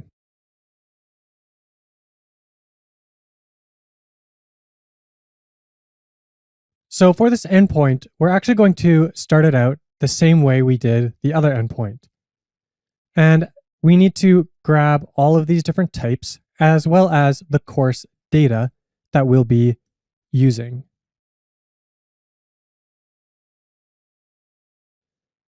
Now, what we want to do is provide the course title as well as an outline of all of the different lessons. We don't want to provide the lessons with all of that extra data. We could just take this course JSON here and just return that. But of course, that's going to be way too much data, and we have no real need to send all of that over to the browser. To get started, we're first going to create the types that we'll need. Sometimes creating types first feels like a bit of a chore, but actually it's in a way like test-driven development. It forces you to think about your problem and to deconstruct it and break it down into smaller pieces. And once you've created the types that you need, you know that you've thought through the problem clearly, and then implementing it becomes much simpler. So we're first going to start with the types. Our very first type is the course meta. Now, this is the type that we're going to return from this method or from this endpoint. As we said before, we know that we want the title and then an outline, which we'll call chapters. And we're going to create a separate type for us without any of the extra things that come with the chapter. And we're going to call that an outline chapter. To create this outline chapter type, we're also going to create an outline base type, similar to what we did with the lesson and lesson with path. So this outline base type will have the title, the slug, and then the number. If we go into our course types here, we can see that our lesson and our chapter both have a title, a slug, and a number. So these are properties that are common to both the lesson and the chapter, and data that we want to be included in our metadata. This is so that we can have the title here as well as the number in here. And of course, we also need the slug so that we can construct that path correctly. So coming back over to our meta endpoint, we have this outline base, and to create the outline chapter and the outline lesson, we use this intersection operator again. So the outline chapter is the outline base, but with this lessons property on it. And the outline lesson is the same, but it also has this path on there. So now we can start to see the structure of the data that we are returning. We're going to have this chapters, which is an array. And all that that array contains is another array of lessons. So now it's time to actually implement this endpoint. And in order to do that, we are going to make use of the reduce function, which is one of my favorite things. And at the end here, we will return the object, the course meta object. So let's quickly go through what this code is doing. So we have our reduce up here, and we've got previous and next, and then this function here that computes that. We're going to start with an empty array. So the types here actually help us to read the code because we can see that this reduce is going to return an array of outline chapters. So that means that this here must be itself an outline chapter, or an array of outline chapters, sorry. If you're not familiar with how reduce works, we first start with this initialized array, which in our case is an empty array. And for each item in this chapters array, we take the previous element and we get the next element. So in our case, we're going to start out with an empty array, which we will say is an outline chapter array. And we'll grab that first chapter.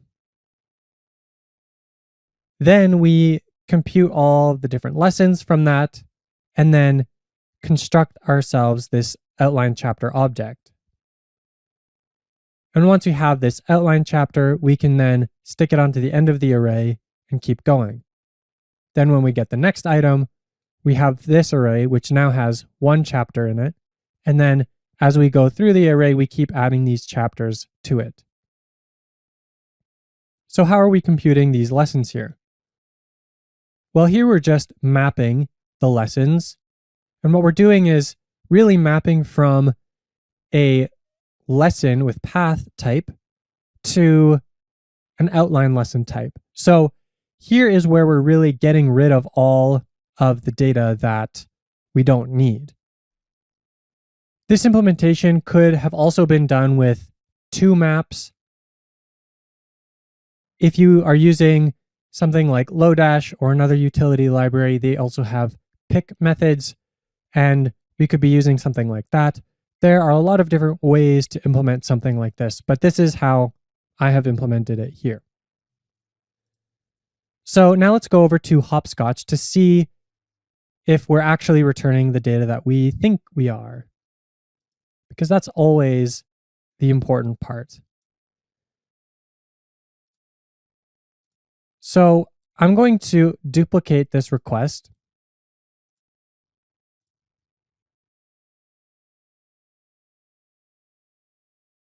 And then I will move it out of that folder, and we'll edit the name.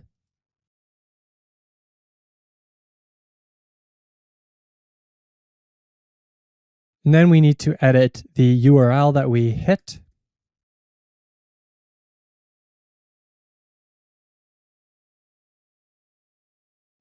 And now we will run this. So the JSON that we get back is the title of the course, along with the chapters, which is an array.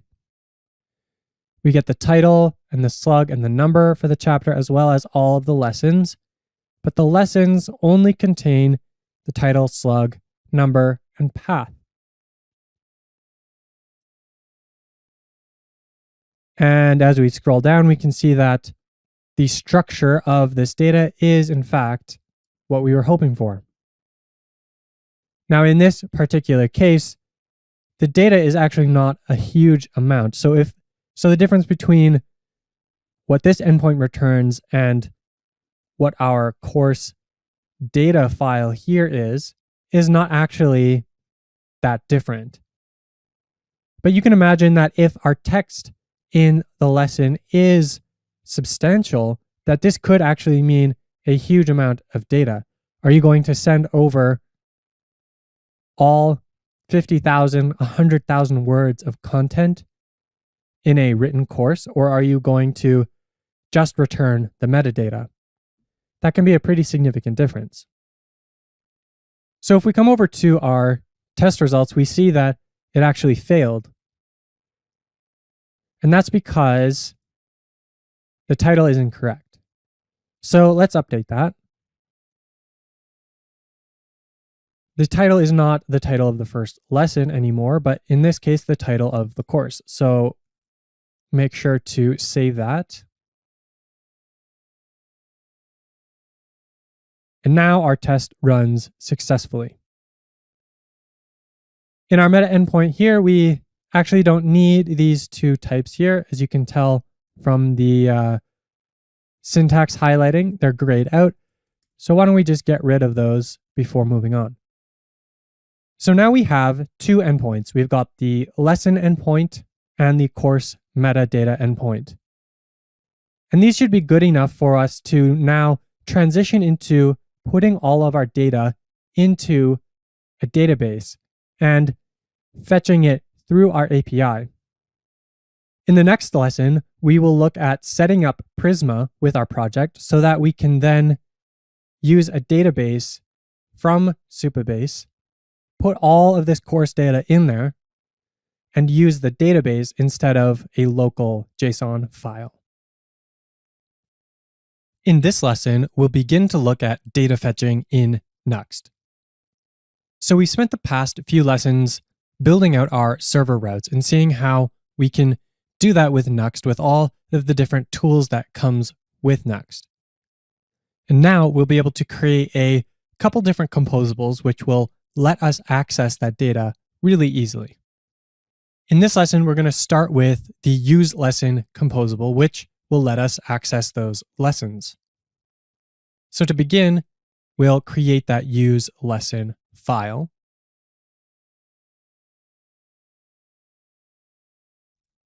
And then we'll paste our composable code in here. Starting at the top, we will pass in a chapter and lesson slug. And this is what will allow us to grab the correct lesson that we're looking for. We then make a call to use fetch. This is the composable that lets us fetch data. And it's very similar to a fetch command, or the fetch command that you're probably already familiar with and using in other projects. But this fetch command is a little bit more powerful, and we'll return to that in a moment. But in this fetch call, we have our URL, which uses the slug for the chapter and the lesson slug. And then from that, we get our data as well as an error object. So before we return from this composable, we check to see if we have an error. And if we do, we can use this create error method, which we are now familiar with, to throw an error.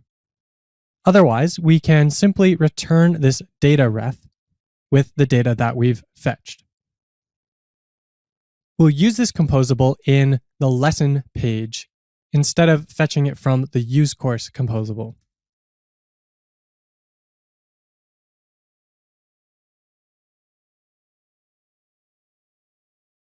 So first we have to grab our slugs from the route.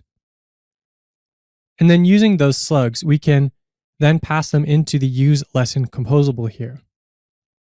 Now we need to make sure that we're using this await keyword because in our use lesson composable, we are awaiting this fetch command.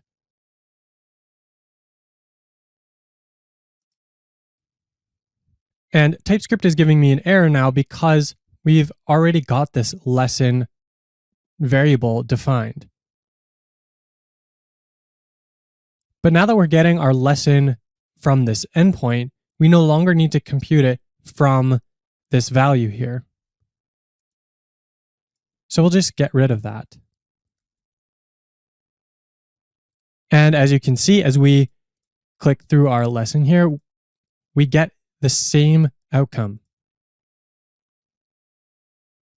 In fact, it looks like nothing has actually changed. So to prove to you that we've actually done something useful here, I'll open up the network tab. And you can see that as we click through, we're making calls to our endpoint with these different request URLs. A different URL per lesson. And the response is the lesson object itself. So this is all pretty straightforward, actually. The use fetch composable is really easy to use. So let's explore a little bit more about this use fetch composable. One thing that's interesting about this composable is that it actually automatically will infer the type of the data that we get back. If I hover over this data, you can see that it knows that this is a lesson with path object, even though we've never specified this anywhere. And that's because it knows based on this route, it can match it up to the endpoint that we just created. When we want to type out the route, we have this autocomplete here because, again, it knows the types of the different routes that we have. And these are the only 3 valid routes that we have in our application. Right? So undo this, come back to our code that works.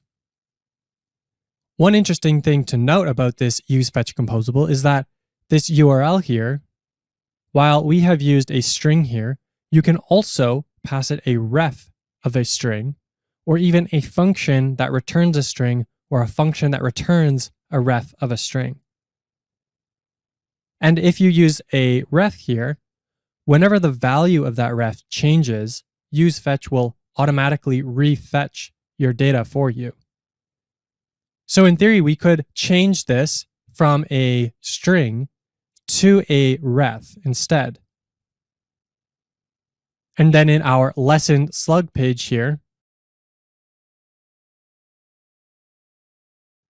we could create a computed prop that returns a string and then use that computed in this lesson. But I actually prefer this method here. Instead of passing in a generic string ref, we pass in the slugs, and then the composable itself will calculate what that URL should be. In this way, we don't have to carry around this structure for the URL ourselves. It's encapsulated nicely within this composable here. UseFetch isn't the only way that we can fetch data in our application. In fact, UseFetch is a wrapper around two other functions that are very useful in Nuxt. So we can create an equivalent version of this using the use async data as well as this $fetch. So I'll save this here and refresh.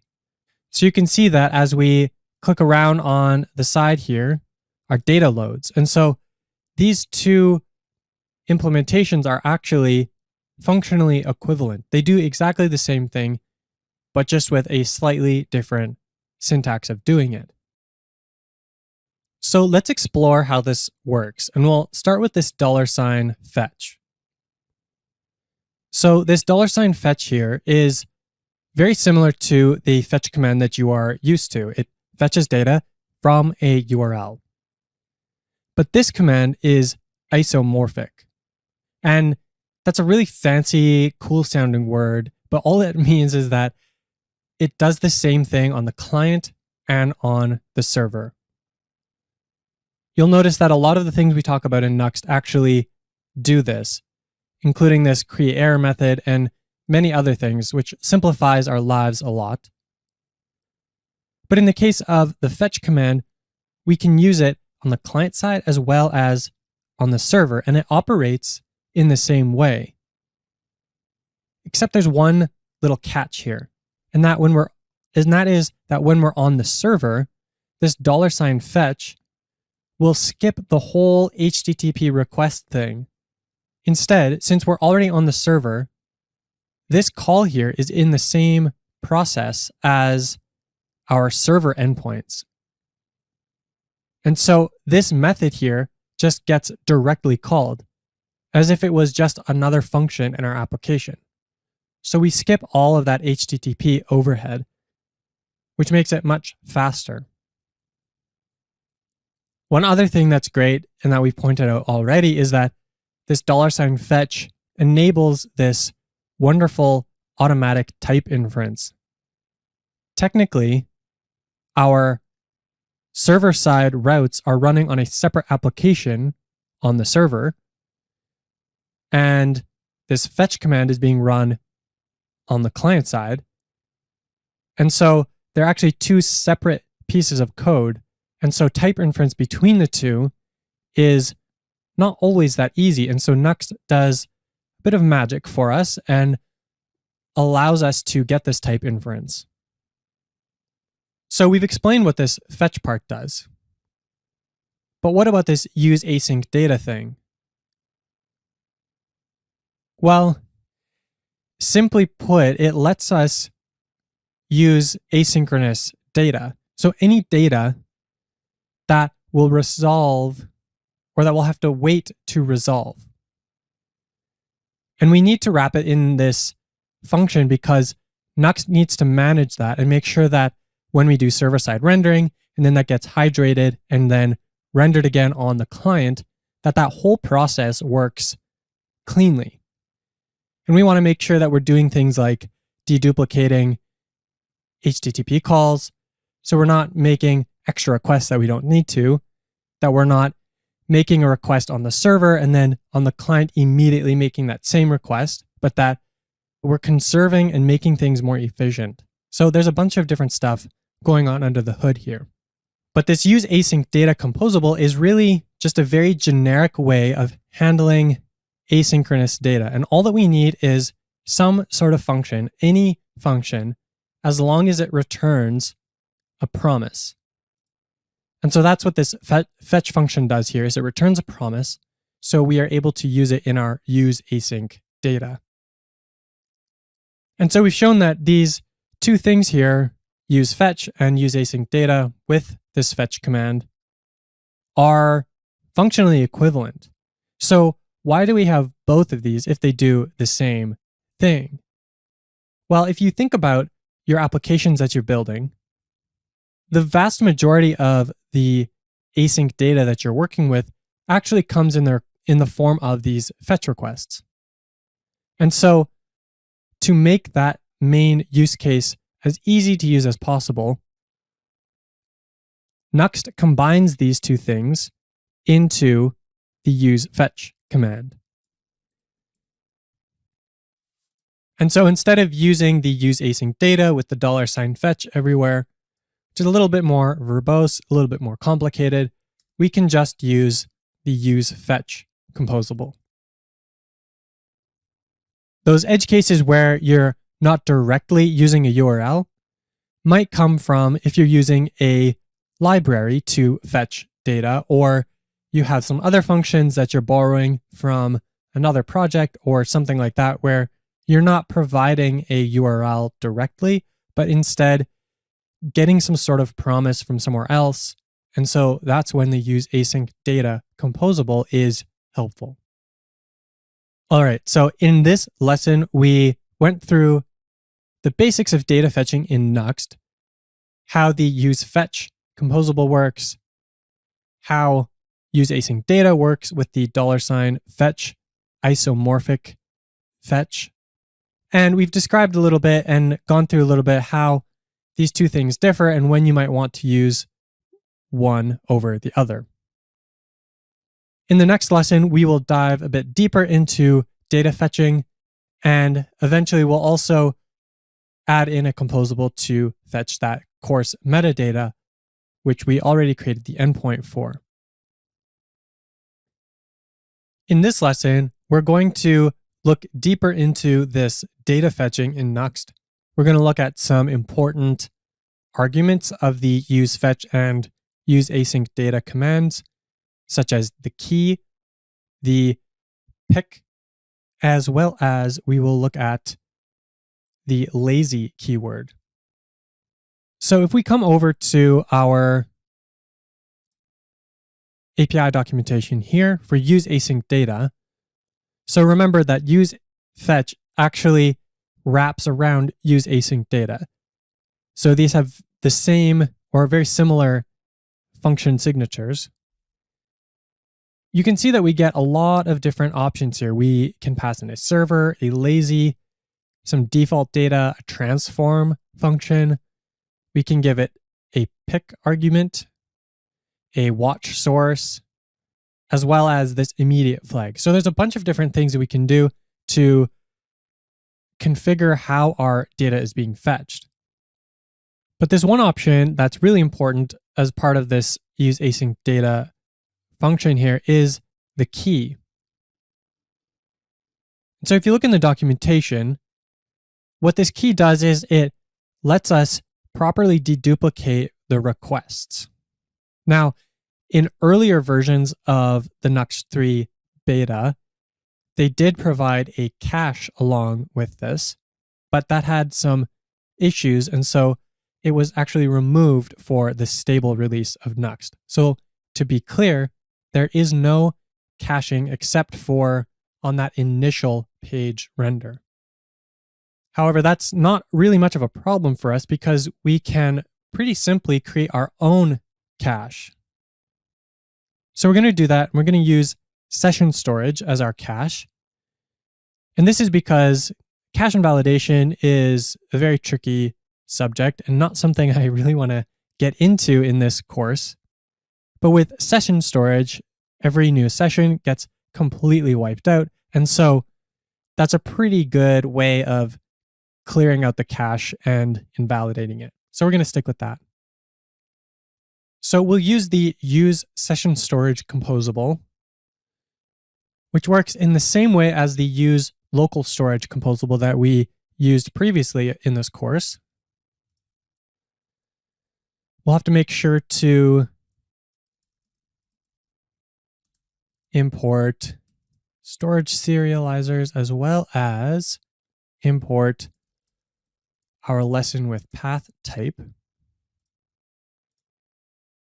And so what we're doing here is, first of all, we're just sticking this URL inside of a string so we can use it in a few different places.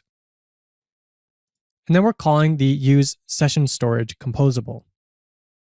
We're going to use the URL as the key so that whenever we go to a new URL, it will be a different spot in the cache, so that whenever we go back to the same URL, it will just retrieve that value from the cache.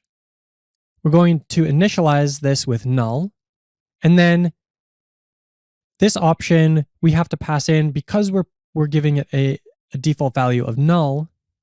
The composable does not know automatically what object type we're going to be giving it. So we're just going to tell it we're using an object, and so when we give you an object, serialize it into a string to save in the session storage, and then when we want to get it back out of session storage, it has to take that string and then convert it back into an object.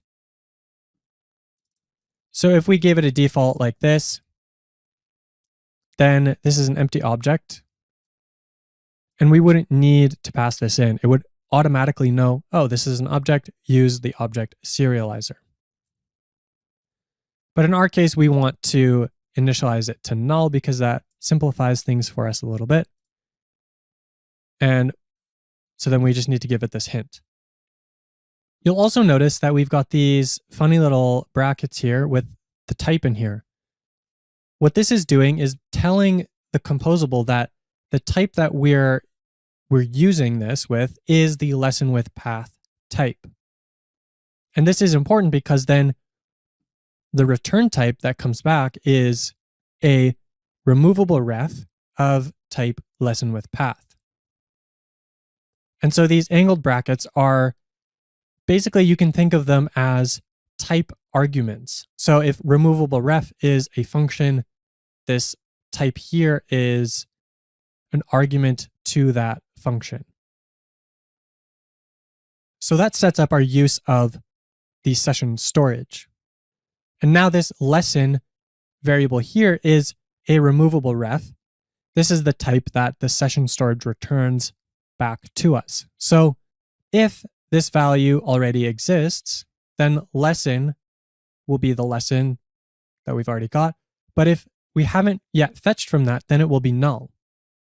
So we need to check for this. And so our use fetch and error handling here needs to be updated a little bit.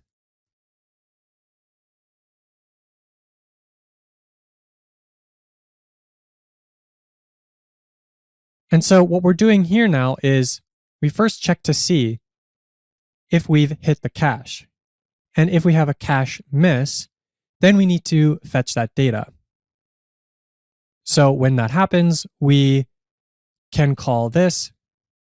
And here we're giving useFetch a hint that we are actually going to get back this lesson with path, because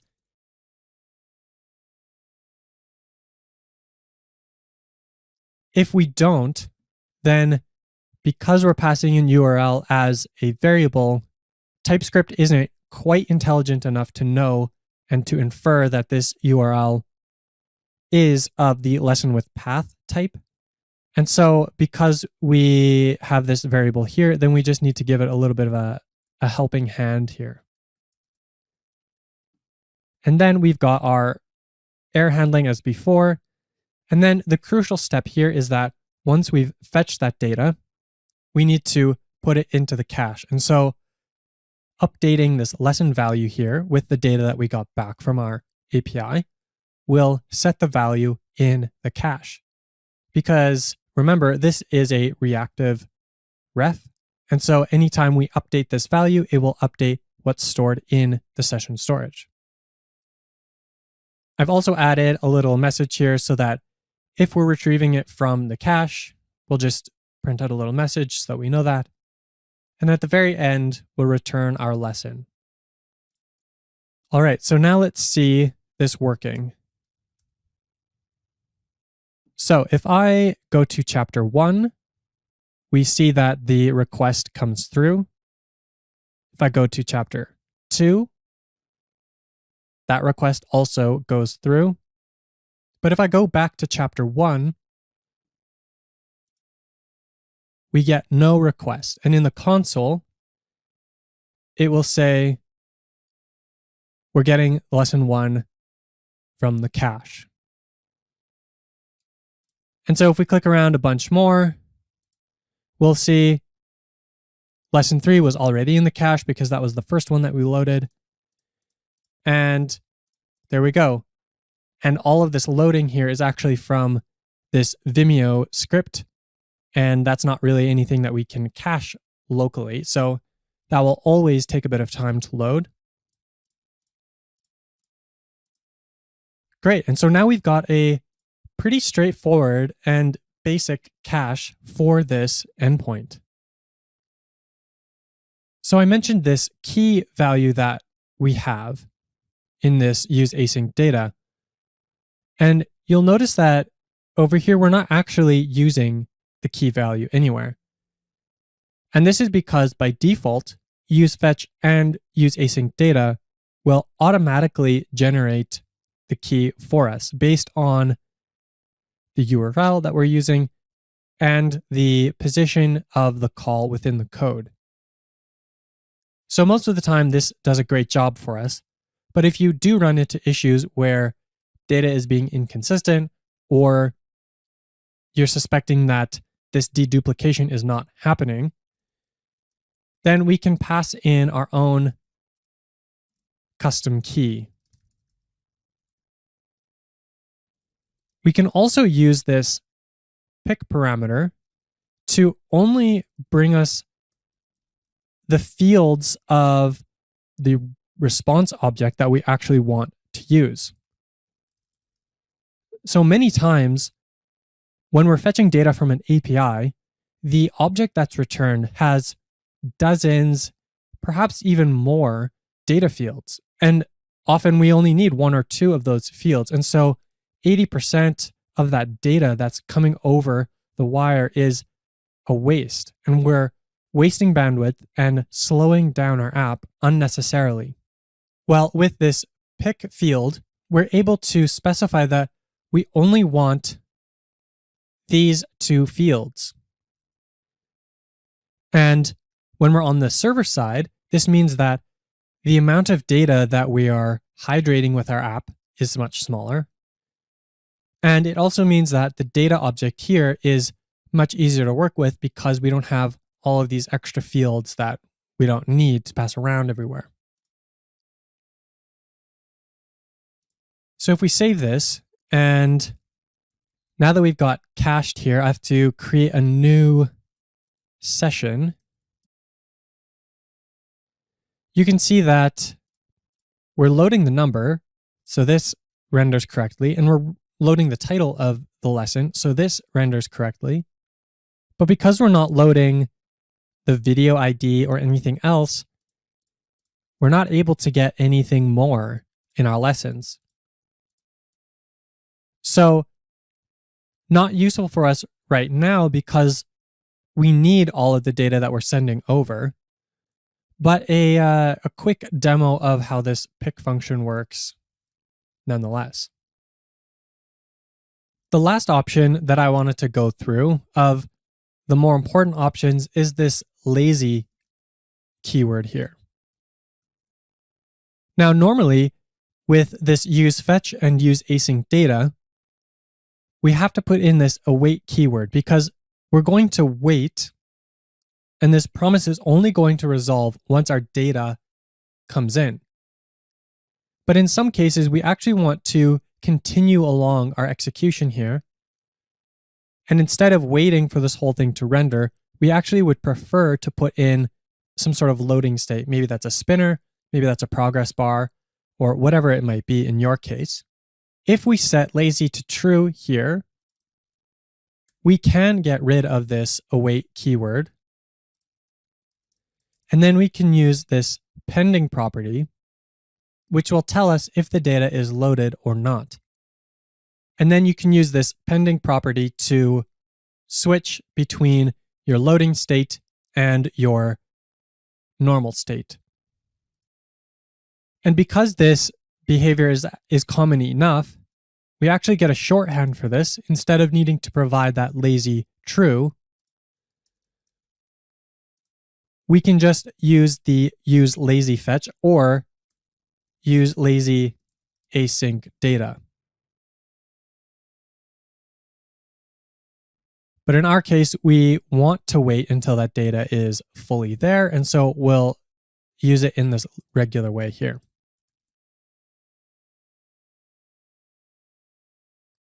And so if we come over here, you can see that we've got use async data, but we also have use lazy async data and then use lazy fetch. And so if you want to check those out further, you can find those on the documentation. Now, before we wrap up with this lesson, I do want to point out one more time, just to make sure that it's super clear, is that this use fetch method is a wrapper around use async data. And so all of the options that we can provide to use async data, we can provide to our use fetch command as well. And because use fetch uses that $fetch under the hood, we also get all of those options as well, including method, base URL, and so on. So now we've seen not only the basics of data fetching in Nuxt 3, but also some more advanced ways that we can control how our fetching works, including how we can build a simple but effective cache on top of our data fetching. In the next lesson, we're going to continue on and finish up our data fetching and fetch data from the course meta endpoint. In this lesson, we're going to take this use lesson composable that we have already created, and we're going to turn it into a more generic composable. So right now, this function or this composable lets us fetch data from the lesson endpoint, but we also want to fetch data from our course meta endpoint. And we'd like to be able to do it in a similar way using this session storage caching layer that we've put on top of this data here. So what I'm going to do is actually to copy and paste this into a new file, and then we'll modify it from there.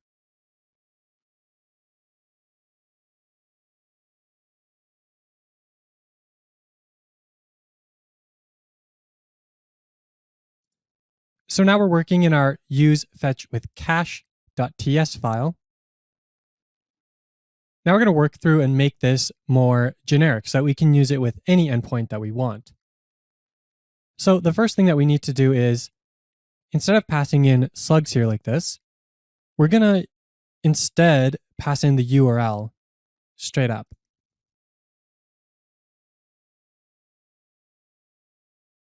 And we'll specify that that is still a string.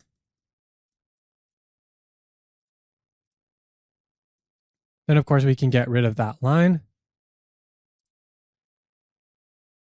And now we're going to rename this lesson here. And we're just going to call it cached, because that's a bit more generic term here. Say cache.value,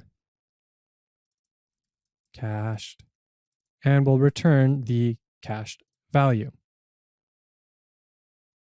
We'll update our status message to be a bit more generic as well.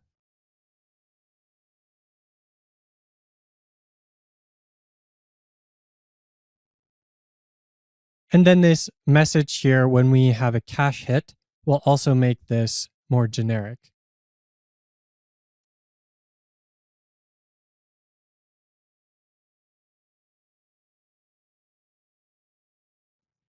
So now we have a pretty generic composable that we can use with any URL, and it will automatically give us this session storage cache layer. But one issue that we have is that we're still using this lesson with path type. Luckily, TypeScript gives us a way to create more reusable functions using generic types. You can think of these sort of like arguments for types. And so that's exactly what these arguments are doing here, or these angle brackets are doing here.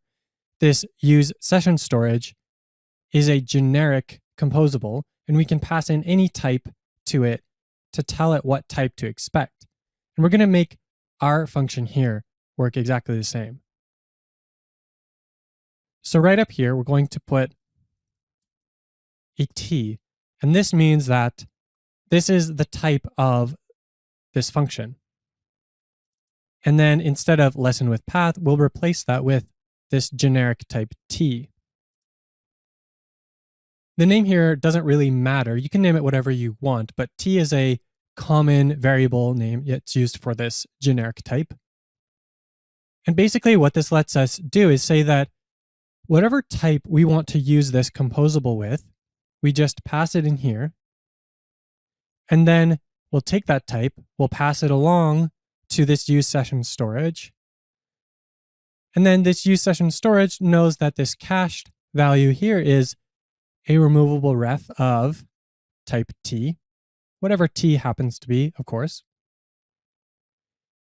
And our entire function continues on in this way, that use fetch of type t.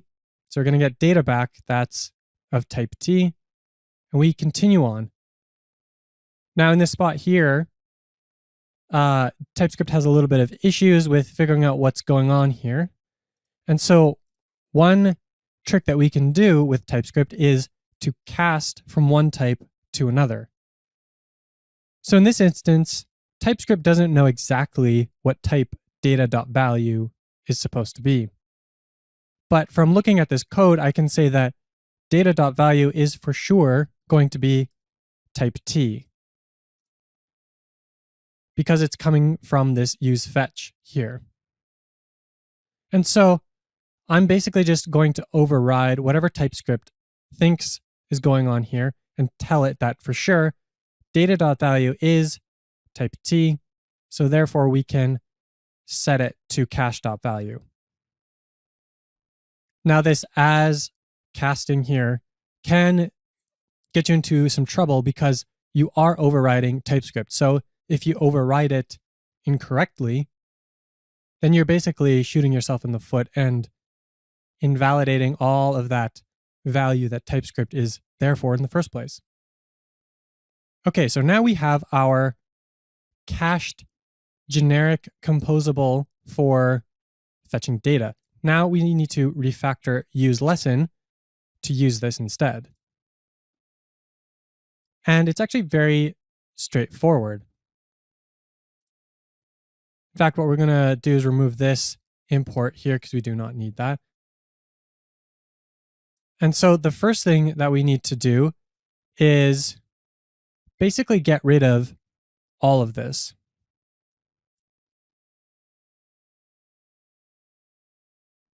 We do need to create our own URL here to pass in.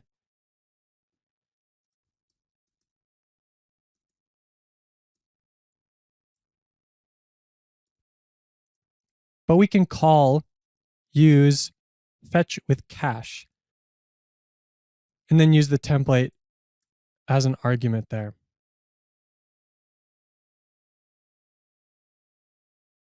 Now, this is where the generics come in again. Because we have not provided the lesson with path type, TypeScript does not know what this value is, and we get this unknown here. So just like we did with the use session storage method, where we passed in this type t, we're going to do the same thing here. We can pass in the type lesson with path. And now we're able to infer that this fetch here will pass in a lesson with path, and what we're going to get back is a promise that contains a removable ref of type lesson with path. We can also get rid of that import that we don't need. And we're good to go. Now that we have this use fetch with cache composable, we can now use it to fetch data from our course meta endpoint, which we'll do in the next lesson. In this lesson, we're going to take our use course composable that we have been working with throughout this course, and we will refactor it to use the use fetch with cache composable that we just created. We'll also have to refactor a bunch of little things throughout our app so that we can use these new endpoints correctly with the rest of our application. So to get started, we're going to move into our use course file. And we have a lot of stuff going on here because we're taking this course data and then mapping it and adding different path to it, adding types to it. But now that we're having an endpoint that does this for us, we can get rid of most of this. In fact, this use course composable becomes this very simple line here.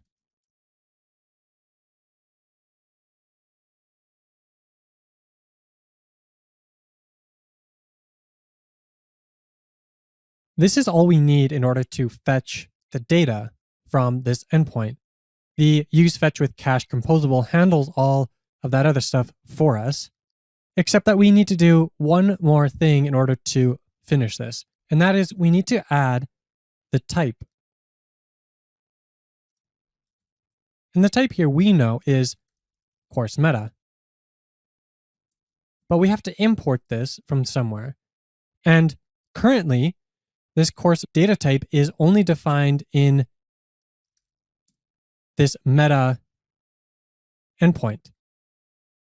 So what we need to do is pull out these types and move them into our type file that we have created. So we'll grab these and open up our course types file. And then we'll add them in at the bottom here. And then these last ones here, we need to export as well so that we can use them in other parts of the application. Now that we've moved these types out of the endpoint, we now need to import them back in.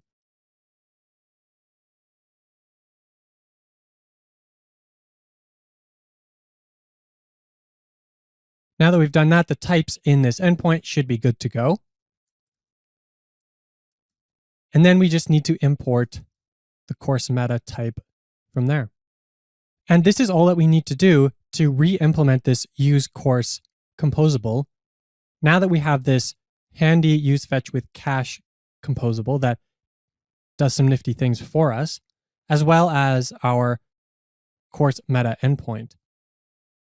The next step is to refactor the rest of our application in order to use these two new endpoints correctly. So we're getting data, but we're getting data in a slightly different way than we were before. So that requires us to make a couple little changes throughout the app. First, we'll go with the use first lesson. And one thing that we need to do is that use course is no longer a synchronous composable. It returns a promise. And so we need to make sure that we await on this. So we'll add this async keyword to the function so that we can add in this await keyword. And then we are getting a ref back now. So we can't destructure immediately off of that. Or at least I prefer to not do that. And now we add in course.value.chapters.lessons, and this works as it should. Now that we've changed the interface of this use first lesson composable, we'll need to update every instance that we use this composable as well. So we'll first go into our course page here where we use the use course composable. And again, we'll add in the await keyword. We'll change this to course. And then where we use chapters and title, we have to update. So we'll put in course.title here. And then course.chapters.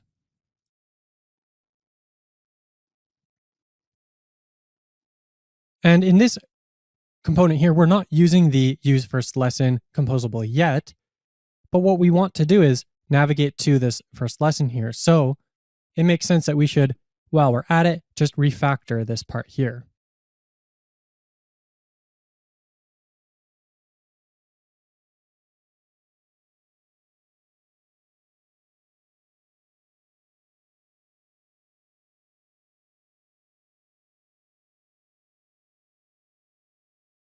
Now we've tidied this up nicely. And one thing that's interesting that you'll note is that, yes, we are calling use course in here, and then use first lesson immediately will call use course itself. But because of the caching that we've added in, and the caching that use async data provides, we won't ever make multiple calls one after the other to an endpoint. So that's it for the course page. Let's move on to the lesson page.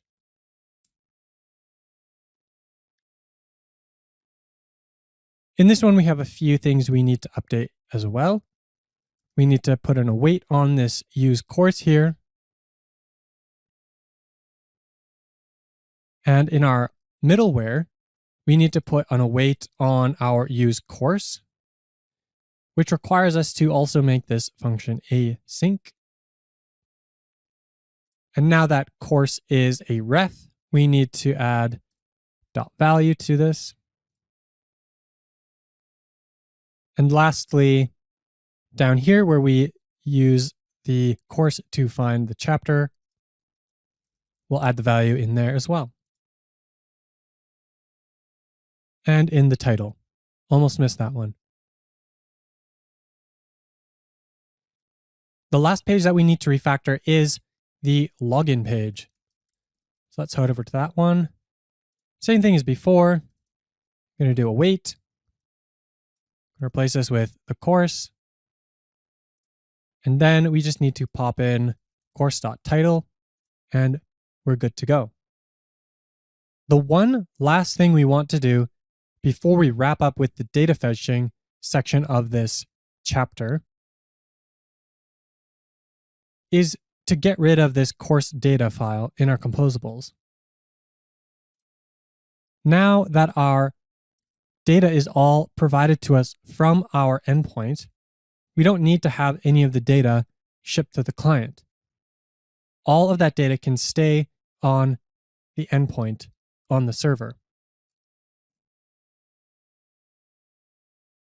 Okay, so we're going to restart the dev server to make sure we've got the latest code changes. And because we've got caching based on our session, we'll create a new session. And as we click around, things are appearing to work as they should. We can log out. It says log in to TypeScript with Vue.js 3, which is the title of the course. So that's great. And something looks like it broke here. Why is this link not clickable? I forgot to update the index page here. Okay. So once we do that, then we refresh this, and now this is actually a clickable link. And there we go. We have now refactored our app so that it works correctly with all the endpoints that we created, those 2 endpoints. So now the data is not shipped with our client bundle, but instead lives on the endpoint. And all of the data that we're accessing, we access through these API endpoints.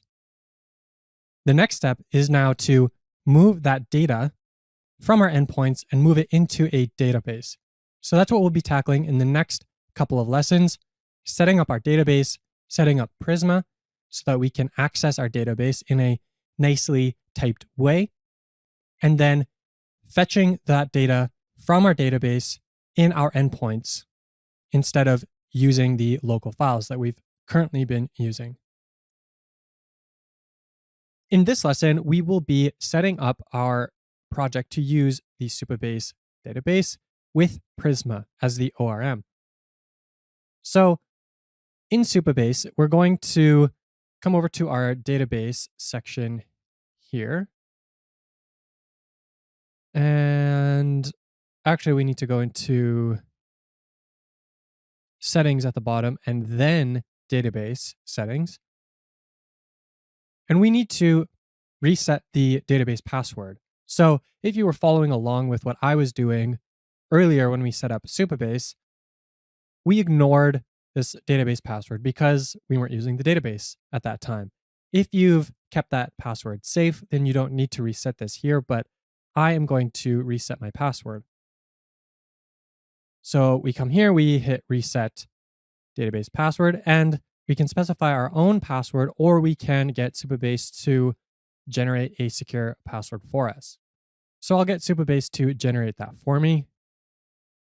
Then I'm going to copy that and just keep it somewhere safe. So for now, I'm just going to paste that into a new file there. And we hit reset and it will reset the password.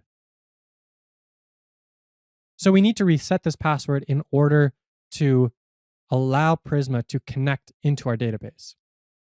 Now that we've got the password, let's take a little look at Prisma. So if you aren't familiar yet with what Prisma is, basically what it lets us do is write one schema that's used in both our client-side app and in our database.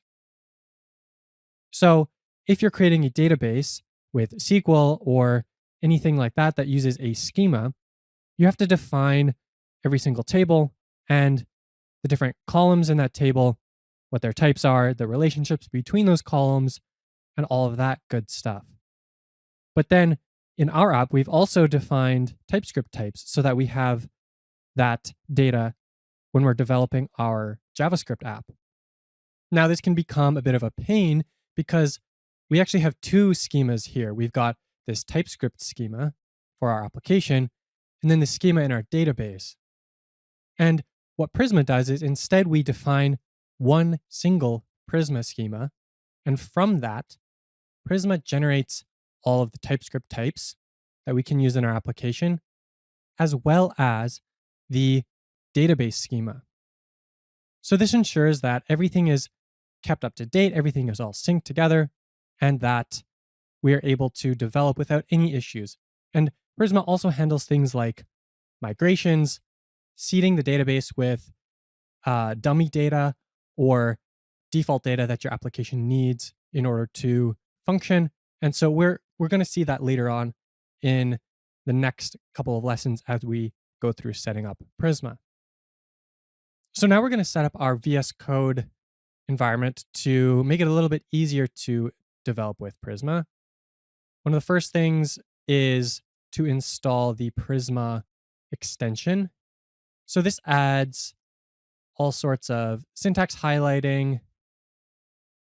It adds linting. It does code completion, formatting, very intelligently does formatting, which is very nice. It will autocomplete things to make sure that you're not missing different parts and that your syntax is correct. And so this is actually a very helpful extension. So install that. We're also going to update our workspace settings so that we can use the Prisma formatter that's built in so that we can get all of this formatting. So if we come down here to the formatter section, it tells us how to update this in our VS Code settings. But one interesting thing that we can do is instead of saving this to our user settings, we can save this to the workspace settings so that these settings live in our project. And this is really cool because it lets us work with other people more easily, especially if we are doing formatting like this. We don't want one person to format the code in one way and then have it be reformatted in a completely different way when we use it.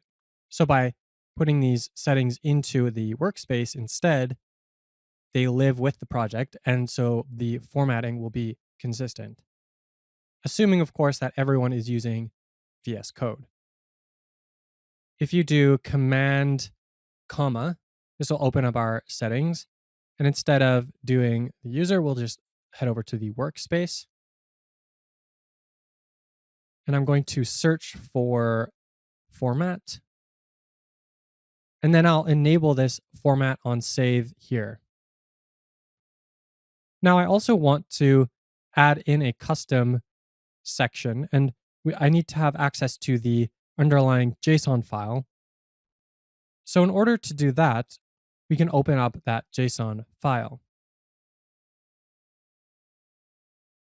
So now that we've edited this option here, you'll see that VS Code added this VS Code folder. And inside of that is a settings.json. This JSON has the format on save option. So this will ensure that when we save a file, it will automatically format it. Then we'll need to add another option. And what this one is telling VS Code is that for Prisma files, we're going to set the default formatter to the Prisma formatter. So now when we edit our Prisma schema, it will use the Prisma formatter to tidy everything up for us nicely. So now we're going to set up our database URL environment variable. And this is where we will use that password that we saved just a moment ago. So in order to get that database URL, we'll have to go over to our Supabase settings here. And when we scroll down, we see that we get the connection string here with a bunch of different options depending on how we're connecting to it. But you'll also see that below that is this connection pooling section here. And what connection pooling does is instead of creating a new database connection for every single request that comes in, it will instead create one request or one connection and then reuse that connection over and over and over again. And as your application scales up, you can add more and more connections to that pool. And so this reduces the load on your database and generally improves the speed and performance of your application. Now, for our purposes, we don't really need this, except that we're deploying to Netlify. And Netlify uses Lambda functions, which are serverless. And so with serverless functions, they are spun up and spun down for every single request, which by default would create a new database connection for every single request that comes in, which is not what we want. So we need to use this connection pooling setting in order to force Netlify to reuse that same database connection over and over again. So we'll come down here and we'll copy this string and we'll paste that underneath in here. And right where it says your password, we're going to copy this password into that. But then we also need to append this query string at the end. So this query string tells Supabase that we're going to use PG Bouncer for the connection pooling. And we're going to limit it to a connection of 1. There is more information on how to use Prisma with Supabase. So they have written docs specifically for this. And so if you want to do a little bit more reading on how this works and how we've set this up here, you can go to that. We'll include the link in the description of this lesson. So now we have this URL. We need to add this to our environment. But the key thing here to remember is that we only need this for Netlify when we've deployed. When we're developing locally, we don't need this connection pooling. And in fact, when we try and do migrations and get Prisma to update and work with our database, it actually breaks that functionality. So we want connection pooling when we're deployed on Netlify, but we don't want connection pooling when developing locally. So to do this, we'll go over to Netlify. And now that we're in Netlify, let's go to our site settings and we'll come down to the environment variables section. So what we want to do is, let me first delete this out. So we have our Supabase key and Supabase URL that we have added in previously. But what we can do is add from the UI here instead of the command line interface. We need to give this the name database URL so that Prisma can pick it up properly. And what Netlify lets us do is specify what values are used in what scopes. So if we're developing locally, we can have one value for that environment variable. And then once we've deployed, we can have a different value. So that's exactly what we're going to do here. For production, we're going to paste in this value here that includes our password and the connection pooling string. But then for local development, we need to come over to our database settings here, and we'll just grab this URI here without the connection pooling. We'll need to make sure to copy our password into this one as well. So it is a slightly different URL if you look at it. We're using a different port for the connection pooling versus no connection pooling. And so we want to make sure that we're using the correct one in the correct spot. So we'll paste that into the local development here.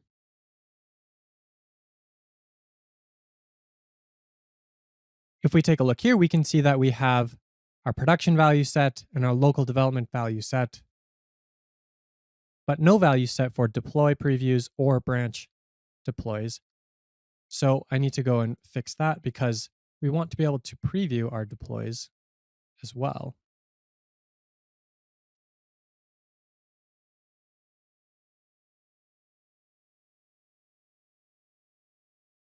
There we go. Now it shows that we have a value in all 4 of these places. We've got 2 different values in 4 deploy contexts. So we're good to go.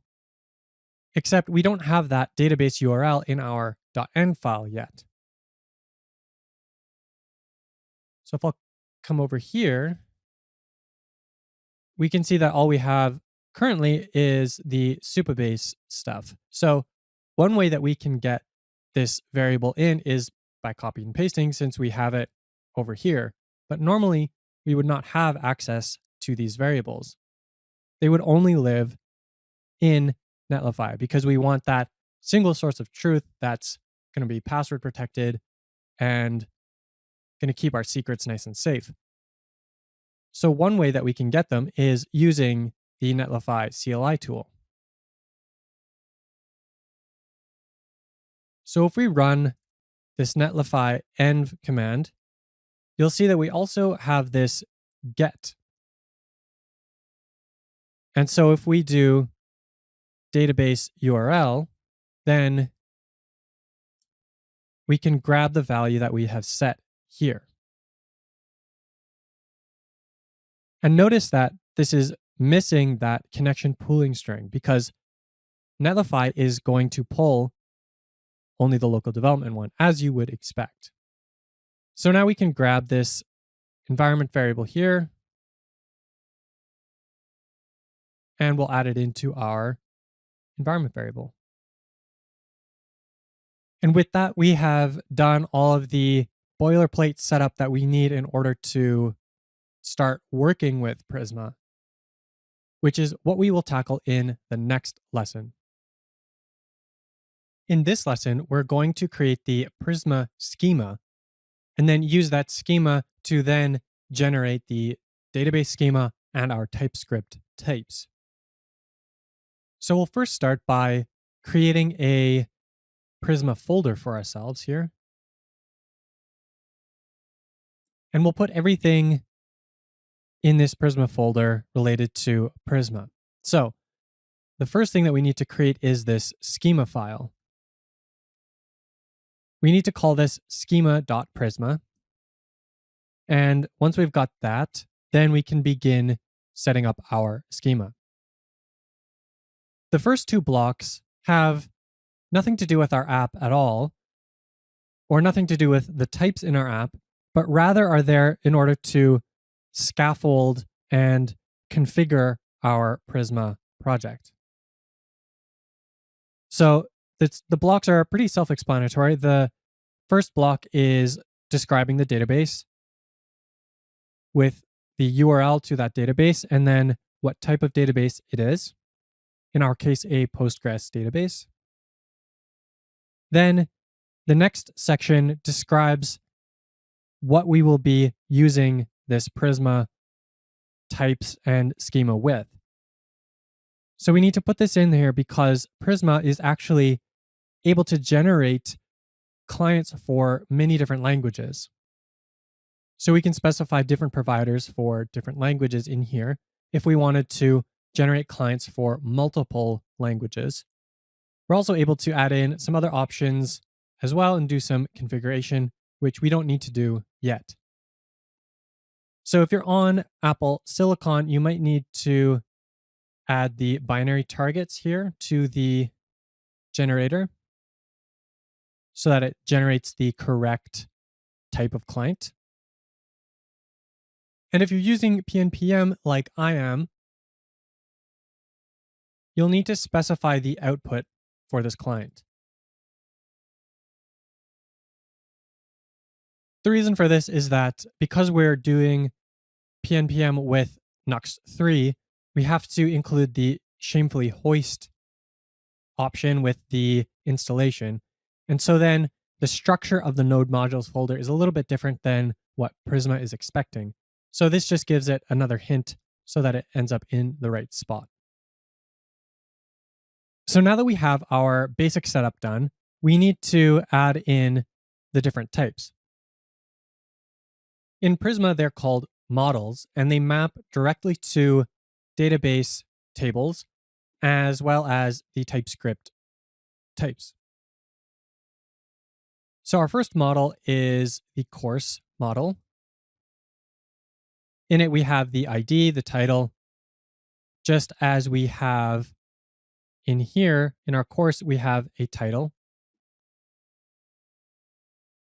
And so we're adding in this ID so that we can reference this course uniquely. We'll also add in the created at and updated at field. These are really useful because we can easily see when this object was created in the database and the last time it was updated.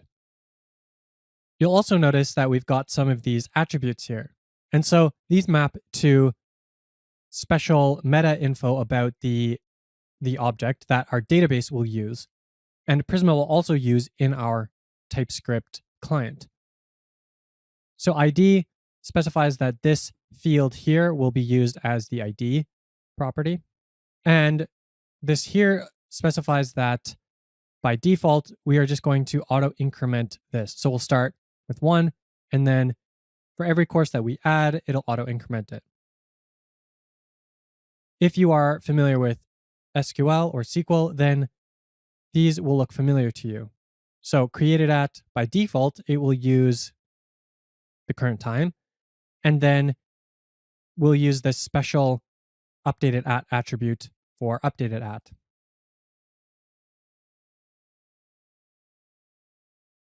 Our chapter model is very similar. We've got the ID, we've got created at and updated at, as well as the different fields in our model. And lastly, we'll add in our lesson. Now this one has a few more fields, but the format is the same as the other ones. The only interesting thing to note here is that this string here is optional. So we have this question mark, just like we would see in TypeScript. That question mark lets us denote that this field is optional. So if we come back to our course file here where we define the different types, you can see that this maps pretty closely to what we have got here. The only difference is that with our course, we have chapters, which includes the chapter type. We have lessons, which includes the lesson type. And so what we need to do next is to define the relationships between these different models. So in our SQL database, we would be able to define relationships using foreign keys that reference the ID of other tables in the database. In Prisma, these are called relations, and we can define them by using these attributes. The only difference here in Prisma is that we need to define that attribute on both models, whereas in a database, depending on what the relationship is between the two tables, you may only need to define it in one table. So if we wanted to add the lesson relation to our chapter, we could add this lessons here. At first it gives us an error, but then when we save it, it will actually auto update. And we didn't see this because it was scrolled below out of view here, but it adds in this chapter and chapter ID field. And so what this is saying is that every lesson has a chapter, and we'll include the chapter ID in the lesson table. Now, up till now, we've been sort of thinking about it as each course has a bunch of chapters and each chapter has a bunch of lessons. But saying that a lesson belongs to a chapter is the opposite way or inverse way of saying that a chapter has many lessons. And so that's exactly what this database is doing, in that each lesson has a field on it that specifies which chapter it belongs to. In our database, there is no field for this lessons here. In addition, this chapter object here does not exist in our database. This is just a Prisma thing. So this lessons here is just for Prisma, and this chapter object here is also just for Prisma. And this relation attribute, what it's doing here is saying that this chapter ID field here references the ID on our chapter, so that we know that this chapter here is actually linked to this ID. And so in that way, in our database, every single lesson object will include a chapter ID that links to a specific chapter that it is a part of. And then when Prisma fetches that data, it can tell which chapter each lesson is a part of. And it can also do some really nice things for us that instead of requiring us to figure out and put this data together, when we grab a lesson object, we'll also be able to grab the chapter object. And so that's why this is here. This is only a Prisma thing, but it's there because it makes our lives a little bit easier. So although it auto-completed it for us, it's actually a little incorrect because these relations are not optional. So we'll remove those question marks, and now that's correct. And we have only one other relationship that we need to add in, and that is from the course to the chapter. So each chapter contains a bunch of lessons, and each course contains a bunch of chapters. And again, when we save, it auto formats this and adds in this relation here, but it is not optional, so we'll just clean that up. And now our schema is complete. If you want to learn more about schema in Prisma, I highly encourage you to go to their docs. They have a very in-depth and well-written documentation that explains a lot of what's going on and how it relates to TypeScript as well as the underlying database schema. It's also useful to read up on SQL and database schemas in general if you want a deeper understanding here. But since this course is about Nuxt, we won't go into that any more than this lesson. So in our next lesson, we'll be taking this model and initializing our database and then seeding it with the course data that we need in order to use our application. In this lesson, we will be finishing up our setup of the database with Prisma. So we're going to be doing two things.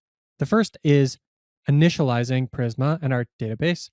And then the second is adding in our seed. And so this seed data will be the course data so that we can actually use our application and we don't have this empty database that's completely useless. So first we're going to install Prisma. Do that with pnpm add-g Prisma, which will install the CLI tool. We'll also want to install the Prisma client itself.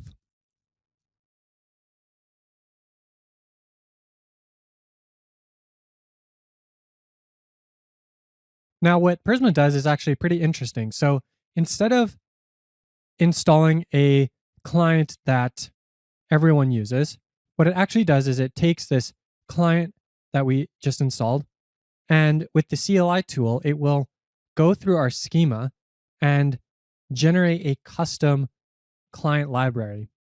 And this library includes all the different types that we have so that it's developed specifically for our application. So if I run Prisma generate,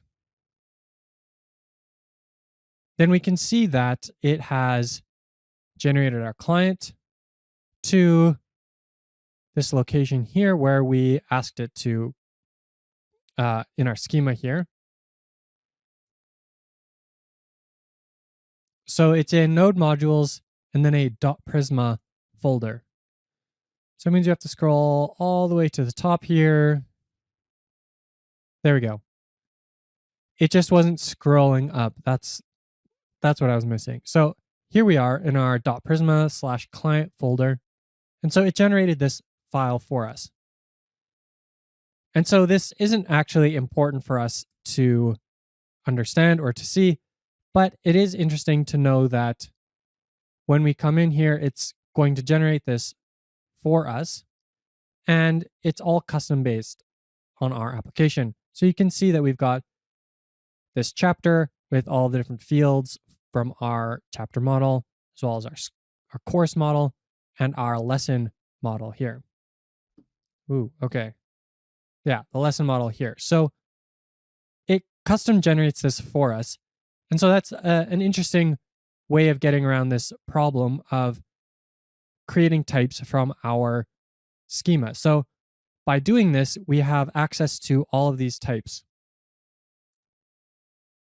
But what this also means is that every time we change this schema, we need to rerun that Prisma generate so we can generate a new client for us to use.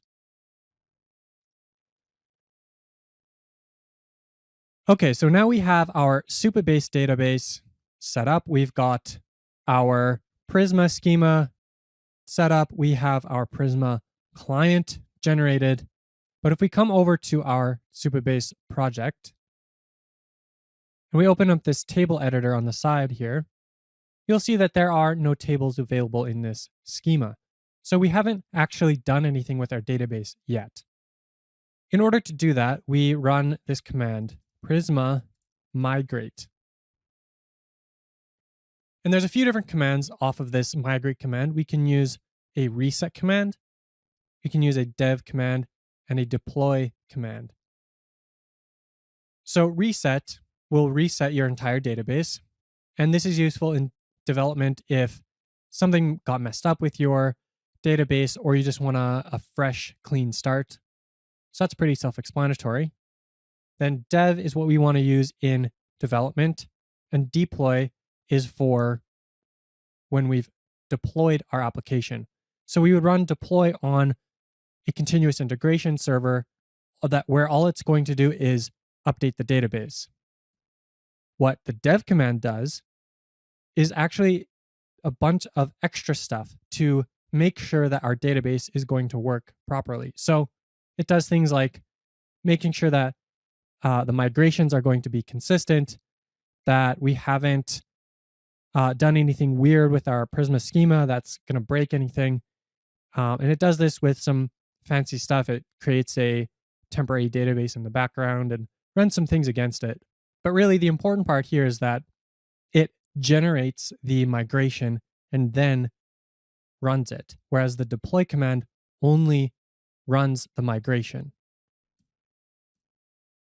So if I run this command, we'll see it generate that migration. So we have to enter a new name for this. We'll just put init because it's the first one.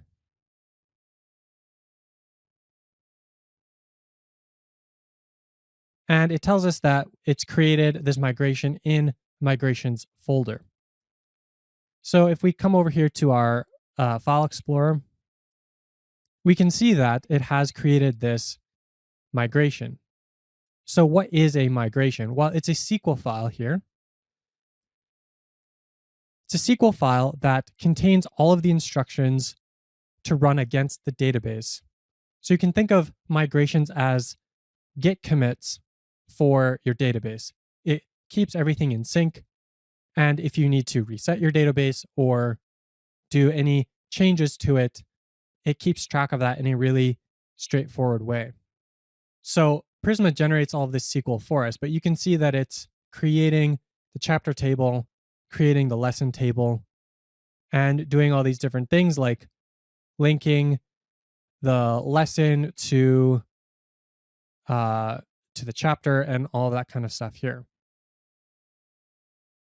And so this is important because the migrate dev command will create this migration.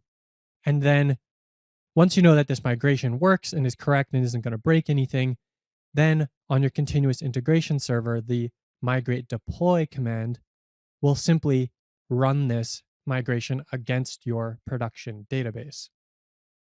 Okay, so we've run that. And so if we come over to Supabase now and we refresh, we should see our tables in here.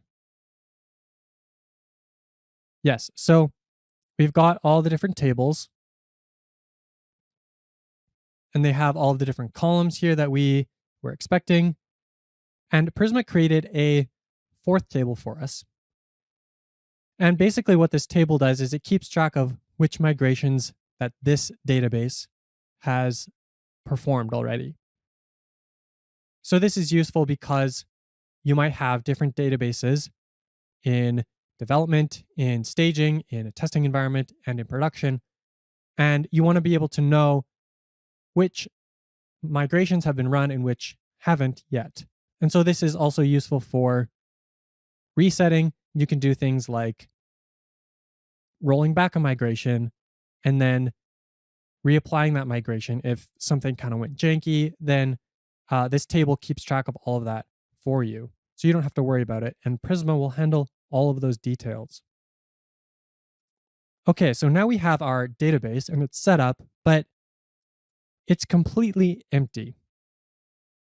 Obviously, this is not helpful to us because we need data in our database if we're going to use it at all. And in our case, we need all of that course data in the database. In other applications, you might have default data in the same way, or you might just want to have some dummy data in this database for development purposes so that when you spin up a new dev environment, you have some data to work with so you can start playing around with the application and developing it. Prisma makes this really easy, and it has a seed feature built into it. So basically, we need to add this field here to our package.json, and then we create a script that will then be run by Prisma. And this script will use the Prisma client to add data to the database. Then Prisma will automatically run this seed function or this seed script whenever we reset the database or initialize it or anything where we might need that seed data. So we're going to create our seed file in the Prisma folder. So we'll call it seed.js. And this basic function here, what we're doing is we're going to call this seed function, which is an asynchronous function. We're going to wrap this in a disconnect so that once this is done, or if it errors, we're going to disconnect from Prisma.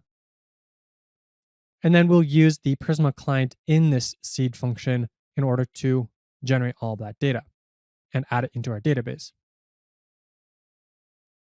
In order to generate data, you can use a library like Faker.js here, which gives you a whole ton of different objects that you can randomly generate addresses or images or different kinds of animals. You can randomly populate colors, all sorts of things. Basically, anything you can imagine is in here. And this is great for dummy data in tests or to just get something to use in your application so you can, start working with it. In our case, though, we actually have something a lot easier, and that is this course data.json that we actually have been using so far.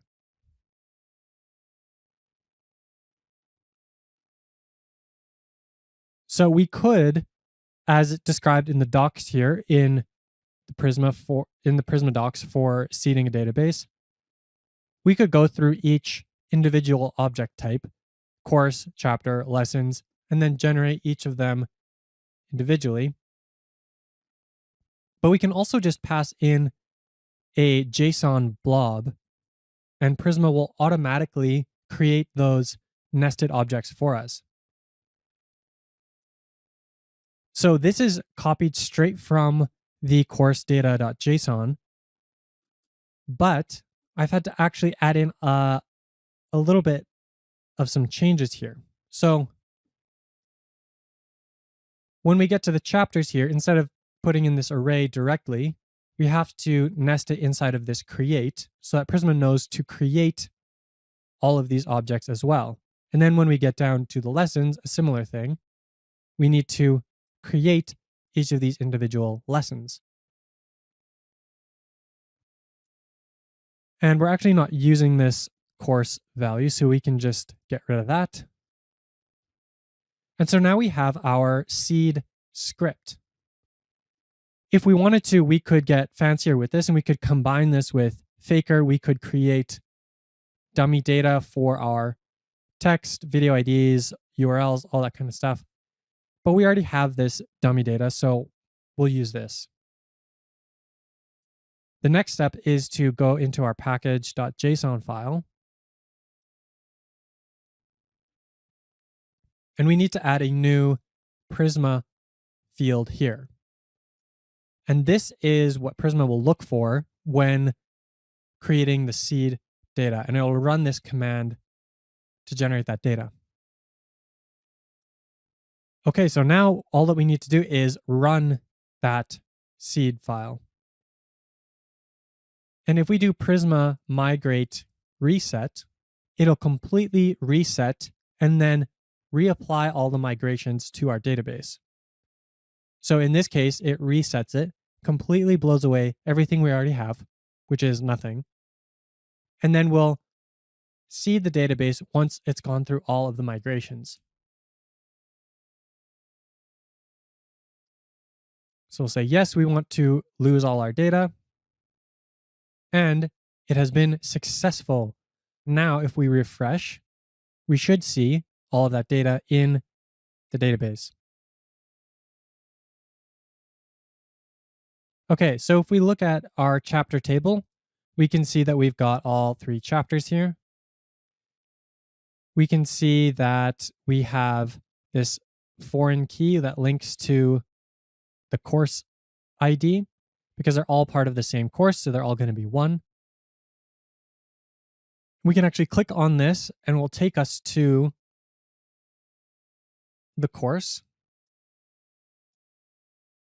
which is TypeScript with Vue. So if we look at this course table, we can see that we only have 1 entry in here because we only have 1 course, but we can add more if we needed to. And we could expand this application to have multiple courses. Similarly, we have all of our lessons in here. The IDs are unique, numbered 1 to 11. We've got the titles and the slugs. We've got the number. This is the number within that chapter. And then if we come over here to the chapter ID, we can see that they're linked to the different chapters that they're a part of, chapter 1, chapter 2, and chapter 3. So now we have our data, and in the next lessons, we'll be able to rewrite our endpoints so that instead of fetching the data from a local JSON file, we'll actually be fetching the data from this database. In this lesson, we're going to take a look at how we can get data from Prisma. So we've got our database set up and we have data in the database now. So the next step is to actually query that database and get data back from it. So we're going to refactor our lesson endpoint. And so we'll open that up here.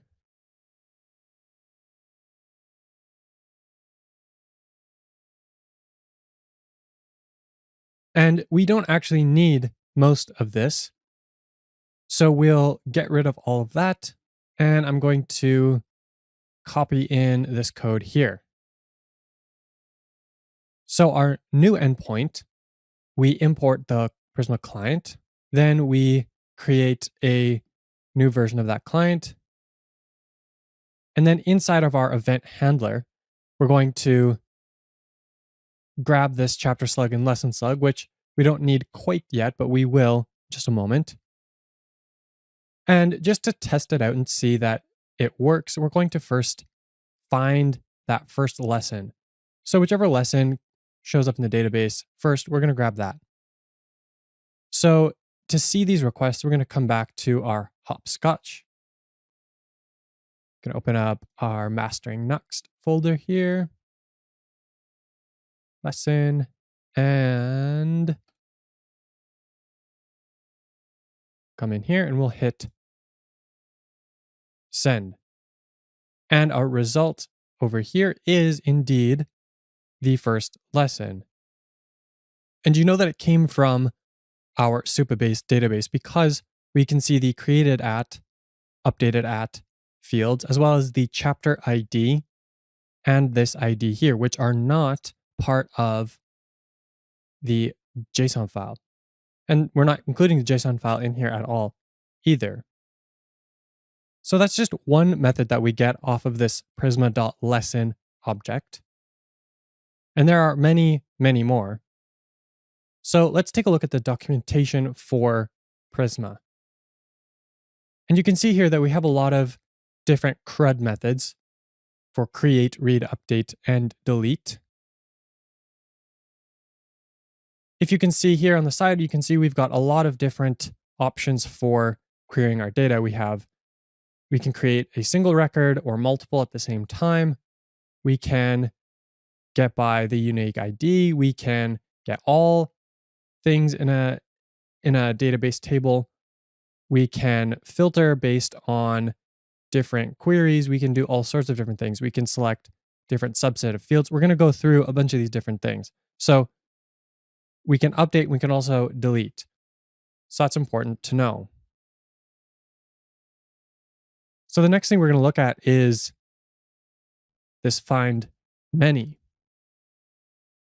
And as you would expect, when we query that, it's just going to return all of the lessons. If we want to be a little bit more specific on which we want, we can use this where clause. And let's say we'll put in chapter slug, chapter slug. If we capitalize that, then that's what we need to get that type to work correctly. So we save that and we'll run this again. And what we get are actually just 3 lessons. And these 3 lessons are all part of this first chapter. So in this way, we're able to filter which lessons we get, which objects we are returned from this endpoint. And if all we need is a certain subset of that data, we can put on this select clause. In this case, we're going to just grab the slug of each lesson. And there we get back a much, much simpler array of data. If we want to have Prisma not just find the lesson, but also include the chapter object, we can include it in the request. So we can include these nested objects.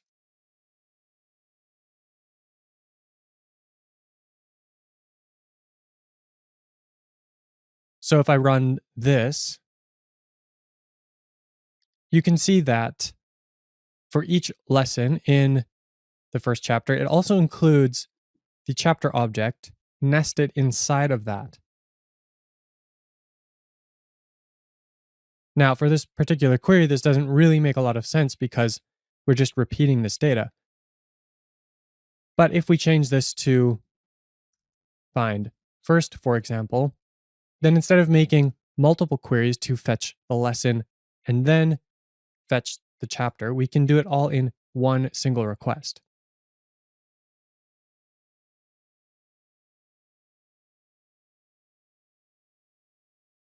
And our queries here can actually become very complex because we can nest these different clauses within each other. So if we want to include,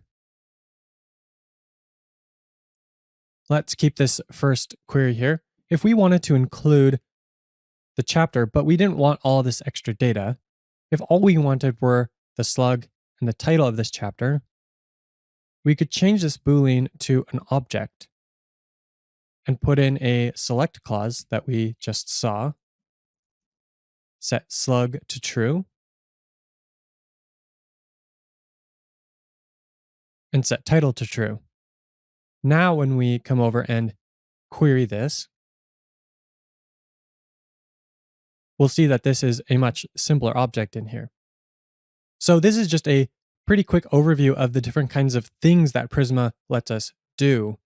It's a pretty simple, straightforward interface on the surface, but it does give you a lot of power and expressivity to sort of change how you want to get your data. So you can nest things, you can do all sorts of stuff here. So it makes it really powerful. And I highly encourage you to check out these docs and see all of the different things that you can do with the Prisma client. In the next lesson, we will be refactoring this lesson endpoint further and finishing it up so that we can return the correct lesson from this endpoint. In this lesson, we're going to finish refactoring this lesson endpoint to fetch the correct lesson from our database. So we've mostly got what we need here for this endpoint, but we don't want to find the first one. We don't want to only look at the chapter slug, and we do not need to include this whole chapter in here. So we're going to get rid of that part. And we're actually going to introduce another field here in the where clause, and that's going to be the slug. So now what this method is doing is finding the first that matches these 2 parameters. The slug of the lesson must match lesson slug, and the slug of the chapter must match chapter slug.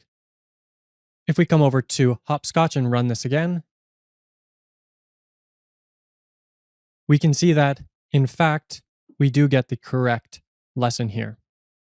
But before we had error handling in this endpoint, and so we want to add that back in to this endpoint now.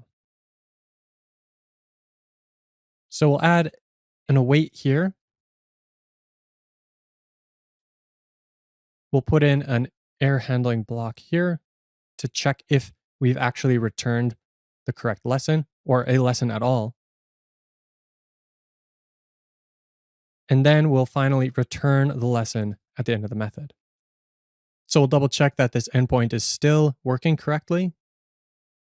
And then we'll go to our chapter not found, where we query for a chapter slug and lesson slug that do not exist. And we return a status code of 404. So that's perfect. But now that we've updated this endpoint, we also need to update the useLesson composable that fetches from this endpoint. We need to update it because this type here is no longer correct. We're getting this lesson back, but it's no longer the same lesson type. Instead, we need to import the lesson type from Prisma.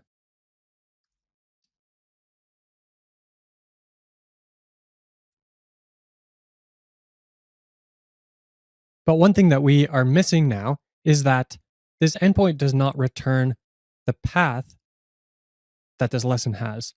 So before we were adding the path on, because we're not saving it in the database, and it is missing from this object. So we need to go and add that on right now. So we'll come back to this lesson slug here, and at the end, we'll add this in.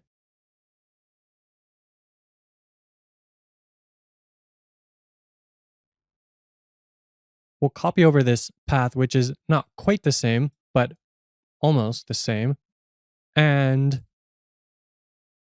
now we're returning the lesson with the path.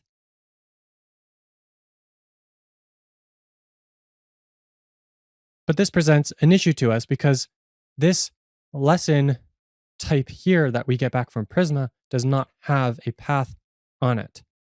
So we're going to go back into our course types file here where we've defined all of these different types.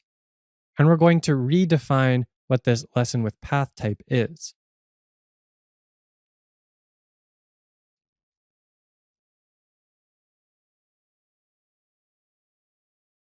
And to redefine it, we're simply going to import the lesson from Prisma and use that as the base instead. Now, if we go back to our useLesson composable, then we'll actually change it back to what we had before. So we've gone a little bit in a roundabout way here, but we now have the correct types because this lesson with path has the correct lesson type from Prisma, which will stay in sync with our Prisma schema and our database schema. And then we add that additional path field on top of it. So if we come back to our app, we'll give it a refresh to make sure that we're using the latest code. And sure enough, everything works as it should. So in this lesson, we finished refactoring our useLesson endpoint to get data from Supabase through the Prisma client. And in the next lesson, we'll do the same for the course meta endpoint.